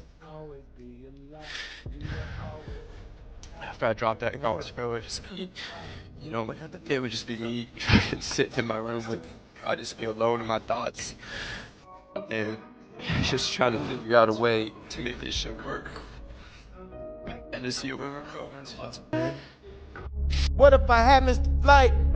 What if I had the flew to Paris for a hug? What it done, what it done? That's what life does. That is done for the bug. This above all the drug. All the times at the clubs. Running stabs at the buzz. Niggas down on the thugs. If you never had to grow up with strict parents, just know that you had life on easy mode. Having strict parents that wouldn't let me have fun for more than 2 days in a row single-handedly took a few years off my life. And something that I don't think strict parents understand is that their kids are going to find out how to do stuff anyways. At the end of the day, strict parents just make rebellious and sneaky kids. The more you hold them back, the more they're going to try to find ways to be set free. Have y'all ever seen your friends out having fun while you're at home rotting in bed because your parents won't let you go out and enjoy your teenage years? That feeling is the epitome of jealousy. I will never understand the parents that wouldn't let their kids have fun for 2 days in a row talking about some, didn't you go out yesterday? Like, yes, I did, and I'm gonna go out again today. My parents used to tell me I couldn't go out, and then they would get mad at me when I'm staying in the house. They're mad when I'm in the house and out of the house. They gotta pick a side. But real ones know that when you have strict parents, you had to try to put them in a good mood before you ask them to go somewhere or do something. I still remember the days where I would be doing every chore in the house just to get a yes. I'm talking vacuuming the ceiling and mopping the walls. And don't even get me started on the parents who make their kids use Life 360. That app is the bane of my existence. Just having that app on my phone made me feel like I was in a real life jail cell 24/7. But low-key, why do I feel like some parents are just jealous of their kids when they go out all the time? Some parents act like going out and having fun is the roots of all evil. They think having fun is the devil's way of getting to their kids. People who have strict parents have two paths in life. They either turn into the most well-presented, the most respectful, and the nicest person you ever meet, or they turn into some rebellious, rude, and careless person. There is no in between. Lightning McQueen. What happened to Addison Rae? I'm gonna keep it real with you guys. I haven't seen an Addison Rae video on my For You page in goddamn near 3 years. Where did she go? Addison Rae used to run the For You page back in 2020. I couldn't go a damn day without seeing her throwing it back on my For You page. I'm gonna be honest, I actually did look up her profile right before making this video because I actually was curious on where the hell she went, and apparently she just makes music now. And not only does she make music, but she's had this whole like identity transition, if you want to call it that. I don't know. What I do know is that back in 2020, Addison Rae, I couldn't go 5 scrolls on my For You page without seeing a video of hers. What kills me in all of her videos is the same facial expression she makes every video, no matter the dance. It's just the funniest shit to me. On a real note though, I do kind of miss the 2020 TikTok kind of vibe that it brought to the table. Like back in 2020, you had people like Charli D'Amelio, Addison Rae, Tony Lopez, Lil Huddy, you know, all the Hype House people. And nowadays, you rarely even see Charli anymore. Addison Rae, we miss you. God knew not to make me a woman because my little kitty would have been ran through. I'm telling y'all though, if I was a girl, I would have the most lethal face card y'all have ever seen and the biggest BBL in history. If I genuinely woke up in a woman's body one day, just know that first thing in the morning, that rose toy is being put to the test on maximum settings. And later that night, I'm finally gonna get my bro some play. He is going to be the happiest man ever. And now that I think about it, girls low-key have life on easy mode. You can build a roster equivalent to the 2016 Warriors in just a few short days if you're a girl. A lot of these guys out here are so down bad, they just need some playing time and to get off the bench. But not a day in my life would go by where I wouldn't be poolside or beachside tanning under those UV10 rays. I would be hitting the gym every single day, spamming leg days and spamming the Stairmaster. I would be the finest woman in town. And don't even get me started on the crazy aesthetic I would have. I would have the most clean girl aesthetic y'all have ever seen. I'm talking perfectly decorated room, leaves on the wall and everything, slick back buns, platinum blonde hair, Lululemon sets, Starbucks drinks every single day. Y'all would never compare to me. And lastly, if I was a girl, y'all would never catch me without my digital camera. I would be non-stop spamming pictures so I can post them all on Instagram for all of my friends to spam my comment section saying, "Slay girl, you ate so beautiful." I would be getting hyped up. And yes, I will have to test out the cooking skills, maybe not the driving skills though. Billy Hamilton. If I was a girl, I would honestly be one of the biggest bops this world has ever seen. I would straight up have one of the most voluptuous and scrumptious behind that you guys have ever seen. I'm talking BBL Latina. And don't even get me started on how big my calcium cannons would be. I would have a pair of absolute knockers. And my little kitty cat would be an absolute water park every single week. We're talking D1 athletes, rich guys, LeBron James, my bros, etc. And don't play with me when it comes to getting tan either. Skin cancer might be an op, but I don't care. The pool and layout bed combo would hate to see me coming. If I'm not a Brazilian gold like Dwayne "The Rock" Johnson, you can keep it. The rest of the day though, I'd be in the gym spamming glutes and legs in general. I would be on that Stairmaster getting my waist snatched 24/7. And then once I got the body figure I want, I'm dropping 10 grand on my daddy's credit card on Lululemon sets. The Lululemon set method for women is insane. And I'm gonna be such a goth mommy at some point too. Every piercing you can think of will be on me, and to pair with that, I'm getting so many tattoos. I'm going for the look that men would fear. But when I'm not being a goth mommy, I'm gonna be a Barbie doll. I will only wear pink clothing, wear gold jewelry, and rock the slick back buns. To wrap it up though, my job would definitely be just selling feet pictures on the internet. I would be unemployed and I would be living my best life. If you're out there watching this video and you're a girl already, just know that you guys have it so easy and you are so lucky. Does life just get absolutely horrible after high school and college? Every single person that I've met that's past the age of 25 looks like they've had The soul sucked out of them. I would honest to God rather take Oiled up back shots from Johnny Sins than to ever have to experience aging. Honestly, any age past 25 scares me a little bit. You're fresh out of college, you're entering the workforce, and hell, some of y'all are even settling down with a wife and kids. At that age, you will start to realize that you will never be just a carefree teenager ever again, and that alone scares me. Like, what do you mean me and my best friend won't be running two-mans when we're both 40 years old. I don't don't care if I got a wife or a kid. And better yet, some of you guys out there didn't even go to college. Y'all just started your life of Slave labor? right out of high school. Maybe it's just because our frontal lobes develop by the time we're 25, but why is the only thing that you gain when you turn this age is An alcohol addiction? and in return, you lose your free time and all of your hobbies. And for all of you guys out there who are going to settle in and have a wife and kids by the age of 25, just know that the rest of us are still out here. Third-wheeling our parents. But just know that 70% of marriages before the age of 25 result in divorce, so you are not missing out. And speaking of marriages, why is it when you get older you have to get lucky to Get down and dirty with your partner? Like, do married couples out there not like or love each other? Why are you guys not happy together? It's all just very sad to me because there has got to be more to life than just this. I do not want to have to grow up and work till I'm 70, retire, and and then die. it's genuinely starting to hit me that I might have taken my earliest years for granted. I genuinely cannot fathom the fact that after high school and even college, you just grow apart from your friends and y'all go your separate ways. Question of the day, 2020 Montverde or 2016 Chino Hills? Literally every single one of my comment sections that I open up, People are always like, bro, you and Marlon need to be nerfed. Bro, chill, my girl is on this app. You can't be looking this fine. Bro, you're so hot that my phone starts overheating. when your videos play. Like, guys, I know. and I'm sorry. I'm sorry that I'm this dashingly handsome with the most perfect head of hair and the body of a Greek god. If y'all really want to know the sauce of what I put in my hair, right after you get out of the shower, use Base Body Works leave-in conditioner. Do not wash it out, don't do nothing. And then after it dries, use the Base Body Works sea salt spray. I promise you, it gets my hair looking like this, and it gets me right. But on a more serious note, me and Marlon Do need to be nerfed. If you have never been through a pregnancy scare, just know you ain't been through shit in this life. On every single thing that I love in this beautiful life, I have never smoked a day in my life, but the day I found out I almost got a girl pregnant, I was lighting up cigs and walking across the street without looking both ways. When you see that first text after you were silly and you didn't wrap your willy, you think two things. You think about how you're either gonna get rich in the next 9 months, or you just think about how you're gonna disappear off the grid entirely. You get absolutely zero sleep, you don't wanna talk to nobody, you don't wanna eat anything, you are just straight up cooked. And then you gotta start planning out how you're gonna tell your family and friends that you're gonna have a kid. I swear to you, pregnancy scares will have you learning more about the female body than you ever thought was possible. You'll be spending all day looking up pregnancy symptoms and asking the girl if she has them. On my mother's life, having a pregnancy scare will have you saying prayers that you've never even said before. I'd be praying to the Lord all day long, telling him I'm not gonna be silly ever again. I'm gonna wrap my willy. I'm gonna be responsible. And there have dead ass been some times where I've been in full tears over it. That's how stressed out this shit makes you. And I am so dead ass when I say this, and I think I speak for everybody watching the video. I would rather have kidney stones or some shit like testicular torsion than to ever go through another pregnancy scare. My first pregnancy scare with a girl had me looking at corporate jobs on Indeed while I was still stuck mopping the floors at McDonald's. I was looking on how to get rich in 9 months with these high-paying corporate jobs while I was still stuck putting the fries in the bag at Mickey D's. So let this be a reminder to all of you out there watching this video. Don't be silly. Wrap the willy. If you had to stroke a superhero to completion to gain their powers, who would it be? And honestly, I'm going to open up this question to supervillains as well. Me personally, I got dibs on Spider-Man. I think he's a great pick, and I think he's got some great versatility with being able to climb up walls, shoot webs, and have spidey senses. Now, I did open up the question to supervillains, so I know a lot of you guys are going to go to Thanos. But let me tell you why that pick is absolutely atrocious. Imagine having to stroke Thanos to completion, but you just have to grip onto that big, purple, meaty, veiny... Sorry, that clip cut off, but as I was saying, it just probably wouldn't be very enjoyable. I'd much rather go with someone more human-like and at least enjoy it just a little bit. I think the runner-up to my first pick would be Superman because he has the ability to fly and shoot lasers from his eyes. But in all honesty, you could just be going ham on that thing and then you scrape with teeth and all of a sudden there's lasers pointed to your head. And now I'm going to go ahead and give you guys my bottom 5 on who I would not want to be tugging. At number 5, we have Galactus. He's just way too damn big. At number 4, we have the Hulk. He would probably just get angry. At number 3, we have Rocket solely because he's an animal. At number 2, we have Groot because I don't want to get any splinters.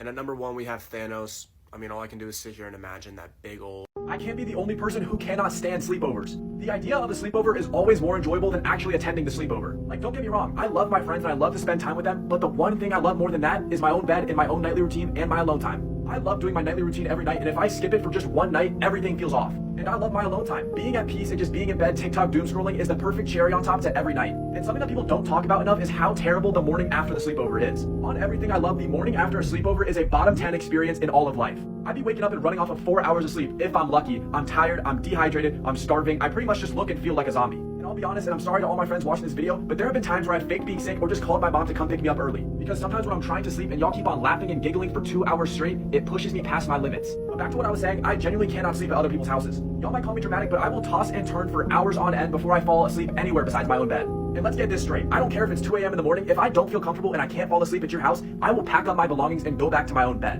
And just know that if you're one of those people who doesn't sleep with a fan on and keeps their room hot as hell, you have bad things coming to you. Yuki Kawamura. I'm gonna keep it real with you guys. If I was a girl, I would have the fattest ass known to mankind. Not only would I have one of the most voluptuous behinds in the entirety of the United States of America, I would make sure that waist is fucking snatched. And the first $10,000 I save up for my job, breast implants. I'm gonna have some honkers, some calcium cannons, some bowling balls, some watermelons. And fuck it, I'd be the biggest bop in the city. Fuck it, in the state. Nope, in the country. There would not be a man that I wouldn't be getting with. Because you know, as a woman, if you ask a guy for any sort of play, there's about a 95% success rate with that. Any guy's gonna be down for it. And I already know if I was a girl, I would definitely be one of those platinum blonde Stanley Cups, Lululemon shorts, the whole 9 yards. And I'm gonna be honest with you guys, the last thing that I would do if I was a girl is play that thing like a DJ. I know y'all know what I mean. My whole life though, I swear to God, I've wondered what it felt like, so that'd be like one of the first fucking things I do. One of these days, I'm throwing a party with fake alcohol to see who fakes being drunk. With Halloween just ending, it was embarrassing the amount of people who faked being drunk at all the parties. I was so sick and tired of walking around all these parties and seeing the white girl who was only 4 White Claws deep acting like she was sloshed all the way to Mars. There's literally nobody worse in this world than the people who act drunk for attention and to fit in, because nobody is asking you to do all that. I think the only way I'm pulling this off is if I use non-alcoholic beer and just put it in a jug, because it's the closest thing to real beer that I can get. I also don't think people will be able to tell the difference if I filled 1/4 of a vodka bottle with vodka and then 3/4 with water. But just wait till the alcoholics down their 8th shot of the night and they don't feel anything. There are gonna be some fights that will break out. I honestly might just be better off using straight hand sanitizer. I will just never understand why people fake drunk for attention and just to look cool. You guys do know that nobody is forcing you to do any of that, right? 50% of the time when you fake it, people can tell easily. Nobody's believing you that you're hammered after 1 Fireball and a Miller Lite. Now the question is, does the placebo effect come into play here? Because the placebo effect is a real thing, and if the people around you are acting drunk, then you will act drunk too. And if they act sober, so will you. The only way that people are going to be actually drunk at this party is the pre-gamers. Honestly, I'm pretty sure that 50% of the people attending this party are going to catch on to what's happening very quick, but I'm sure the other 50% will just fake drunk. Let me know if y'all want to attend my Diddy party, starting the list today. Can we please bring back the old Halloween? It feels like nowadays when Halloween comes around, people only care about getting hammered and wearing the tiniest costumes known to mankind. Nowadays, Halloween is just an excuse to dress up like a whore and drink till your liver explodes. What happened to dressing up in cute costumes and only caring about candy? I don't want to go out and party. I want to be sitting on the front porch passing out candy with the love of my life. And I don't want to drink and have to worry about guys playing trick or treat with my girlfriend. I want to be sitting on the couch watching Charlie Brown and the Great Pumpkin Patch. But no, I guess we can't, because nowadays girls no longer care about getting king-size candy bars. All they care about is getting the king-size dreadhead. I'm telling you guys, Halloween does not play any games past middle school. My boy texted me last week and says, "Carter, what's the move?" I say, "What do you mean, what's the move? Aren't you going out to a party with your girlfriend?" He said, "Nah, she's going to a party by herself." Don't ever let me catch you allowing your girl to go to a Halloween party by herself. Anyways, I've been getting so many TikToks on my For You page of girls showing off their Halloween costumes for this year, and some of y'all have lost all self-respect for yourselves. I don't even know how your parents allow you to walk out of the house with some of the costumes that you guys are wearing. My parents would backhand me until I met Kobe Bryant. And don't think this is only about girls too. Some of you guys out there, I see y'all trying to pull off the prisoner costume method and the scream mask costume method. Y'all aren't slick. But seriously, Halloween is nowhere near what it used to be. Some houses don't even pass out candy anymore. I genuinely feel bad for all the little kids going out trick-or-treating these years. Instead of going out to a Halloween party this year, go and take your little sibling out trick-or-treating. We need to restore the old Halloween. All right, you shitheads, listen up. Dude, I was thinking about this. Ooh, that joke tickled my tummy in all the right ways. Place got a wedgie. And, anyways. I'm 3K, by the way.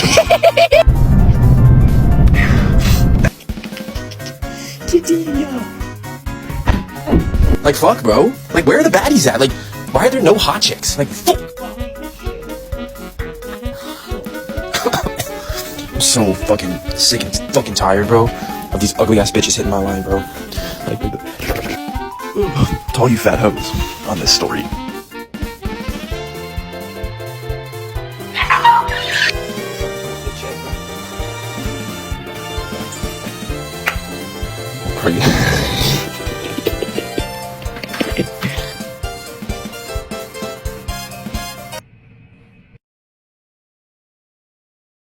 Fuck, I've got the line. What did I say in that video? Chest day? I'd say some chest and back goes a long way.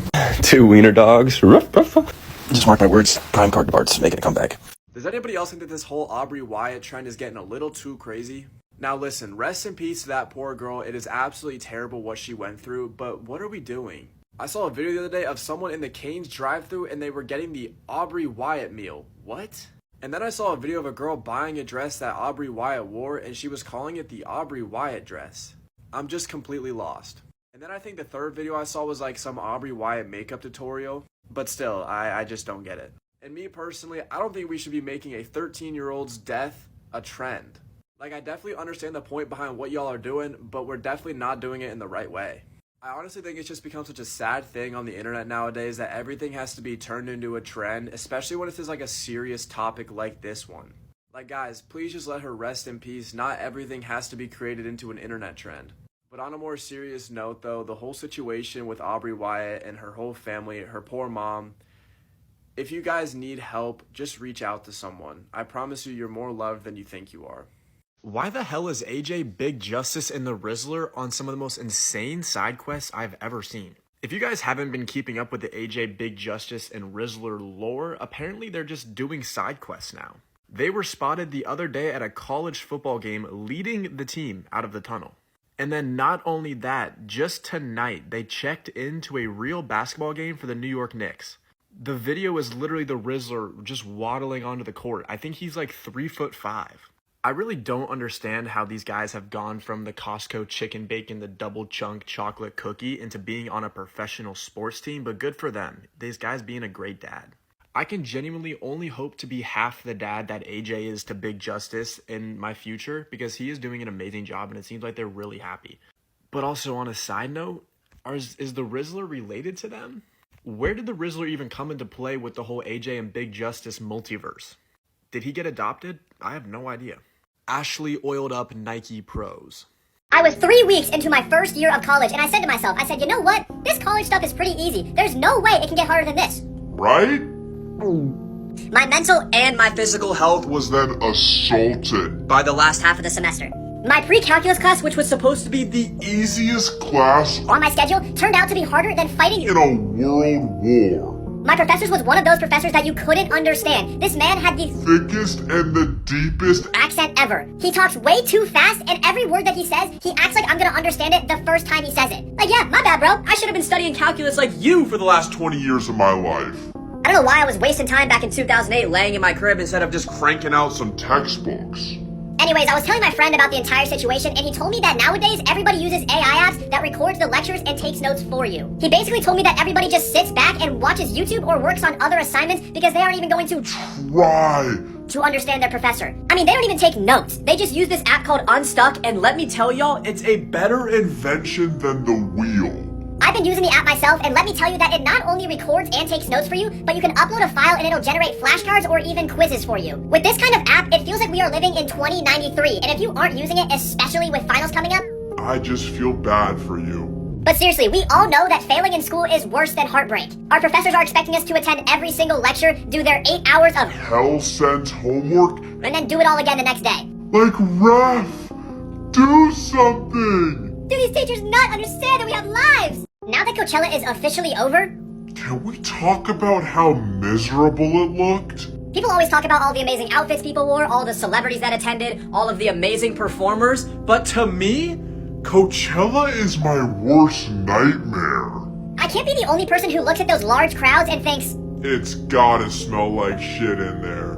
Coachella is genuinely just claustrophobia and overstimulation engulfed in wealth and celebrities. And fuck it, go ahead and crucify me for this, but in my own opinion, the celebrities and the wealth ruin Coachella. So just know that if you were in that crowd and you weren't getting hyped, Give me your fucking ticket. you do not deserve that shit. The only good story that I heard come from Coachella this year was from one of my own friends. And God bless his soul. He's been looking for a girlfriend for months now, and he finally had some success, and it was with a celebrity. If y'all didn't already know, there's this new dating app called Hoppy, and it's not your traditional dating app. You're actually supposed to record and send videos to other people. Because there were so many celebrities at Coachella this year, My boy got matched with 4 of them. and he actually secured a date for this coming weekend. I didn't even really know that celebrities use dating apps until I saw all these videos on my For You page of people getting matched with celebrities on Hoppy. And all of this was happening while they were at the festival. That's how boring it was. In my personal opinion, Coachella sounds like something. Straight out of the Hunger Games.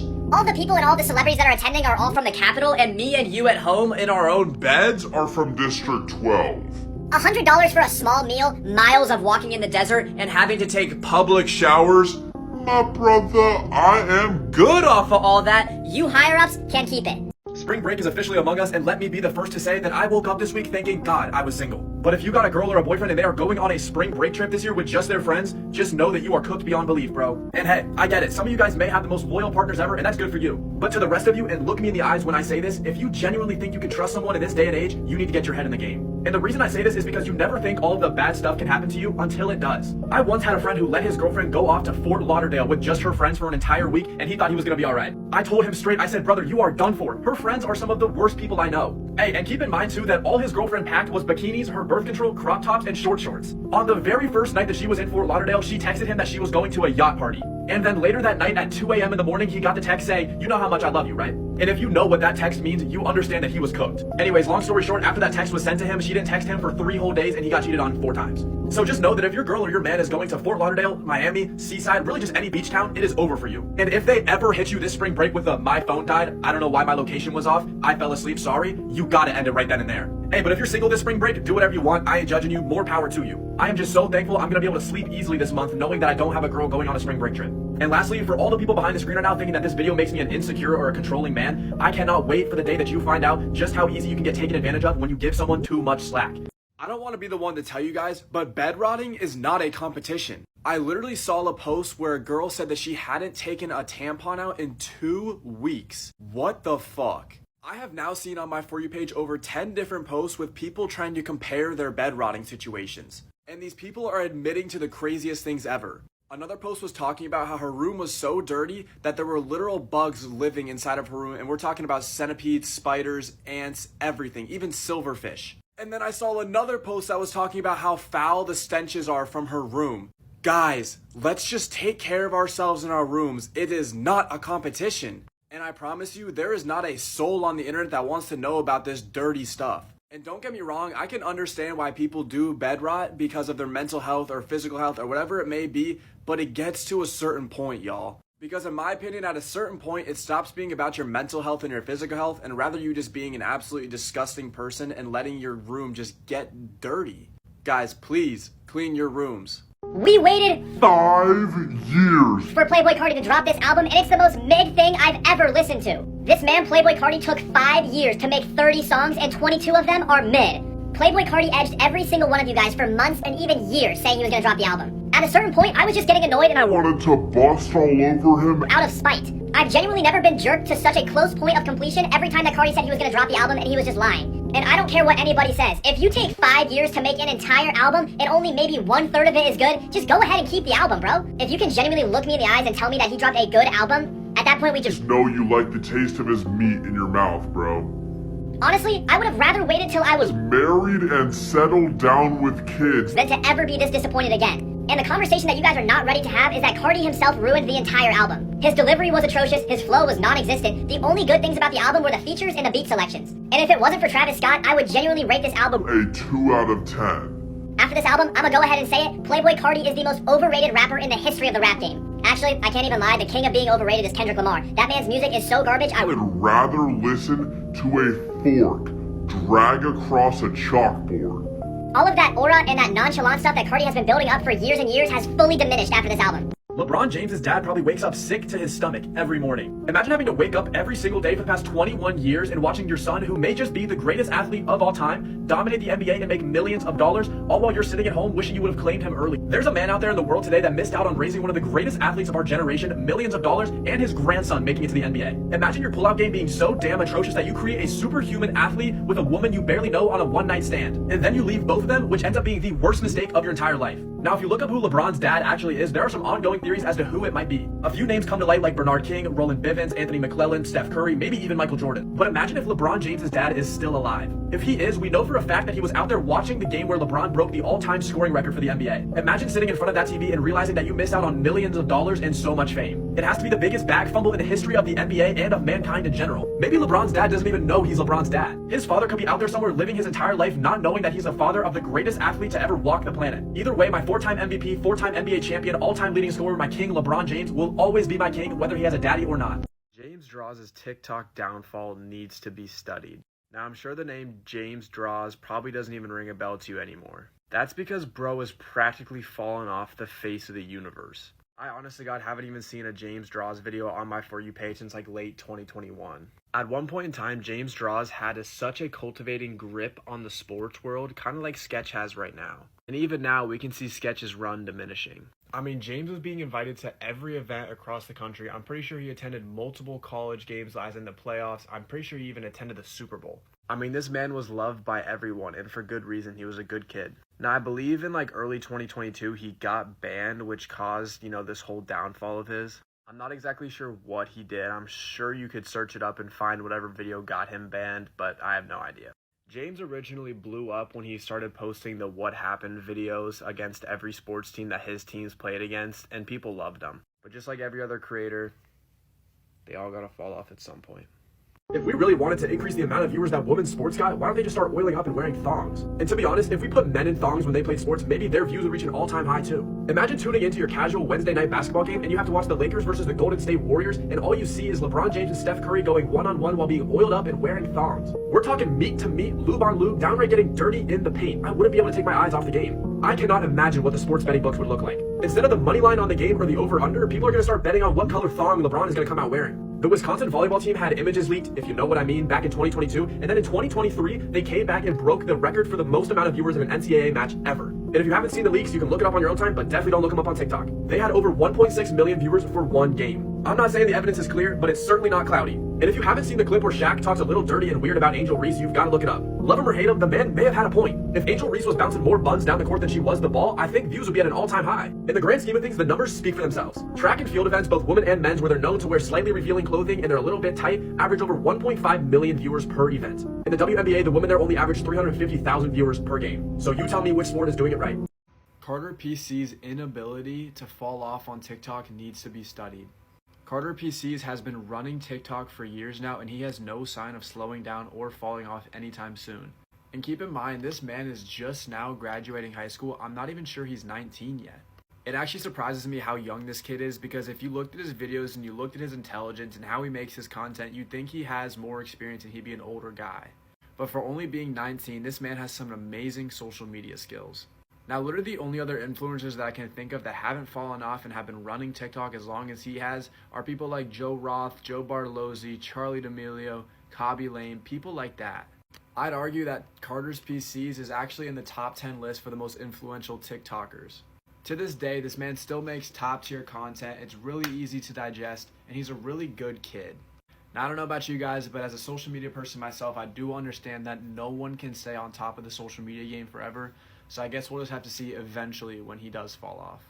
Me and Marlon really do need to be nerfed, bro. Like, all of my comment sections that I open up are always talking about some Bro, you and Marlon are both so gorgeous. life isn't fair with both of you guys walking around. Like, guys, Can a brother live? I mean, seriously, can a Brother live his life in peace. I promise you guys that I'm just some normal dude who's Just trying to stay humble. But seriously, if y'all wanna know how I get this luscious, gorgeous hair, let me put y'all on an invention that was Better than the wheel itself.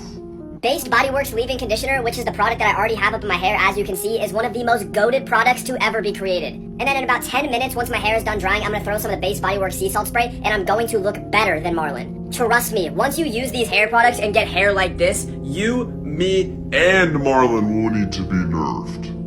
Oh my goodness gracious. I would not wish the human centipede punishment on my absolute worst enemy. I just looked up here on TikTok what a real human centipede is, what it looks like, and how it functions, and all I gotta say is I am sick to my stomach. I might not eat a bite of food for the next week and a half. If y'all have absolutely no idea what I'm talking about, number one, you better pray to the heavens that you never have to find out, but number two, if you do find out, you better pray that you're the first in line for the human centipede. I will give a quick and PG-rated breakdown for those of you who are actually interested and curious on what I'm talking about. Pretty much, it's a continuous line of humans that have their mouths and their rear ends sewn together. The first person in line eats, and I'll let your mind fill in on what follows. If you get caught in any place besides first in line, just know that it is so over for you, bro.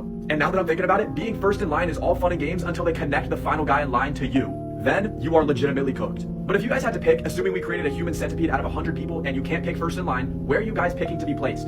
And why? I'd also like to mention that in the movie the human centipede originated from, they didn't have not one, not two, but 3 separate films dedicated to human centipede. What kind of sick and twisted audience is watching all 3 movies? At that point, it's not even a true cinematic experience. You might just be sick in the head, or you're doing it for the love of the game. If you guys have made it this far in the video and you still haven't looked up what the human centipede is, let's keep it that way. Stay curious, please. Anthony Bennett. if I leave you undelivered, That means I don't want to talk to you. don't worry for even a nanosecond of the day. You do not have to quadruple text me. I saw it the first time. I hate to break it to you, but you Look like you're schizophrenic the way you talk to yourself in my DMs. Sometimes you are genuinely holding a conversation. with a brick wall. No, my phone didn't die. No, I wasn't sleeping. And no, I wasn't jerking my shit relentlessly. I just don't like you, bro. So trust me, if I wanted to text you, I will text you. I'm convinced that girls cannot finish. I don't care what people say anymore, girls finishing has gotta be a myth. Just getting a girl to that point is more work than clocking in for a 9 to 5 at McDonald's. At this point, I think girls can only finish if they're actually in love with the man. I think true love is the only thing that will ever get girls to that point. Because I guess whatever I'm doing is completely wrong. But on a small side note, did y'all see Lillian Phillips sleep with 100 men in one day? If it's true that women can only finish when they're in love, Lillian Phillips is out here doing it for the love of the game. Lillian is out here putting up prime LeBron James type of numbers. She never gave a damn about finishing, she just wanted to accumulate more bodies than prime Alex Adams. Lillian loves mastering her craft so much, she's getting ready to have a train of 1,000 men run on her in one day. You heard me right. 1,000 men in one day. If you don't believe me, look it up. All the guys out there know this feeling, but sometimes it gets to a certain point and it just feels like cardio. I feel like sometimes I'm hitting a full ab and tricep workout just to keep myself up. In summary, it feels like a marathon. To be honest, I would genuinely rather shit in my hands and clap than to ever try to get a girl to finish again. To be honest though, if they could finish, I would definitely be the first to know. Because I'd for sure be able to do it if they actually could and they weren't lying about it. And if I can't do it, honestly, I don't know who can. But at the end of the day, I'm just a super humble guy, but please, you girls out there have got to stop lying. Is anyone ever going to admit that the hate on Carnival was way too forced? I mean, it's 2025 now, and I cannot even fathom the fact that some people are still out here hating on, dare I say, a top 5 song of the last 10 years. And for all the people out here who are saying, oh, it's TikTok music, oh, it got TikTokified, y'all need to get jobs. Gatekeeping and hating on music just because it's on TikTok is one of the most outrageous trends ever created. Y'all are putting down and hating on life-changing music just because it's not underground anymore? Like, come on. I mean, Carnival is a song that deserves to be triple platinum, and somehow I feel embarrassed playing it around other people. Every single one of you watching this video right now can remember the first time you listened to Carnival. Me personally, it felt like I was transcending into the arms and being cradled by the Lord himself. But then I go to play it on the aux in the car with all my friends and I feel judged. On my soul and yours, yes, you watching this video right now, everything Kanye has done in the past is forgiven because he made this heavenly piece of music. Regardless of Kanye's recent Twitter posts and everything he's done, he's made Graduation and Carnival, so he's good in my book. In all honesty though, I think that Carnival started going downhill when the whole meme about the TikTok Riz party came out. And if you haven't seen the original clip from the TikTok Riz party, I mean, you must be living under a rock, but go ahead and search it up on TikTok and maybe you'll finally understand why people keep calling this song cringe. I thought you weren't the good guy anymore, Rick. Ain't that what you said? Even right here, right now, you ain't gonna fight for it? I'm a better father than you are, Rick. Alright, so Halloween and Halloween weekend are coming up, and if it wasn't already clear, it's time to break up with your boyfriend or your girlfriend. It's about to be a competition in your girl's stomach over the D1 athlete's nut and all the drinks that she's gonna have. It's going to be a competition between the girl dressed as a Playboy bunny and the girl dressed as a police officer to decide who gets your boyfriend for the night. Because let me be the one to tell you, Halloween weekend is the only time of year where your girlfriend is not your girlfriend and your boyfriend is not your boyfriend. The months of September through November generally just have to be like some of the worst months of the year because some crazy ass canon event will always take place during these months. I hate to be the one to tell you this, but if you and your partner are at 2 different high schools or colleges for Halloween weekend, you are going to get cheated on. I don't care how loyal you think your partner is, wait for the drinks and the Zaza to get involved. It is going to be so over for you, bro. I get physically sick to my stomach every year when girls post their Halloween costumes because I just think they dress like hoes. But don't get me wrong, some of the guys do it too. If I see one more girl dress up as a police officer, a bunny, Buzz Lightyear, an army soldier, a cat, or a princess, I'm going to cry real tears. Halloween weekend has caused more problems than Pablo Escobar did in his prime, and I don't even think that's an outrageous statement. So you've just got to understand that people are not themselves when it comes to Halloween and just around this time in general, so don't fall victim to any of this and build up months worth of trauma over something you can easily avoid right now. Your boy best friend is literally anything but your best friend. I can promise you there isn't a bone in that young man's body that wants to be just friends with you. A lot of these boy best friends just play the long game, and as soon as their chance comes, they're opening you up like a banana split. There's nothing worse than being in a relationship with a girl that has a boy best friend. And trust me, I can say this from experience, I'm a 2-time seasoned vet. It's happened to me twice. If you're in a relationship and your girl has a boy best friend, just go ahead and walk out the door, bro. There is no man on planet Earth that will prey on you and your relationship's downfall like the boy best friend. Boy best friends genuinely stay up late at night putting you in his death note pages. As soon as you fuck up one time in the relationship, the boy best friend is going to be swooping in like Batman, giving her a shoulder to cry on and someone to comfort her. And you know exactly what that's code word for. You know what's actually happening. And these stupid boy best friends are so manipulative. Your girlfriend is going to talk about the relationship and her life problems to her boy best friend before she will ever tell them to you. And you want to know what he's going to do with that information? Manipulate the hell out of her. I've now seen more relationships in my life influenced by the best friend rather than the people in the relationship themselves. The craziest part about all this is that usually the girl is completely oblivious to their boy best friend. They think everything out here is just sunshines and rainbows. It's not. To literally anybody on the outside of the relationship, it'll look like the boy best friend and the girl are in love, but the girl swears on everything holy that they are just friends and nothing more than that. I'm so excited for the months at the end of the year, it's insane. I swear you guys, October, November, and December are the most magical months of the entire year. And can we please give some credit to the man who put Halloween, Thanksgiving, Christmas, and then New Year's back to back to back to back? He needs a standing ovation because that man was cooking. This time of year genuinely makes me feel so alive. The vibe that the fall and Halloween season brings with the costumes, the candies, the football, the parties is absolutely insane. Not to mention the coziness of the season like the fires, the book reading, being with friends and family, it's absolutely unmatched. When the leaves start falling and you're able to wear sweatpants and sweatshirts, that's when you know life is about to get damn good. I don't know about you guys, but I've already experienced my canon event for the fall of 2024 and it was nowhere bad as 2023.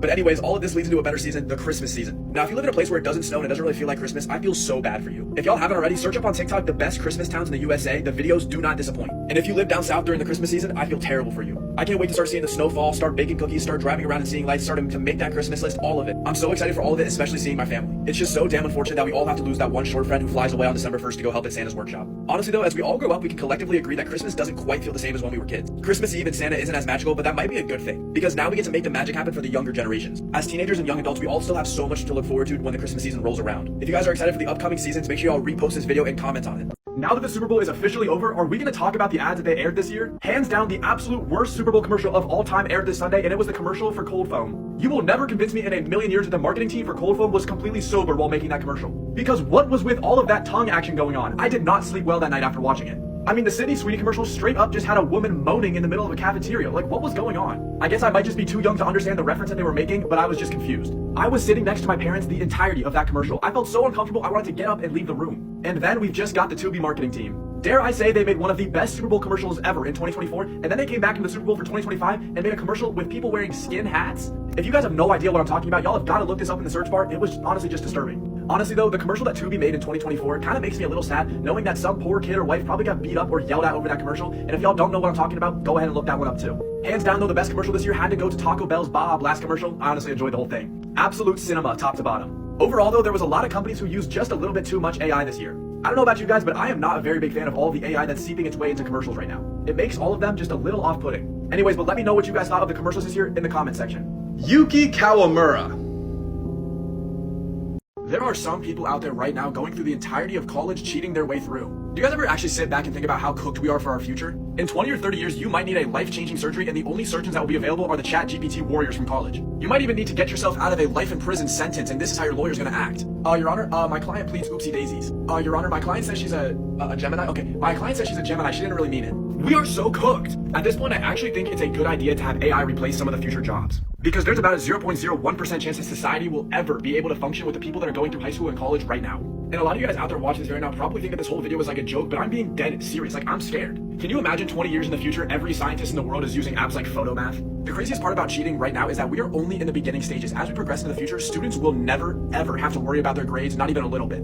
They will be able to cheat their entire way through anything. And not to mention, you guys should search up on TikTok what happens to people who cheat in college. It is not good. It can ruin your entire life in one day. So please, if you're in college and you have a significant major or job that will impact the future, y'all have got to stop going to frat parties and start opening up the textbooks. We are gonna need you. There will come a time in your life where you end up falling in love with an absolute bop. This event is more canon than human evolution. Falling in love with a bop will give you more character development than your daddy leaving to go and get milk from the store. There's a time frame in your life where you're so young and naive and curious that you overlook every single red flag these bops present to you. Sometimes I can't even blame you though. Some of these bops face cards are so lethal that it should require a license. Now please, don't ever be like me. When I was 17 years old, I dated a girl who was the manager of the football team, and not only that, but she was the manager of the basketball team too. I was cooked from the start and I didn't even know it. I used to go out with this girl, and every dude that we encountered while we were out and about somehow knew her. Not only did they know her, but they were comfortable enough to hug each other in front of me. You can never be out here trusting the people that say they can change and that they'll be different for you. They are manipulating the hell out of you. Some of the greatest minds of our generation once said, once a bop, always a bop. If someone ever says some dumb shit to you like you're the first person to ever treat me right,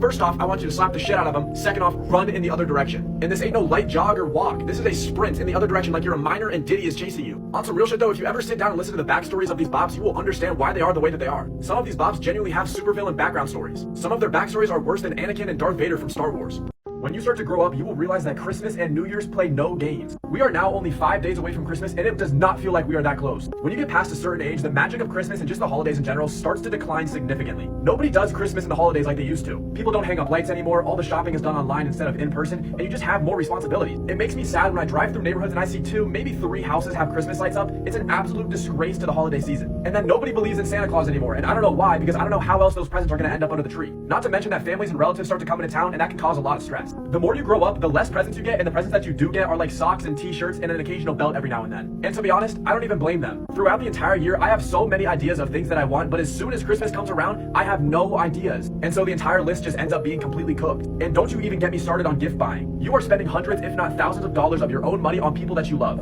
Don't get me wrong, I love my family to death, but my bank account gets drained after the holidays. And honestly, buying gifts in general just stresses me out because some people are so hard to buy gifts for, and the gifts that I do buy them, I'm afraid they're not gonna like. And then when New Year's comes around, you get stressed out because you can't find a party to go to, you don't have anybody to kiss when the ball drops, it's all just a big headache. I'm gonna be honest, I'm taking this holiday season off. I'll see y'all for the 4th of July. To all the black people out there, can you guys give white people one good thing? This is about to be the craziest thing I've ever said on this app, but I feel so left out when y'all are saying the N-word. I wish white people had a word that we could say that's exclusive to just our group. And if anybody else says it outside of white people, it's on sight. Bro, and don't even get me started on sports. You guys literally take the two best American sports, basketball and football, and what do you leave white people with? Pro league darts and golfing, I guess? And then like y'all had Martin Luther King and Barack Obama, and who do we have? Joe fucking Biden? Sleepy Joe? Bro, and don't even get me started on hairstyles. If I could grow dreads, it would be over for every woman in America. I would be the most nonchalant, dread-headed light skin y'all have ever seen, bro. Then in the music industry, y'all got people like Drake, Kendrick Lamar, Michael Jackson, Stevie Wonder. Y'all have some greats. And then what do white people have? Frank Sinatra and Taylor Swift? We got nothing, bro. And to wrap things up, y'all also get some of the finest white women that are complete snow bunnies that I've ever seen in my life. Can someone please tell me what happened to Addison Rae? I was thinking about it today, and I haven't seen her on my For You page throwing back some booty since late 2020. Hand to God, there wasn't a day back in 2020 where I wouldn't have Addison Rae on my For You page, either hitting the Renegade or shaking it to that Wobble Wobble song by 6ix9ine. And the real ones know exactly what video I'm talking about, and if you don't, you gotta look it up. But y'all remember the crazy lore behind Addison Rae's parents? Her dad might have been one of the weirdest people we have ever seen on this app, and her mom was just a cold-hearted player. Addison's dad divorced Addison's mom and then tried to become an influencer and failed miserably. And then he tried to win Addison's mom back by using his own TikTok page to not only make TikToks for her, but he also made them about her. And this entire time, Addison Rae's mom was out here posted up with Young Gravy. At a certain point, the 2020 storyline just felt like a fever dream. I actually did do some of my own research before I made this video, and apparently she's big in the music industry now, and she also has her own makeup line. Now, I can't lie, I gave a solid listen to some of her music, and I'll be honest, it's not quite my tempo. I wasn't a big fan of the music, but her makeup line, I saw all the reviews. Obviously, I'm not gonna try it myself, but they were all pretty positive, so that's good on her. And honestly, since we're already here, what happened to the other 2020 TikTok influencers? Y'all remember Lil Huddy, Noah Beck, Bryce Hall, Lauren Gray, Griffin Johnson, and don't even get me started on Zoe Laverne. A lot of these people have fallen off the face of the planet over the past few years, but not all of them. So to Bryce Hall or any of the Sway Boys who see this on their For You page, just know we need y'all back doing your Sway Boy dances. Moses Malone. An easy way to tell if somebody is chopped is if you load up their social media page and they have a cologne, a fashion, or an insane gym niche. Now y'all can go ahead and start arguing with a wall, but the creators that have a cologne niche are some of the most chopped people you will ever look at. No amount of fragrances will ever save these cologne creators because I have yet to see a single creator that doesn't look like an adaptation of Lady Glitter Sparkles. I don't care if you put on a fragrance that smells like 2016 or even Prime Fortnite, it is not saving you, bro. As for fashion accounts, y'all be throwing on some of the most atrocious fits I've ever seen and calling it fashion. You fashion people will throw on some Sambas, some baggy pants, and a long sleeve underneath your short sleeve shirt and think you've started a fashion revolution. And bro, just a piece of advice, take the jorts and the fanny packs off. We left that stuff in the 80s and 90s. And as for gym accounts, and the call might be coming from within the house on this one, but it doesn't matter how big you get, you are still chopped, bro. And that's coming from a guy who used to do fitness content until I realized that building all the muscle doesn't fix your face. You have to work on both. So don't just spend your entire time building your muscles and thinking that fixes everything. You've got to focus on doing both and work on presenting yourself overall. Hey, but if you're doing it for yourself, then fine, don't listen to me. But if you're doing it to look good, impress people, and get women, listen to Unk. Y'all gotta let me know in the comment section which niches I missed because I'm sure I forgot to cover a few of them. I am not in danger, Skylar. I am the danger. A guy opens up his door and gets shot and you think that of me? No, I am the one who knocks. Why is it that as soon as you get a job as a teenager, Your parents start treating you like you work on fucking Wall Street. it's like all of a sudden I guess I gotta start paying the fucking bills around here. And it's like my brother. you start pulling in a few paychecks and then your parents start asking for some of it. Like, oh, I didn't know you were the one clocking in. Like, did you work for this? Oh, no? Oh, yeah, that's what I fucking thought. So no, it's not our money. It's my fucking money. Mine. You get a job as a teenager and your parents will never buy you shit again. Gas? On you. Clothes? On you. Cell phone bill? On you. Food? Take a fucking guess. It's on you. It's like, motherfucker, you gave birth to me. I didn't ask to fucking be here. The least you could do is treat me like your child. You start getting, a little bit of bread and you say to yourself, well shit, I gotta spend this. Let's order a package. That will be the worst fucking decision of your life. The day that package arrives, you better hope that you get to it before your parents, because if you don't, you're about to go through one of the most canon events in life. They're gonna ask you, oh, well, how did you order this package? And you're gonna sit there and you're gonna tell them, you're gonna be like, Mom and Dad, I used my own money from my job. And then they'll tell you, oh, well, if you can buy this, you can help with the bills. Motherfucker, what? I did not fucking subscribe to all that. But yeah, Mom, my 400 Bi-weekly check that I pull in from The local fucking Subway? I would be more than happy to charitably donate that to your bank account. like my mother and my father. Please, spare me! Just because I work a minimum wage job does not mean I have Elon Musk levels of wealth. It's been 2 years since I've applied to join NATO, and I'm still not in. Listen, in order to join our military alliance, you have to have approval from all of our members. Which one of you hasn't let me in? Well, it's not us. It's not us either. In fact, all of us except 2 countries were ready for you to join within 2 months of you applying. Which 2 countries? Turkey and Hungary. Huh. Okay, just to let you know, we've already said yes. It's up to Hungary now. You know what? Could you give us just a little bit more time? Hungary, hurry up! Okay, I got you. I guess we're just gonna have to wait and see until she comes in. I refuse to believe that he has a wife. Like, why would he take me out on a date? That's so grimy. Did he really think that I wouldn't find out? I guess. I don't know. Well, update me. I'm really busy right now. I gotta go. What? No. How am I supposed to know what she looks like? Oh, trust me, you'll know. Hi. Good afternoon. Can I just please get a table for 1? Hi. Just for 1? Yeah, sure. Follow me. Yeah, the kiddos are with my mom. I thought I'd come in and see my husband. Okay, just right this way. Okay, here's your table. Go ahead, have a seat, and your waitress will be right over. Thank you so much. Do you actually mind going in the back and telling my husband that I'm here? His name's Jason. Yeah, no, I don't mind at all. Absolutely. I'll go tell him right now. And your name? Just tell him Jen's here.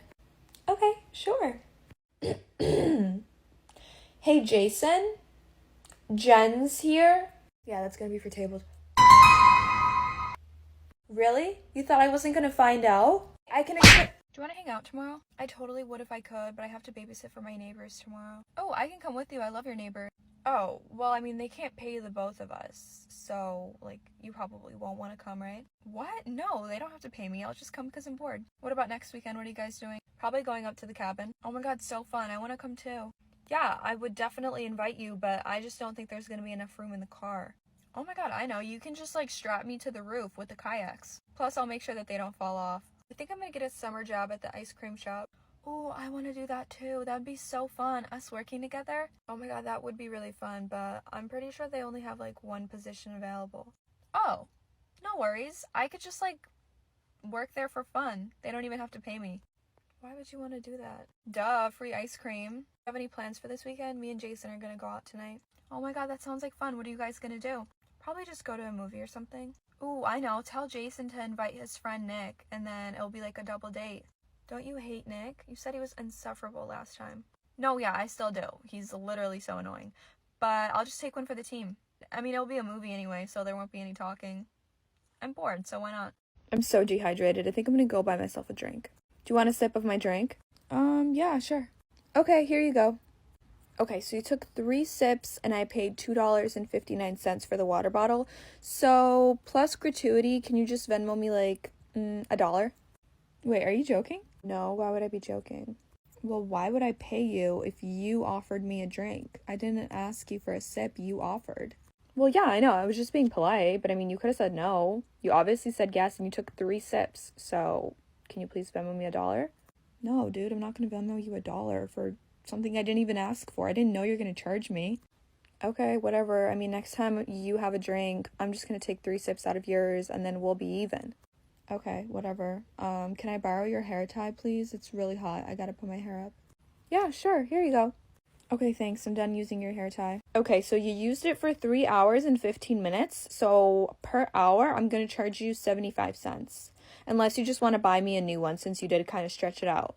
Hey, can I come over? I'm actually not home right now. I'm on my way to put my dog down. Oh, are you going to the vet? Okay, I'll meet you there.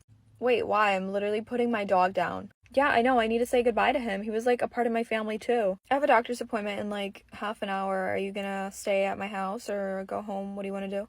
Oh, no, that's okay. I was actually thinking of coming with you to my doctor's appointment.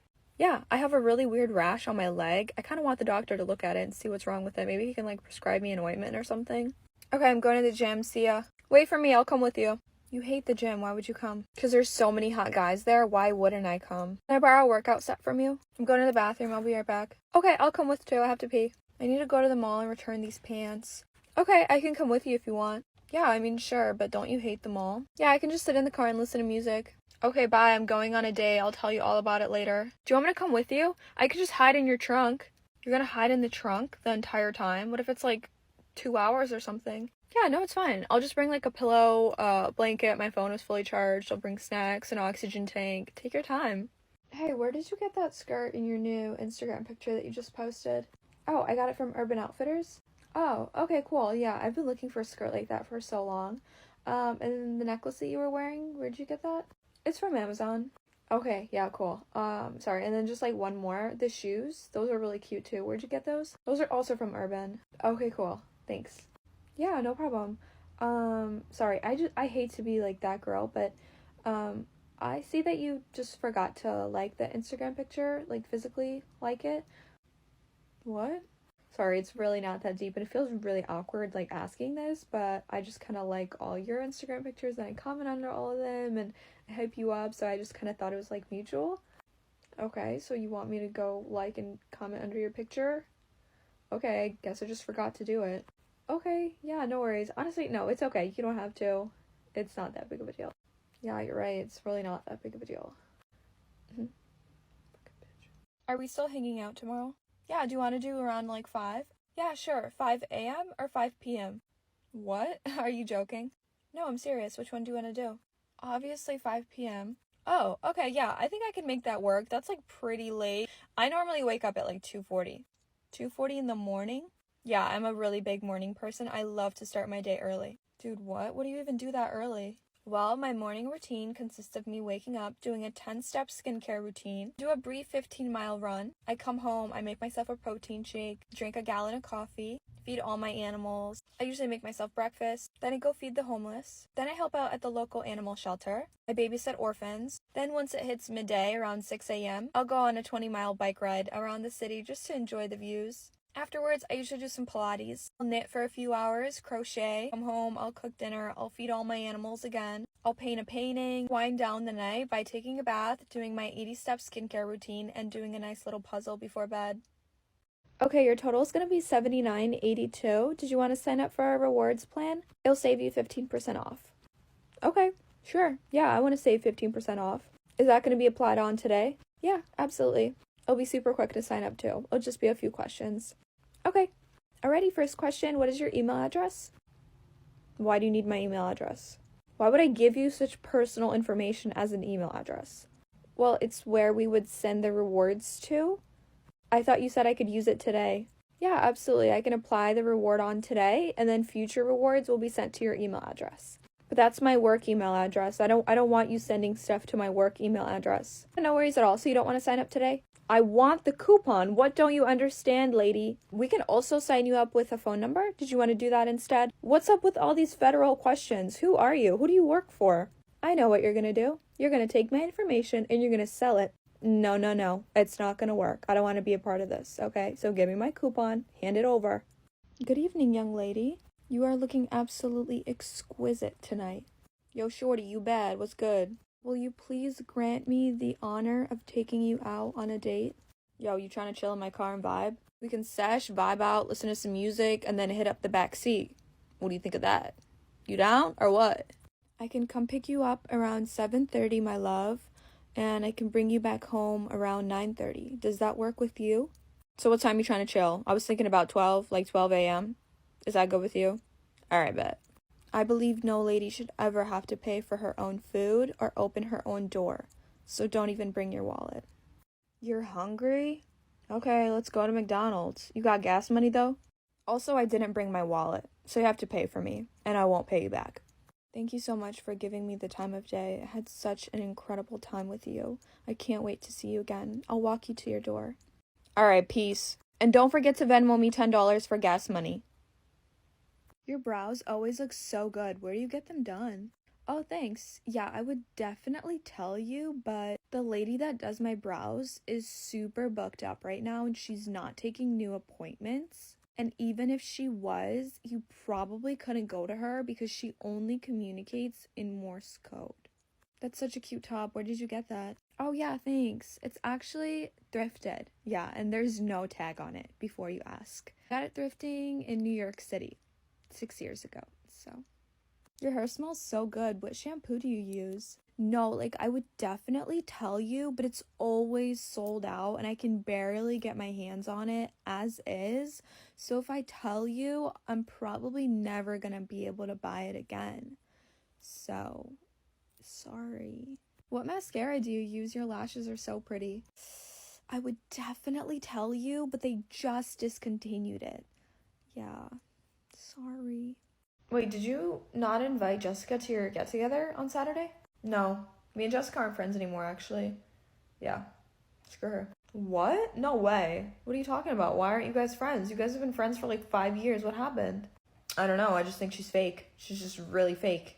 Really fake and envious. So, stopped being friends with her because she's fake. So, why is she fake? What did you guys get into a fight over? She just did me really dirty. She just did some really dirty, heinous stuff. So she's not my friend anymore, period. End of story. Okay, fine, I'll tell you. So basically, she hasn't been liking any of my Instagram posts for like 2 months now. She just like secretly doesn't like them. She comments on them, but she doesn't like them. That's it? What do you mean that's it? That's insane. What kind of sicko does that? Obviously a fake friend. How are you gonna not like my IG pics? Like seriously, do you even care about me? Yeah, just cut off. Done. No more Jessica. Bye-bye, Jessica. You're insane. You cut off your friend over that? So where do you want to go on our date? Oh, I just kind of like assumed because you asked me out, you would plan the date. Why do I have to do everything? Why can't you just like pick a place to go to? Like I have to come pick you up, like ask you out, like pick a date, like what snacks you're gonna ask me for flowers? Dude, just pick a place, or we're going to McDonald's. Like, don't piss me off right now. Well, those two things kind of like coincide. Like, if you ask someone out on a date, it's kind of your job to pick where you're gonna take them out on a date. Now you're just trying to confuse me with all this terminology, okay? Just pick a freaking place. Pick a freaking place. Like, you're doing too much. This is why I don't take females out on dates. Okay, sure. You know what? Whatever. Let's just go to like a nice restaurant for dinner. What do you think? I'm a millionaire? No. We're going to Arby's. Get in. And wear something nice. I have a second location we can go to after first. It's called the back seat. Hello? Hello? Hello? Hello? Hey, how you been? WYD. WYD question mark question mark. Yo? Damn, nice pic. You look bad. Fire emoji. Hard eyes emoji. Hard eyes, hard eyes, hard eyes emoji. I just got off a 200-hour work shift. Didn't even take a break either. Yeah, I'm so hungry. Let's go out to lunch. You want to go out to lunch? Question mark, lunch? Question mark, question mark? Damn, you're stuck up anyways. Nobody wants your ass anyways. Unsent message, unsent message. Hey, yo, WYD. Yo, nice pic. You go to the gym? It looks like it. You do squats? It looks like it. Damn. I know you don't want to talk to me because I'm so ugly. Damn, I know I'm so ugly, right? But it's okay because I got my own money, I got my own crib, got my own car. I got a 2028 new truck. You could be riding passenger princess, but since you're so stuck up, I guess not. Unsent message. Passenger princess, question mark? Hey, yo, damn, whatever. You're ugly anyways. Nobody wants your ass anyways. Hello, hello, yo, unsent message, unsent message. Hey, yo, WYD. Hi, I'm so sorry to interrupt. I just wanted to come over here and say you are so pretty. Yeah, that's what I was like telling Jason or what. What? Oh my god, I'm so sorry to interrupt your conversation. I just wanted to come over here and say you look so gorgeous. I love your outfit. Your hair is so shiny. Your makeup looks so good. I just wanted to compliment you and tell you how gorgeous you are. When I saw you, like, took my breath away. Oh, I'm not into girls. Oh, no. I'm not hitting on you. I'm straight also. I just wanted to compliment you. Just tell you how pretty you are. Oh. Okay. I know.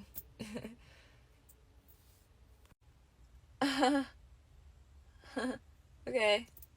Just gonna go strangle myself back there, so see ya. Yeah, that's like really weird. Like, you probably shouldn't do that. You're like making me and my friends like uncomfortable. So do you want a fist fight or do you want a fist fight? I wish you would take me on more dates. Like, I feel like we don't really go on any dates. We've been dating for a year. We've been on maybe like 2 or 3 dates, and it was within the first month of us dating. Like, all we do is just sit at home and do nothing. You know, you just watch the game, you play video games, and I feel like we're kind of just like drifting apart. Drifting apart? Babe, we live together. We're not drifting anywhere. The only place we're drifting is to different rooms of the same house. You're being so dramatic, okay? I thought you said you didn't even like going on dates. I never said I didn't like going on dates. You said you're a homebody. Doesn't that mean you don't like going out?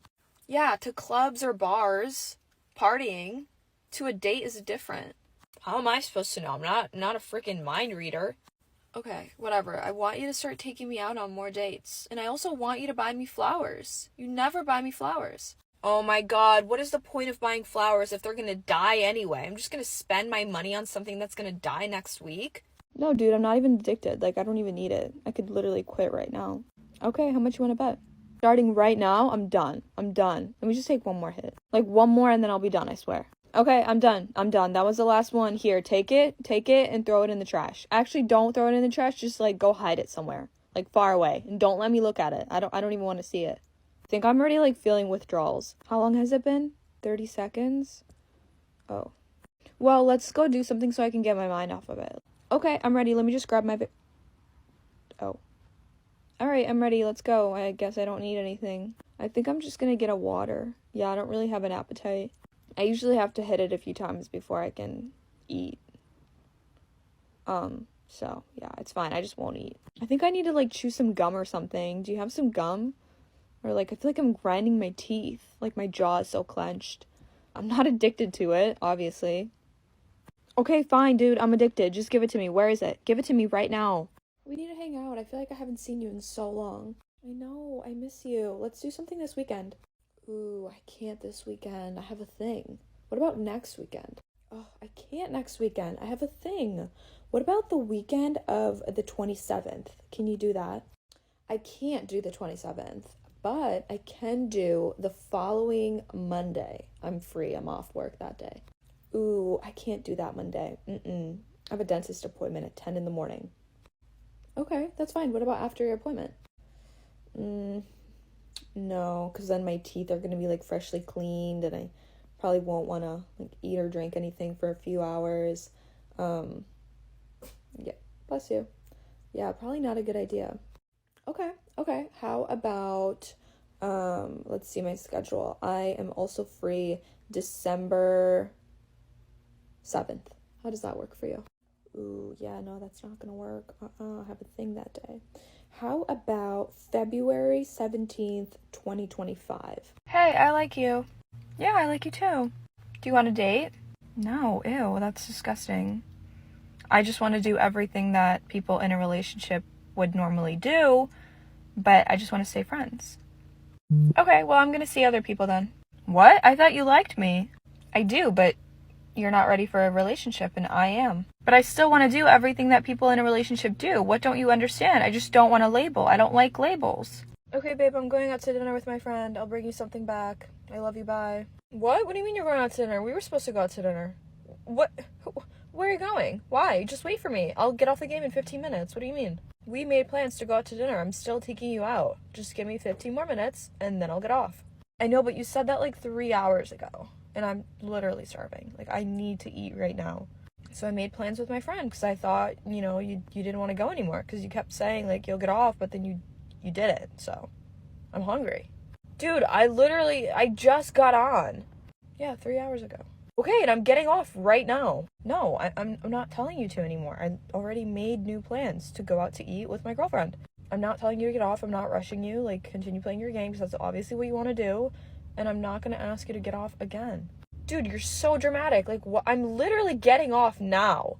No, I'm not going with you anymore. I'm not going to ditch my friend who I already made plans with because you didn't want to go through with the plans that you wanted to make. When you were asleep last night, I saw you got a notification from a dating app on your phone, and I just wanted to ask what that's about. I thought we were together. I don't know why you thought we were together. We're not together. We're just talking. You've introduced me to your parents. We went on vacation with your parents. We've been talking for months. I thought we were together. I don't understand. I thought we were on the same page. Yeah, we were having a good time. I thought you were enjoying yourself. What's the problem now? Anyways, I don't have time for this right now. I have a date in 15 minutes that I gotta get ready for. You can see yourself out. Hi, sweetheart. Your teacher emailed me that you wanted to have a meeting with me. I'm so glad to see you. How are you doing? How is this school year treating you? Oh no, I'm so sorry to hear that. What can I do to help?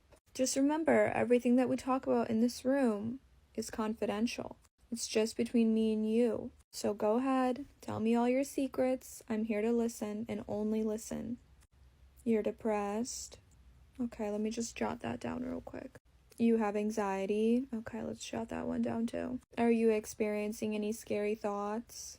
You are. Okay, let's jot that one down in big bold letters. These are just notes for me. No one will see these. Anything else you want to tell me? Everything okay at home? Alright, sweetheart, we'll go back to class, okay? I'm so glad you got that off your chest. Have a good rest of your day. Hi, is this Kelsey's mom? Hi, Kelsey's mom. This is the school counselor. I would love to schedule a meeting with you soon. Yeah, I have a few notes jotted down here about some emotions that Kelsey's going through. I would love to discuss them with you. Love hanging out with you. I feel like we're having a really great time and we're getting along really well. Yeah, we've been on about 12 dates so far, so we had this discussion on our very first date.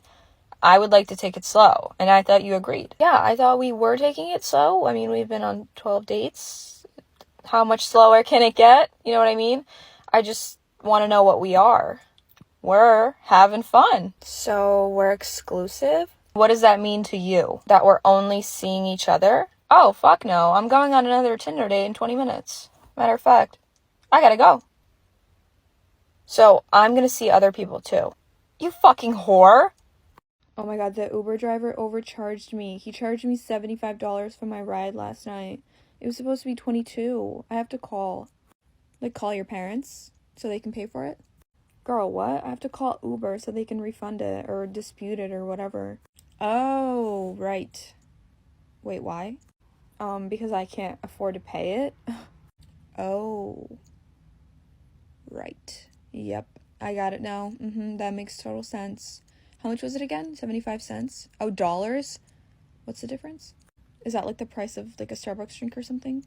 It's more. A lot more. Oh, okay. Yeah, that like 3 drinks? Oh. Yikes. I mean, I could just give you like my debit card and you can just use it and pay for it. I don't really care.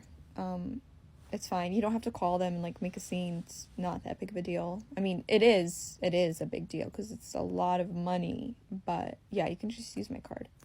Are you sure? I mean, I don't know how I'm going to pay you back. No, it's okay. You don't have to pay me back. My dad doesn't, I don't care. So here's my debit card. Just don't look at the name on the card. Do you want to hang out today? I have the day off. Oh, I would, but I can't. I have so many errands I have to run. Like, my day is so busy. Oh, okay, so that's all I have to do is just run errands? Yeah, but I have, like, a lot of stuff I need to get done. I need to take my dog to the groomers. I need to go to the grocery store. I have a gynecologist appointment. I have to get an oil change. I have to get gas. I have to clean out my car. That's pretty much everything, but it's going to take up, like, my entire day. So, I mean, we can probably hang out maybe, like, next Thursday. I should be off then. Well, why don't I just come with you? What do you mean? Come with me where? To run your errands. Why don't I just come with you and, like, help you run your errands? Well, why would you want to do that? Why would I not want to do that? You want to go to the gynecologist with me and to the grocery store and to clean my car? To get an oil change? There is nothing in this world I would want to do on my day off than to go to the gynecologist, the grocery store, the groomers, and to get your oil changed. Nothing. There's nothing I would rather do. Excuse me, ma'am? Yeah? Hi. I noticed that you have a red Stanley tumbler in your cart.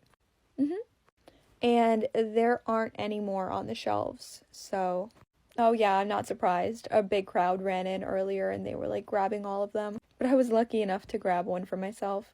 Right. Okay. Well, since you're getting it for yourself, I'm actually trying to get one for my little baby girl who's 7 years old. Her name is Ansley Annabelle Adams.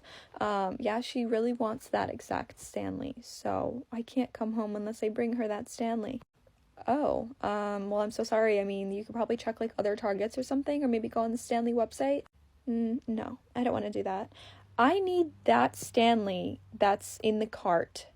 Oh, I mean, I'm sorry. I can't do that. I already got it for myself, and I don't know what to tell you. Technically, the cup is still in the store, so it belongs to Target still. It's not your property unless you pay for it, and you haven't paid for it yet. So I'm just gonna go ahead and grab it out of your cart. Can I use your lip gloss? My lips are so chapped. Yeah, here you go. I actually just got this Fenty one. Oh my god, this is so nice. I know, right? Yeah, it was kind of expensive too. Hey, actually, before I forget, how much of it did you use? Oh, not a lot. Just like a little bit. Well, just like approximately how much did you use of it? Did you like double dip? Did you completely cover your top and bottom lip? Did you just put it on your bottom lip and then, blend it with your top lip together? How much did you use? Just approximately, sorry. Like, I hate to be annoying. I'm just wondering. Are you joking? No, I'm serious. How much did you use? Like, I'm not mad or anything. Like, I don't care. I'm just, like, asking. Oh, I think I, like, swiped one time across my top and bottom lip. I didn't double dip in the tube. Okay, so one full swipe on your bottom lip, and then you probably turned the applicator over to the other side and you did your top lip, right? So you used both sides? I don't know, like, what is going on? Okay, well, I'm just asking because the lip gloss is $21, so I'm just trying to calculate how much you should Venmo me for it. Really no big deal, you don't have to do it now, you can do it after. But, yeah, just don't forget, you owe me 15 cents. So, you could just round it up to 16 if you want. Thanks. It was so good hanging out with you. I'll see you next week. Yeah, thank you for meeting me. Okay, let me give you a hug. A hug? Yeah, we had such a good talk today. I really appreciate you. Are you okay?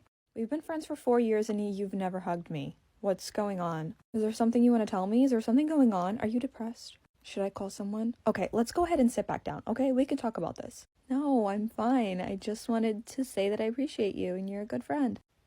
Oh my god, I'm really worried now. I am so worried now. Sit back down right now. Who should I call? What are you going through? What are you hiding? Are you gonna try and hurt yourself?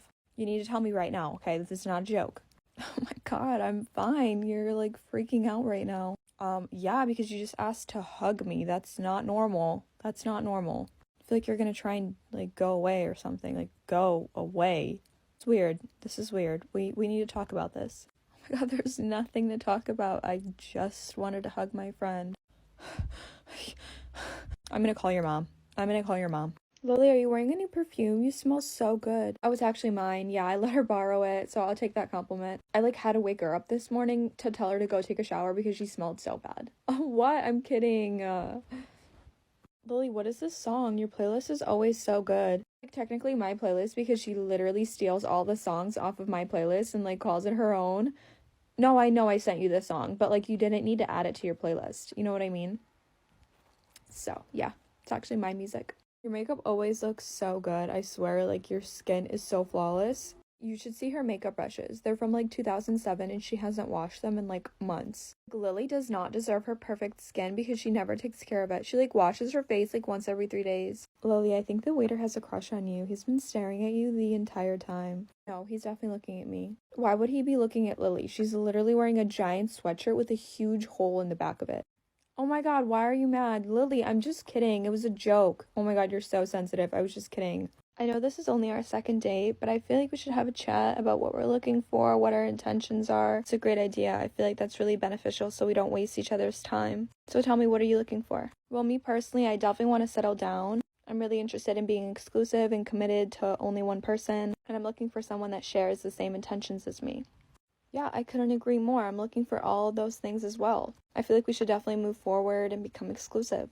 Okay, great. I didn't expect it to be that easy to talk about. I'm so glad we're on the same page. Hey, can I talk to you about something? Yeah, sure. What is it? Well, you know that talk that we had a little over a month ago about what our intentions are, what we're looking for? Yeah. Well, I just wanted to come forward and be honest with you that I'm actually not looking for any of those things.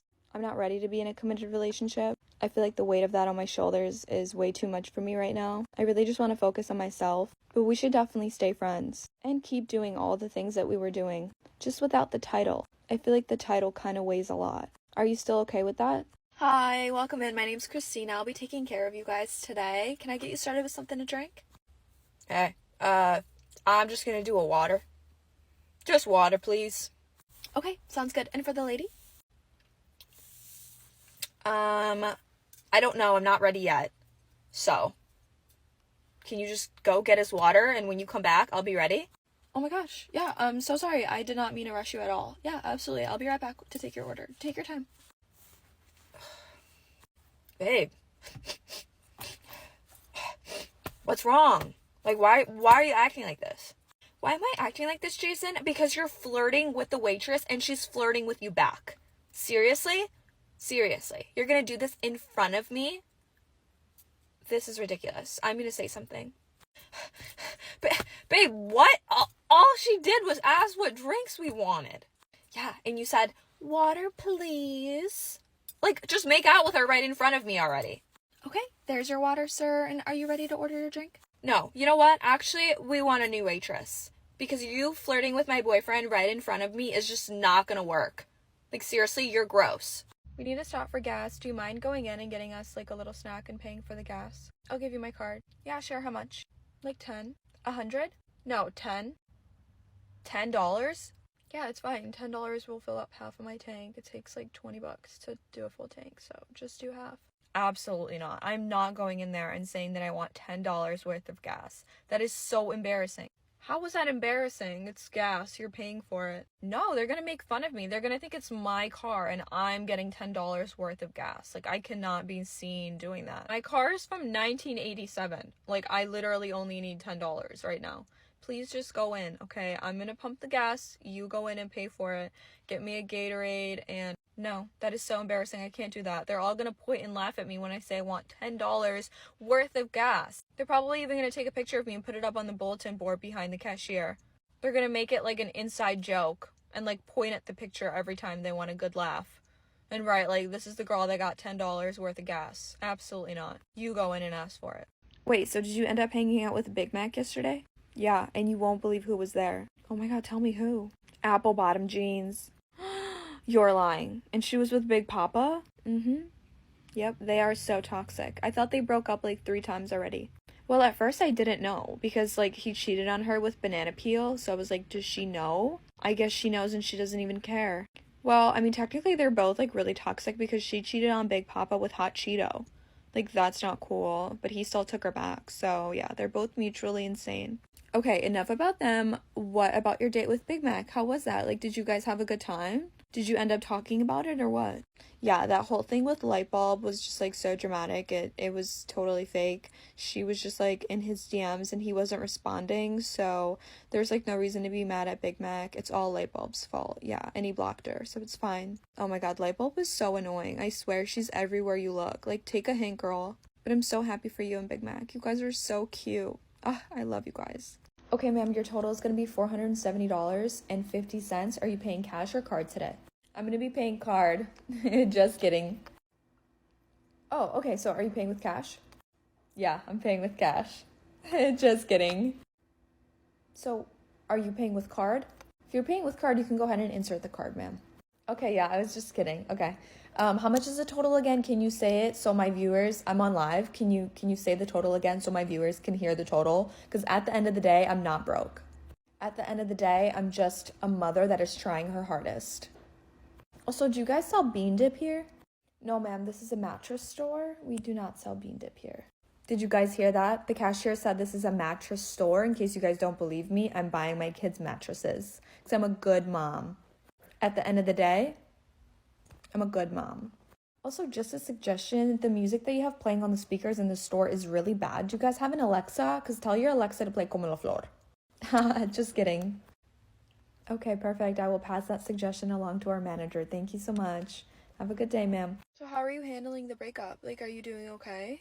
Surprisingly, I'm doing a lot better than I expected. But I feel like what's been helping me the most is kind of just like remembering all the things that he would do and they're kind of just like giving me the ick now, and it's like grossing me out, you know? Oh my god, really? Like, what are some of the things that he would do? If you don't mind me asking, of course. Oh yeah, I don't mind. I'll tell you. So like one of the things would be how he didn't take showers regularly. He would only take a shower, I think, once a week. And then when he would take a shower, he would never use any soap or like body wash. Just because he says that's like too girly, and he's very masculine, so he doesn't believe in using soap. And then when he would take his weekly shower, he would only be in there for approximately like 30 seconds to a minute, mainly because he said that taking showers would take time away from him playing video games, and taking a shower just felt unproductive when he could rather be playing video games. He also didn't really brush his teeth. He only brushed them like, I don't know, maybe once every couple of weeks. Are you joking? How did you like put up with the smell? Well, when we would kiss, I would just hold my breath so I couldn't really smell his. And then if his body odor was really bad, I would just use my shirt and just like cover my nose with it. Hey, do you want to hang out today? Yeah, sure. What do you want to do?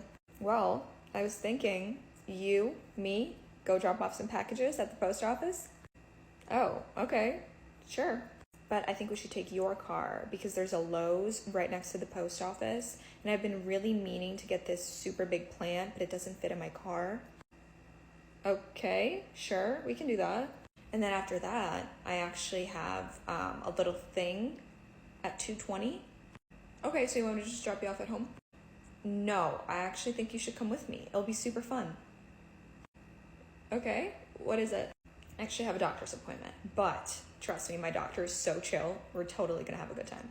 Am I just going with you to all your errands? What? No. Oh my god, of course not. Why would you think that? No. Then we can go back to my house. Okay, great. And just hang out? Yeah, of course. I do have a couch delivery today though, so that should be fun. Should be like a fun little hangout time, right? Building a couch.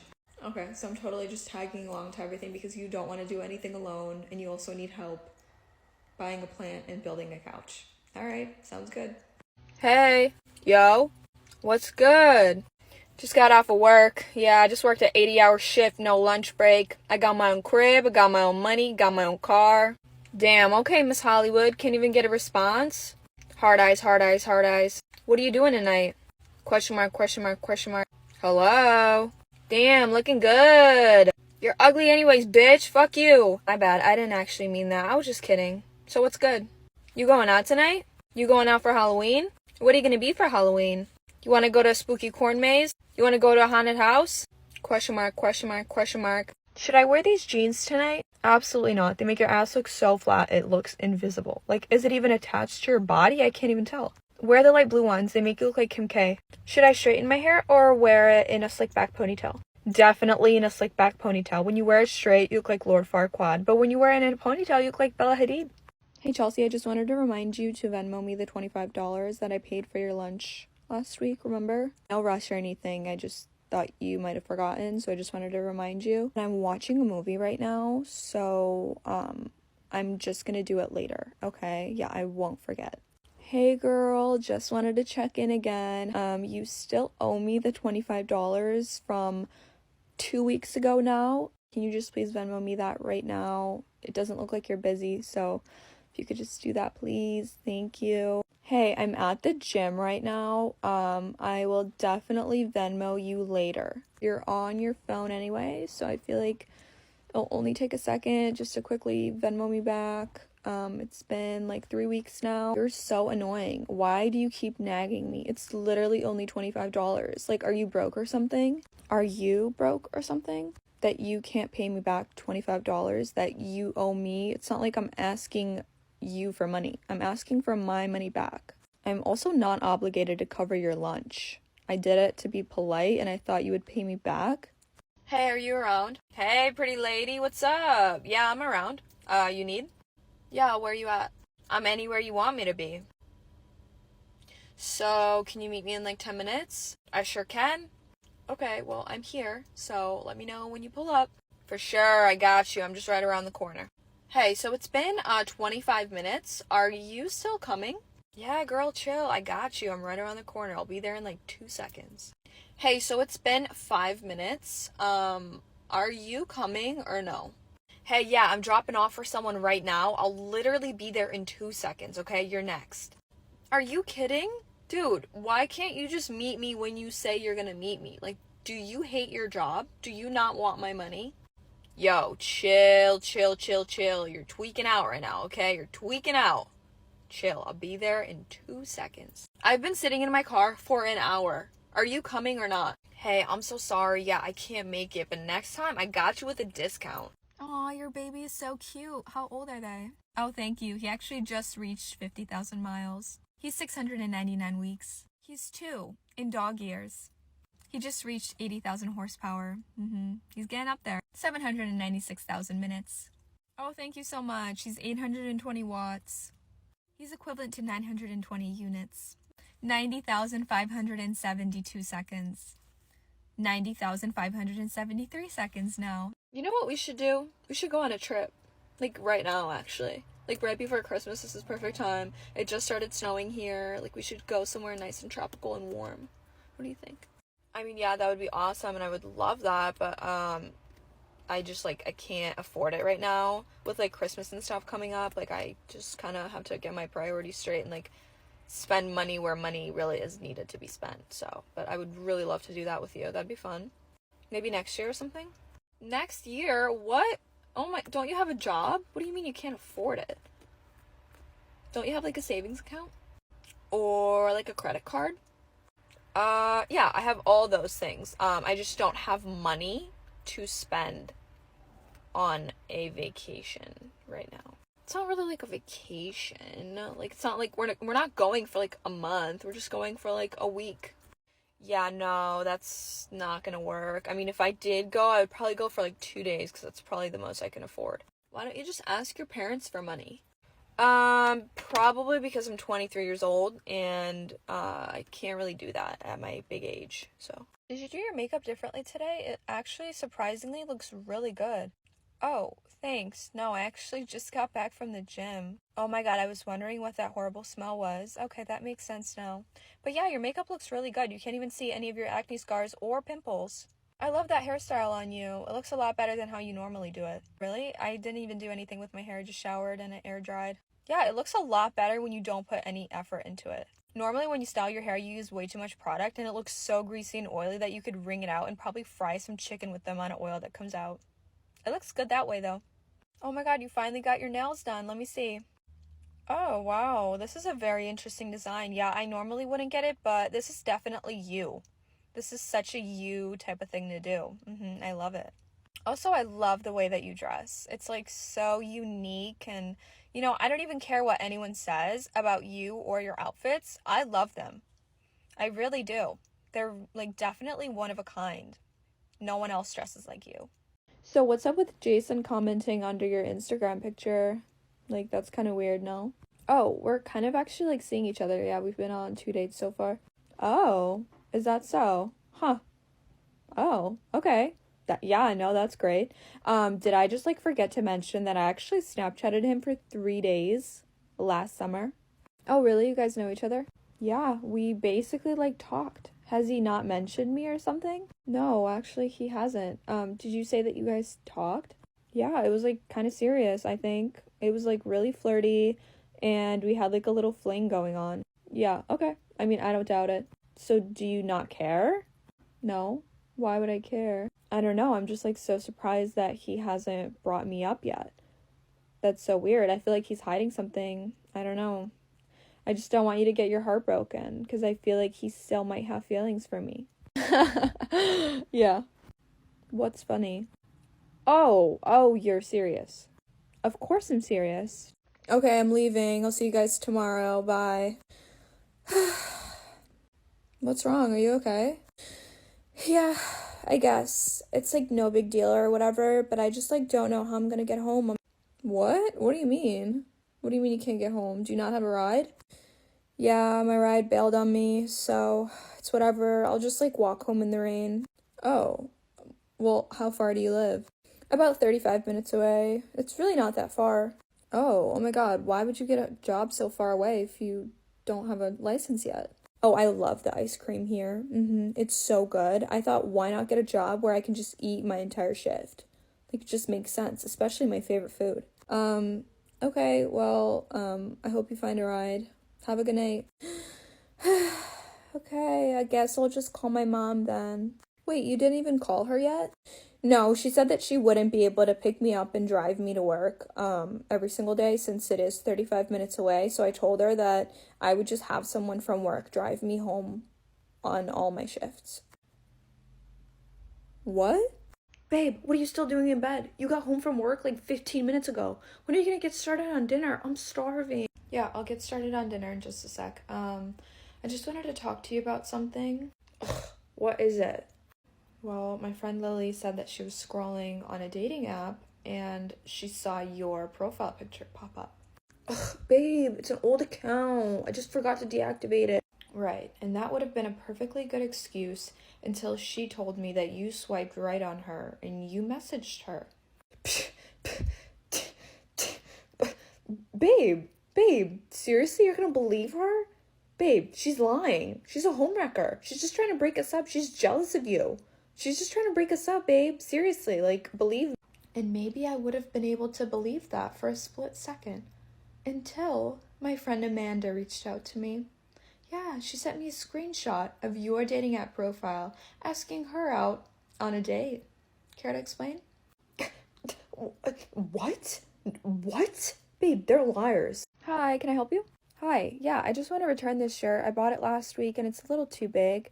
Okay, yeah, absolutely. Do you have the receipt with you? I do. Here you go. Okay, great. Oh, this is actually a Costco receipt. That is correct. Well, this is Target. Okay. Well, I wouldn't be able to return this item because you didn't buy it from Target. You bought it from Costco. I'm not understanding. You would have to go to Costco to get a refund? But I don't want to go to Costco. It's like 40 minutes away. I don't want to drive there. Right. Yeah, no, I hear you. Well, I just can't do anything further. I'm so sorry. Why won't you accept it? There's nothing wrong with it. All I did was try it on and it's too big. I can exchange it if that helps. No. I'm not saying that there's anything wrong with the merchandise. I'm just saying we don't sell these shirts. So, I mean, even if you wanted to get an exchange, I wouldn't be able to do that either because we don't have the shirt that you bought from Costco at Target. Can you get someone who's competent to help me? I am very much so competent. I am just trying to explain to you that I can't return this. Yeah, I get it. Can you get someone else? Because you don't know how to do your job and you're an idiot. I'm the idiot, okay. What was that? I said I'll go get my manager. All right, so my name's Kayla. That don't matter. That don't matter. Come sign this, baby girl. I finished that machine that can stop time, and not only that, it's entirely hydroelectric. What do you mean? Well, it's powered by this river here. And it stops time. Watch this. See? Everything but us is frozen.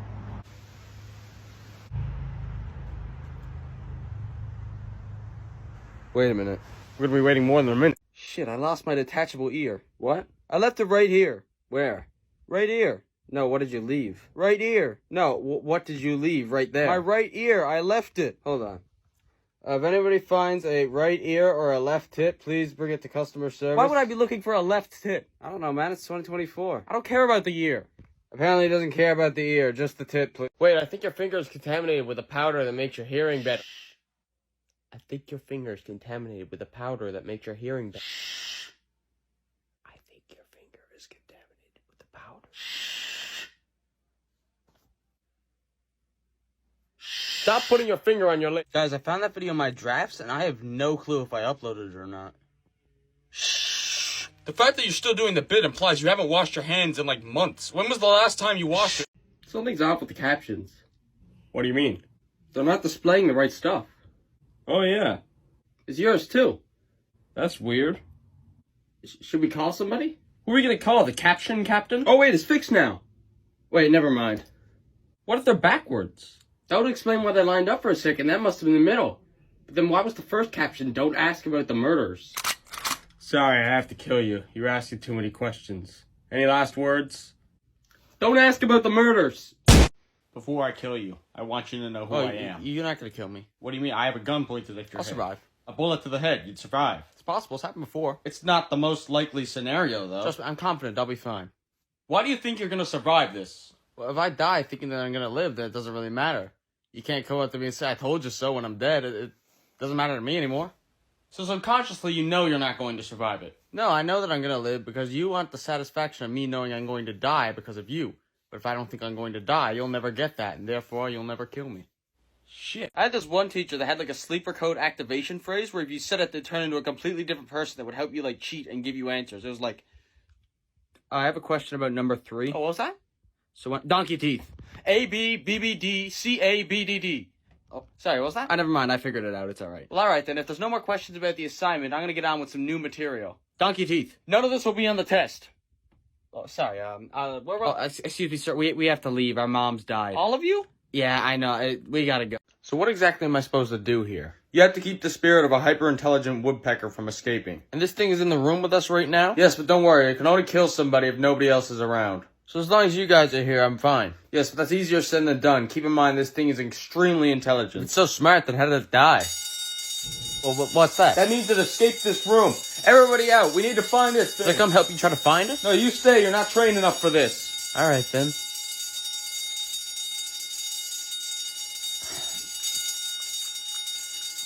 Hi, I know you're looking for this bird, but is there any way to turn this alarm off? We just cut power to the alarm. It's still... So... Wait, no, John, get out of there. Get out now. Why is there always a twist? What do you mean? In all your videos, it always leads up to some big reveal, like it was all hallucination, or the whole thing is told backwards. If you don't have some sort of, like, bang at the end, it's just gonna be disappointing. You can have that bang and still have a disappointing final product. Ask my parents. I don't know, I just feel like everything should lead up to some big punchline. This video doesn't have that, and clearly someone's still watching. Yes, it does. Well, you mean like how I'm not real and I'm actually a representation of how you criticize yourself? Yeah. That's not really that big of a reveal. I mean, we both look identical. It's kind of implied. If you're actually me, then that joke about, like, disappointing the parent, that was about me. Yeah, what are you gonna do about it, huh? I'm talking a lot of shit for someone who doesn't want a punchline. Let's go. Let's go. I think you always have to have some sort of punchline or big reveal and everything, but that's not always necessary, you know? But don't beat yourself up over it. I just did. So who are you? I'm Minute Difference Man. And what's your power? I can alter reality, but only in very small, unimportant ways. Can you give me some examples? There used to be a clock behind me. Where did the time go? Ah, that was a good one. All jokes aside, you are completely worthless. What did you expect? My name is literally Minor Detail Man. I thought it was Minute Difference Man. See? Get out. Aha, but the door's over here now. Videos I would have posted if I was on Vine, part 79. Knock, knock. Ah, Brandon.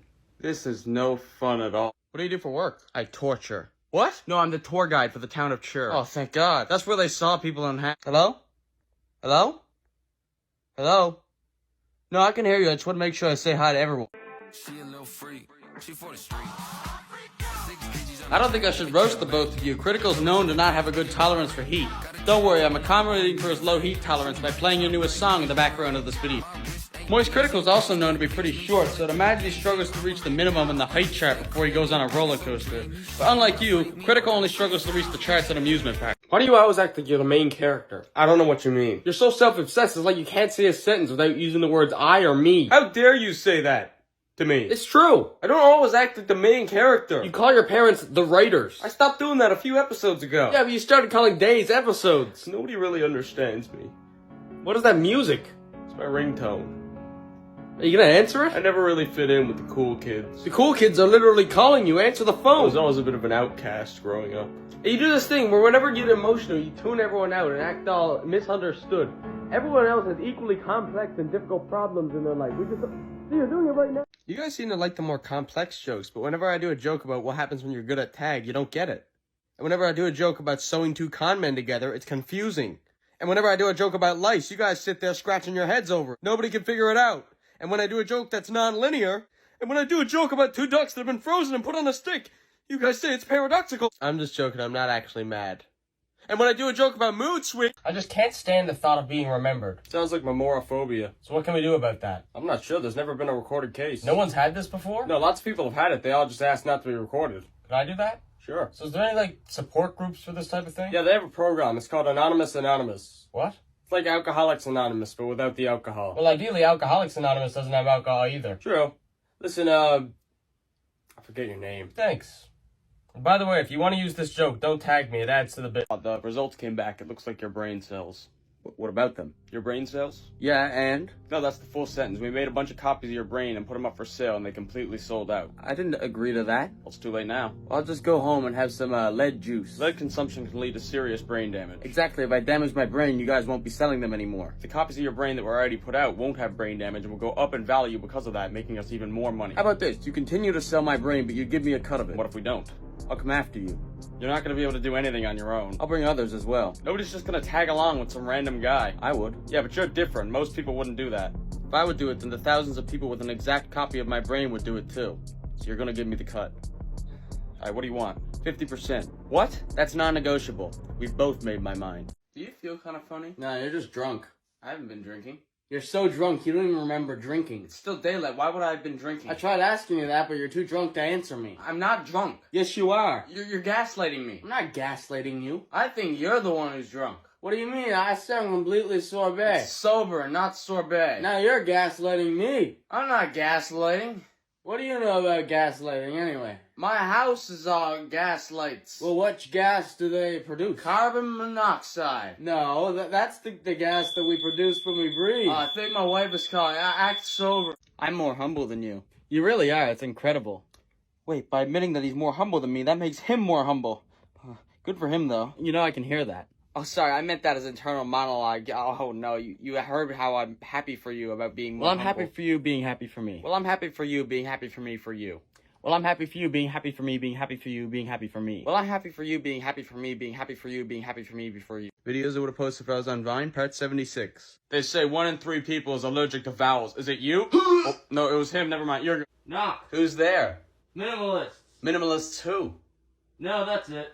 I should have seen that coming. Welcome to Trick Question Burger. Can I take your order? No, you're not gonna get me this time. I'll take my order. I'm sorry, sir, but the surgery went wrong. We had to attach the tip of your tongue to the roof of your mouth. You have 6 wishes. Wait, 6? Yeah, we're conjoined twins, so the math adds up. Alright, then, what's your first wish? I wish we were 2 separate people. Wish granted. This is awesome! Yeah. You now have 2.5 wishes each. Wait, what can I do with half a wish? Yeah. I'm actually not sure. Let me check the manual.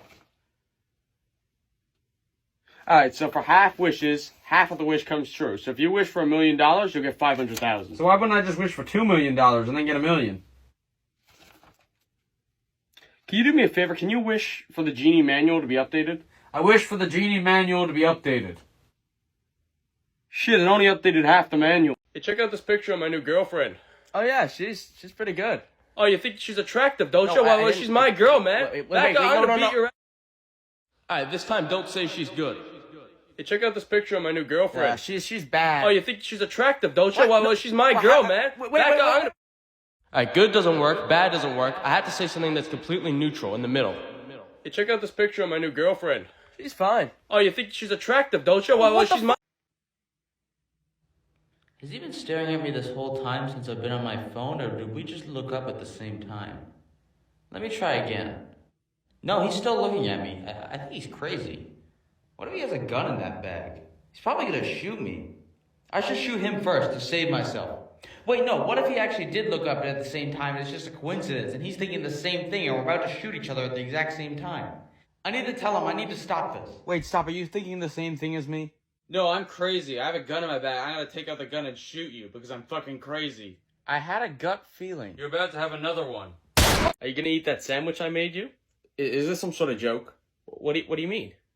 Did you put a neutron star in my sandwich? No, of course not. What? It's just a sandwich. John, I could feel space and time warping. You put a neutron star in the sandwich. Warping? Nothing is warping. I don't know what you're talking about. Why is it unfathomably dense? Maybe I cut the tomatoes too thick. John, I'm not falling for the neutron star sandwich prank. It's the oldest trick in the book. No, it's a normal sandwich. Just take a bite. I'm just gonna lift the bread a bit. I'm not hungry. Why? Just eat it! No, I believe you. I'm just not hungry. How about I wrap it up for later and then you could just microwave it? John, this shit could microwave me. Can you do a joke about the color dark blue? Maybe. Did you say maybe or navy? I mumbled some sort of in-between word to try to create a pun. You do realize you're gonna have to put captions on this video, right? Yeah, and? You're gonna have to distinguish whether you said maybe or navy, which will ruin the joke because your brain's just gonna snap towards whichever one they read in the captions. Oh, shit.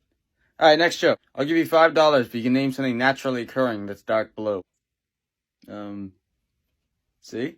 Wait, no, ignore what I just said. Don't think about the C. Fuck. So is that good for jokes about the color dark blue? Those are just puns relating to the word blue. They're not actually about the color dark blue. So what do you want me to do? A joke about dark blue. Alright, fine. Colorblind people will be like, don't mess with me, I see red when I fight. Then this is the color they see when they fight. That was just a joke about being colorblind. Alright, fine, here. I knew this guy named Lee who had both of his arms blown off in an explosion. Now we call him Leslie. That was just a really dark joke about someone who blew up. A really dark joke about someone who blew up. Dark blue. You're reaching. Unlike Leslie. I just tried to write as many jokes as I could in under an hour again. This is what I came up with. One of my friends said my obsession with puns and wordplay might be a sign of autism. But the only autism I know is when I see someone that I recognize their face but not their name, and it's also in Old English. Because I'm like, ah, 'tis him. This is a song I wrote about the guy who reads the wrong part of the lyrics. Verse 1. Where did you put the cushion? How'd you know the weed was in the cushion? Search his cushion. This invention is blowing up big. I finally made it, Ma. Well, I guess I didn't make it, but that... Got a new whip. You have your license? No, as in work in progress. We're still in the editor. I hate context clues. Wait, what were we talking about again? Based on your first sentence, I'm gonna go with context clues. See, it's stupid. My friend was really sad because his sculpture didn't look right with, like, the lighting in his room. So I tried to shed light on it, and it still looked bad. It's Confused Voice Man. Get him! Confused Voice Man? Actually, hold on. It might not be. Might not be? Oh, no, it definitely is. I love animal videos. Did you see that funny alpaca clip? It's alpaca clip, not albaca clip. A baca clip would be this. It's Confused Voice Man. Get him! Confused Voice Man? Actually, hold on. It might not be. Might not be? Oh, no, it definitely is. I call this one Mosquitoes at an Auction. So, if you keep hearing vegetables in everyday speech, call Dr. Lee Flower. That's right. Call Lee Flower. Be careful what you research. One time I went down this teleportation rabbit hole. It led me to the entrance of the teleportation rabbit hole. I wanted to do a joke about retrieving heavy objects from the bottom of a pool. I mean, it seemed pretty simple, but I couldn't come up with it. I feel like all these are just carried by puns and wordplay. I gotta do something different, like a theater adaptation of the dictionary. Fuck, that's literally wordplay. So, you're the surgeon. Tell us why you do what you do. For money. And you're the patient. Tell us what the surgery is for. For money. A lot of jokes about space work a little too well. I feel like the people that come up with the names for these sort of things, they plan it. I'm not really into photography, but I've always sort of appreciated the sort of misleading pics. For example, like, take a look at... Back in high school, there's this girl in my band class that was named Claire, and we used to chase her around with fishing nets. She had a clarinet, but we had clarinet. Call me a guy who can identify different shades of green. Because that was olive. It's the phone that allows me to talk to different versions of myself from parallel universes. 1 second, Isabella. I'm just on the phone. Ah, this must be the universe where I married that girl that I almost started dating but never did. Oh, what? Isabella? That's like the norm. What do you mean? You're the only version of you that isn't with her. No, that can't be right. Just call any other universes. Hey, you're the unemployed version of me, right? Yeah, that's me. Who's this? Are you dating Isabella? Oh, you must be the single version of me. That's cool. That's No. This is the presidential version Mr. of me. Ufield isn't available right now, but I could put you through to the first lady, Isabella. Shit. A compulsive liar version of me. Are you also dating Isabella? No? Okay, yeah. God damn. Lazy version of me. Is that you? No, it's Isabella. He didn't want to pick up the phone. Is this the baby name suggestion line? Sure is. Hi, I'm Colin, and I'm calling to suggest the name Colin. Hello, Colin. Thanks for calling. We like the name Colin, but first we have to call Lynn. Lynn is my sister, and we want to make sure she likes the name Colin. I'll be right back with you, Colin, once I'm done calling Lynn. Hi. Who's calling? Me. But who is this? I'm Colin. Remember I called in to suggest the name Colin, and then you had to call in? Oh, yeah. So what did she think? She didn't like it. Why not? Well, we have a daughter. Oh, yeah, that makes sense. Well, I'm Colin. You said that. When she gets older. Wait, what? Do you believe in free will? Well, it depends. What did will do? No, like, do you think we can actually influence the future, or are we just experiencing some pre-written narrative? Oh, I think it's pre-written. Well, I beg to differ. And you always will. Well, how do you know that? Listen, there's no point in arguing. Everything's predetermined, so you can't change my mind. Well, yeah, that's what I'm arguing against. I'm not doing this. This is a waste of time. Well, if everything is predetermined, then it's impossible to waste time. True enough, but you still can't change my mind. There's no evidence to show that free will doesn't exist. There's no evidence to support it does exist either. Shit, I forgot my line. See, everything is pre-written. Wait, stop. You can't keep arguing after I break character. That's what's in the script. Dude, we aren't following the script anymore. Yes, we are. Look. What? Who's closet murderer? Me. What the fuck? Something's off with the captions. What do you mean? They're not displaying the right stuff. Oh, yeah. It's yours too. That's weird. Should we call somebody? Who are we gonna call? The caption captain? Oh wait, it's fixed now. Wait, never mind. What if they're backwards? That would explain why they lined up for a second. That must have been the middle. But then why was the first caption, don't ask about the murders? Sorry, I have to kill you. You're asking too many questions. Any last words? Don't ask about the murders! I just can't stand the thought of being remembered. Sounds like memoraphobia. So what can we do about that? I'm not sure. There's never been a recorded case. No one's had this before? No, lots of people have had it. They all just asked not to be recorded. Can I do that? Sure. So is there any, like, support groups for this type of thing? Yeah, they have a program. It's called Anonymous Anonymous. What? It's like Alcoholics Anonymous, but without the alcohol. Well, ideally, Alcoholics Anonymous doesn't have alcohol either. True. Listen, I forget your name. Thanks. And where do I go to this Anonymous group? They're just down the hall. Got it. Hey, remember to not remember them. Act like you just wandered in. What room is this? This is Anonymous Anonymous. What's that? It's basically a group of people that always want to remain anonymous. Our goal is to not be remembered. What do you guys do? We write poems and quotes and stuff. You ever see Author Unknown? That's one of us. Which one? Can't say. Well, how does attendance work? Like this. Yeah, that looks about right. Huh. Hey, see someone got a member's name tattooed on their arm? Yeah, I know. He's probably rolling in his unmarked grave.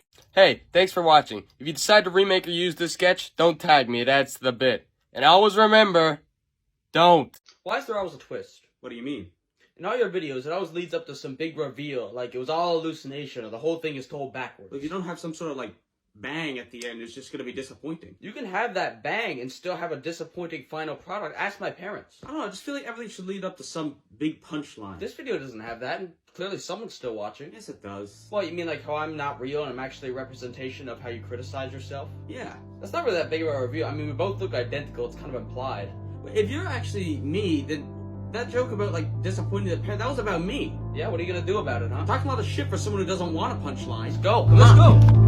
You always have to have some sort of punchline or big reveal and everything, but that's not always necessary, you know? But don't beat yourself up over it. Oh shit, I just did. You're too late, generic superhero. I've already stolen the budget for the visual effects team. I may be too late to stop you from taking the money, but I'm not too late to stop you from getting away with it. How do you suppose you're gonna do that? I'll use my frost breath to freeze that door shut. Go on.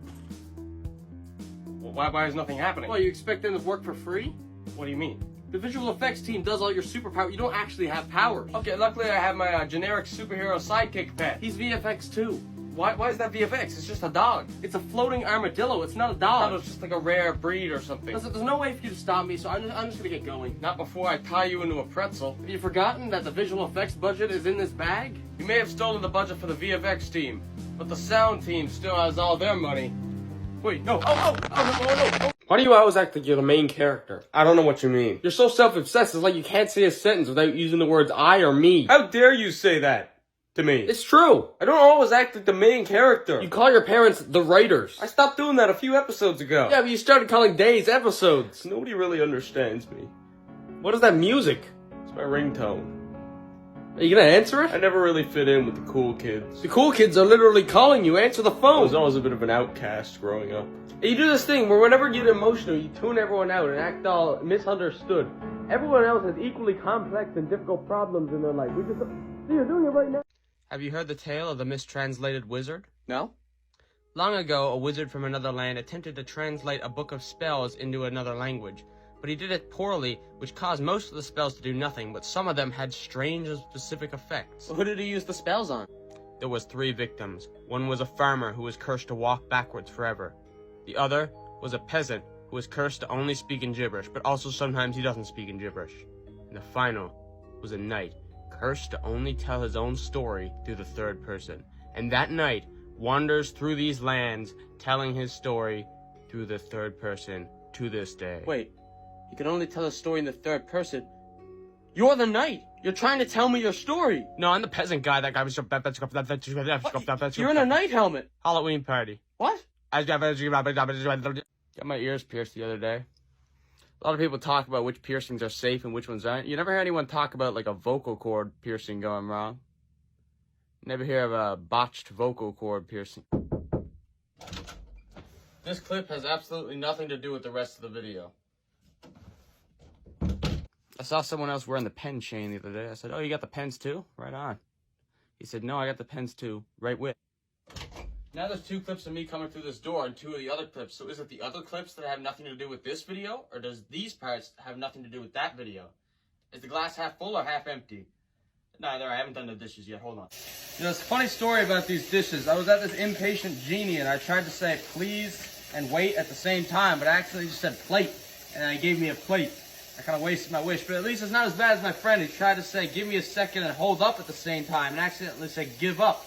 And then the genie stopped taking care of himself and went on a downward spiral, and we haven't seen that genie since that day. Today is National If You Check Your Calendar, You're Gay Day. That's not a thing. Sure it is.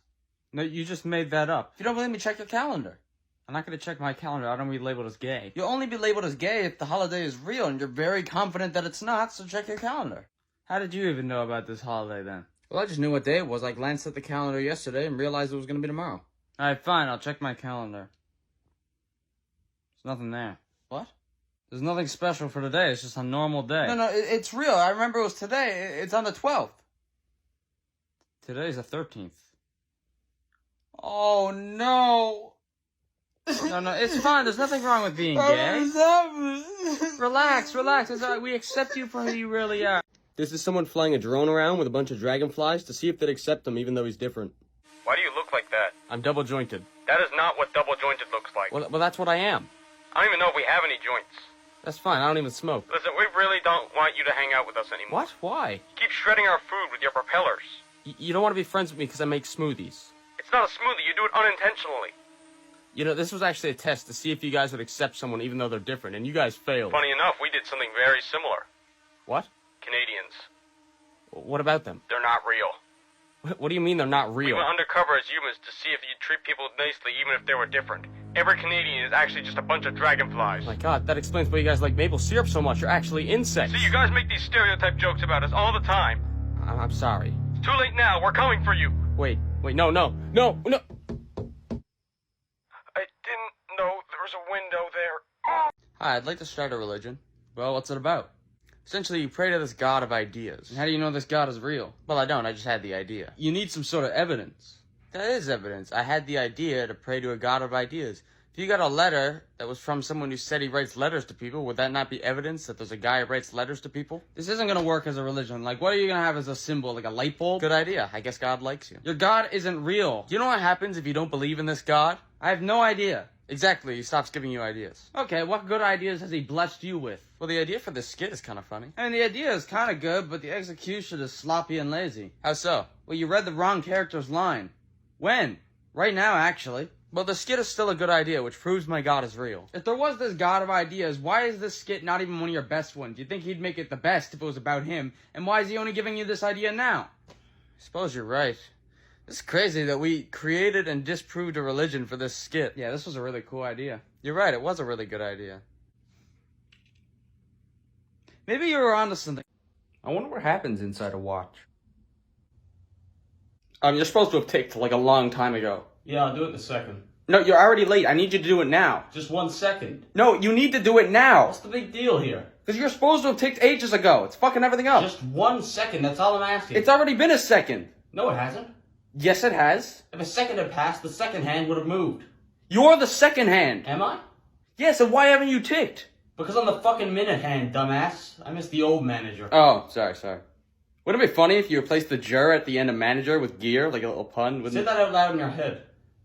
Oh shit, yeah, don't do that. I tried to write as many jokes as I could in under an hour. Here's what I came up with. Hey, I found that camouflage outlet you lost in the woods. Then throw it out, it doesn't work. Here's the deal. You get $1 million, but all your condiments disappear and you can only talk about them in one-syllable nicknames. There's no catch. Did you slightly change the color of each clip so people could tell when one joke ends and the next one begins? I did, Tint. Stop lying, you did. Is anybody here illiterate? My son is illiterate with numbers. He doesn't count. That's right, he doesn't. The stopwatch was named like the guy who made it yelled out to get everyone's attention, then tried to play it off as if that was the name of the invention. Hey man, what's a red herring? You're asking me what a red herring is? Go read the Bible, then come back to me. It's a letter from the future. I can't read this handwriting. In fact, it's not even handwriting, its hand will be written. Have you ever looked at a hole puncher and thought, if everything was made of paper, this would be a basketball factory? This one's not even a joke, it's just an observation. Erwin Schrödinger. Wanted dead. Dead and alive. I was named after a 4-letter question. I'm sorry, what? It's actually Win, and don't apologize, it's not your fault. The P in pterodactyl is silent, but if you hire a guy without a mouth to read your mail, every letter is silent. You hear about that movie that's coming out about the marketing team that went missing? No? Exactly, it's a very immersive experience.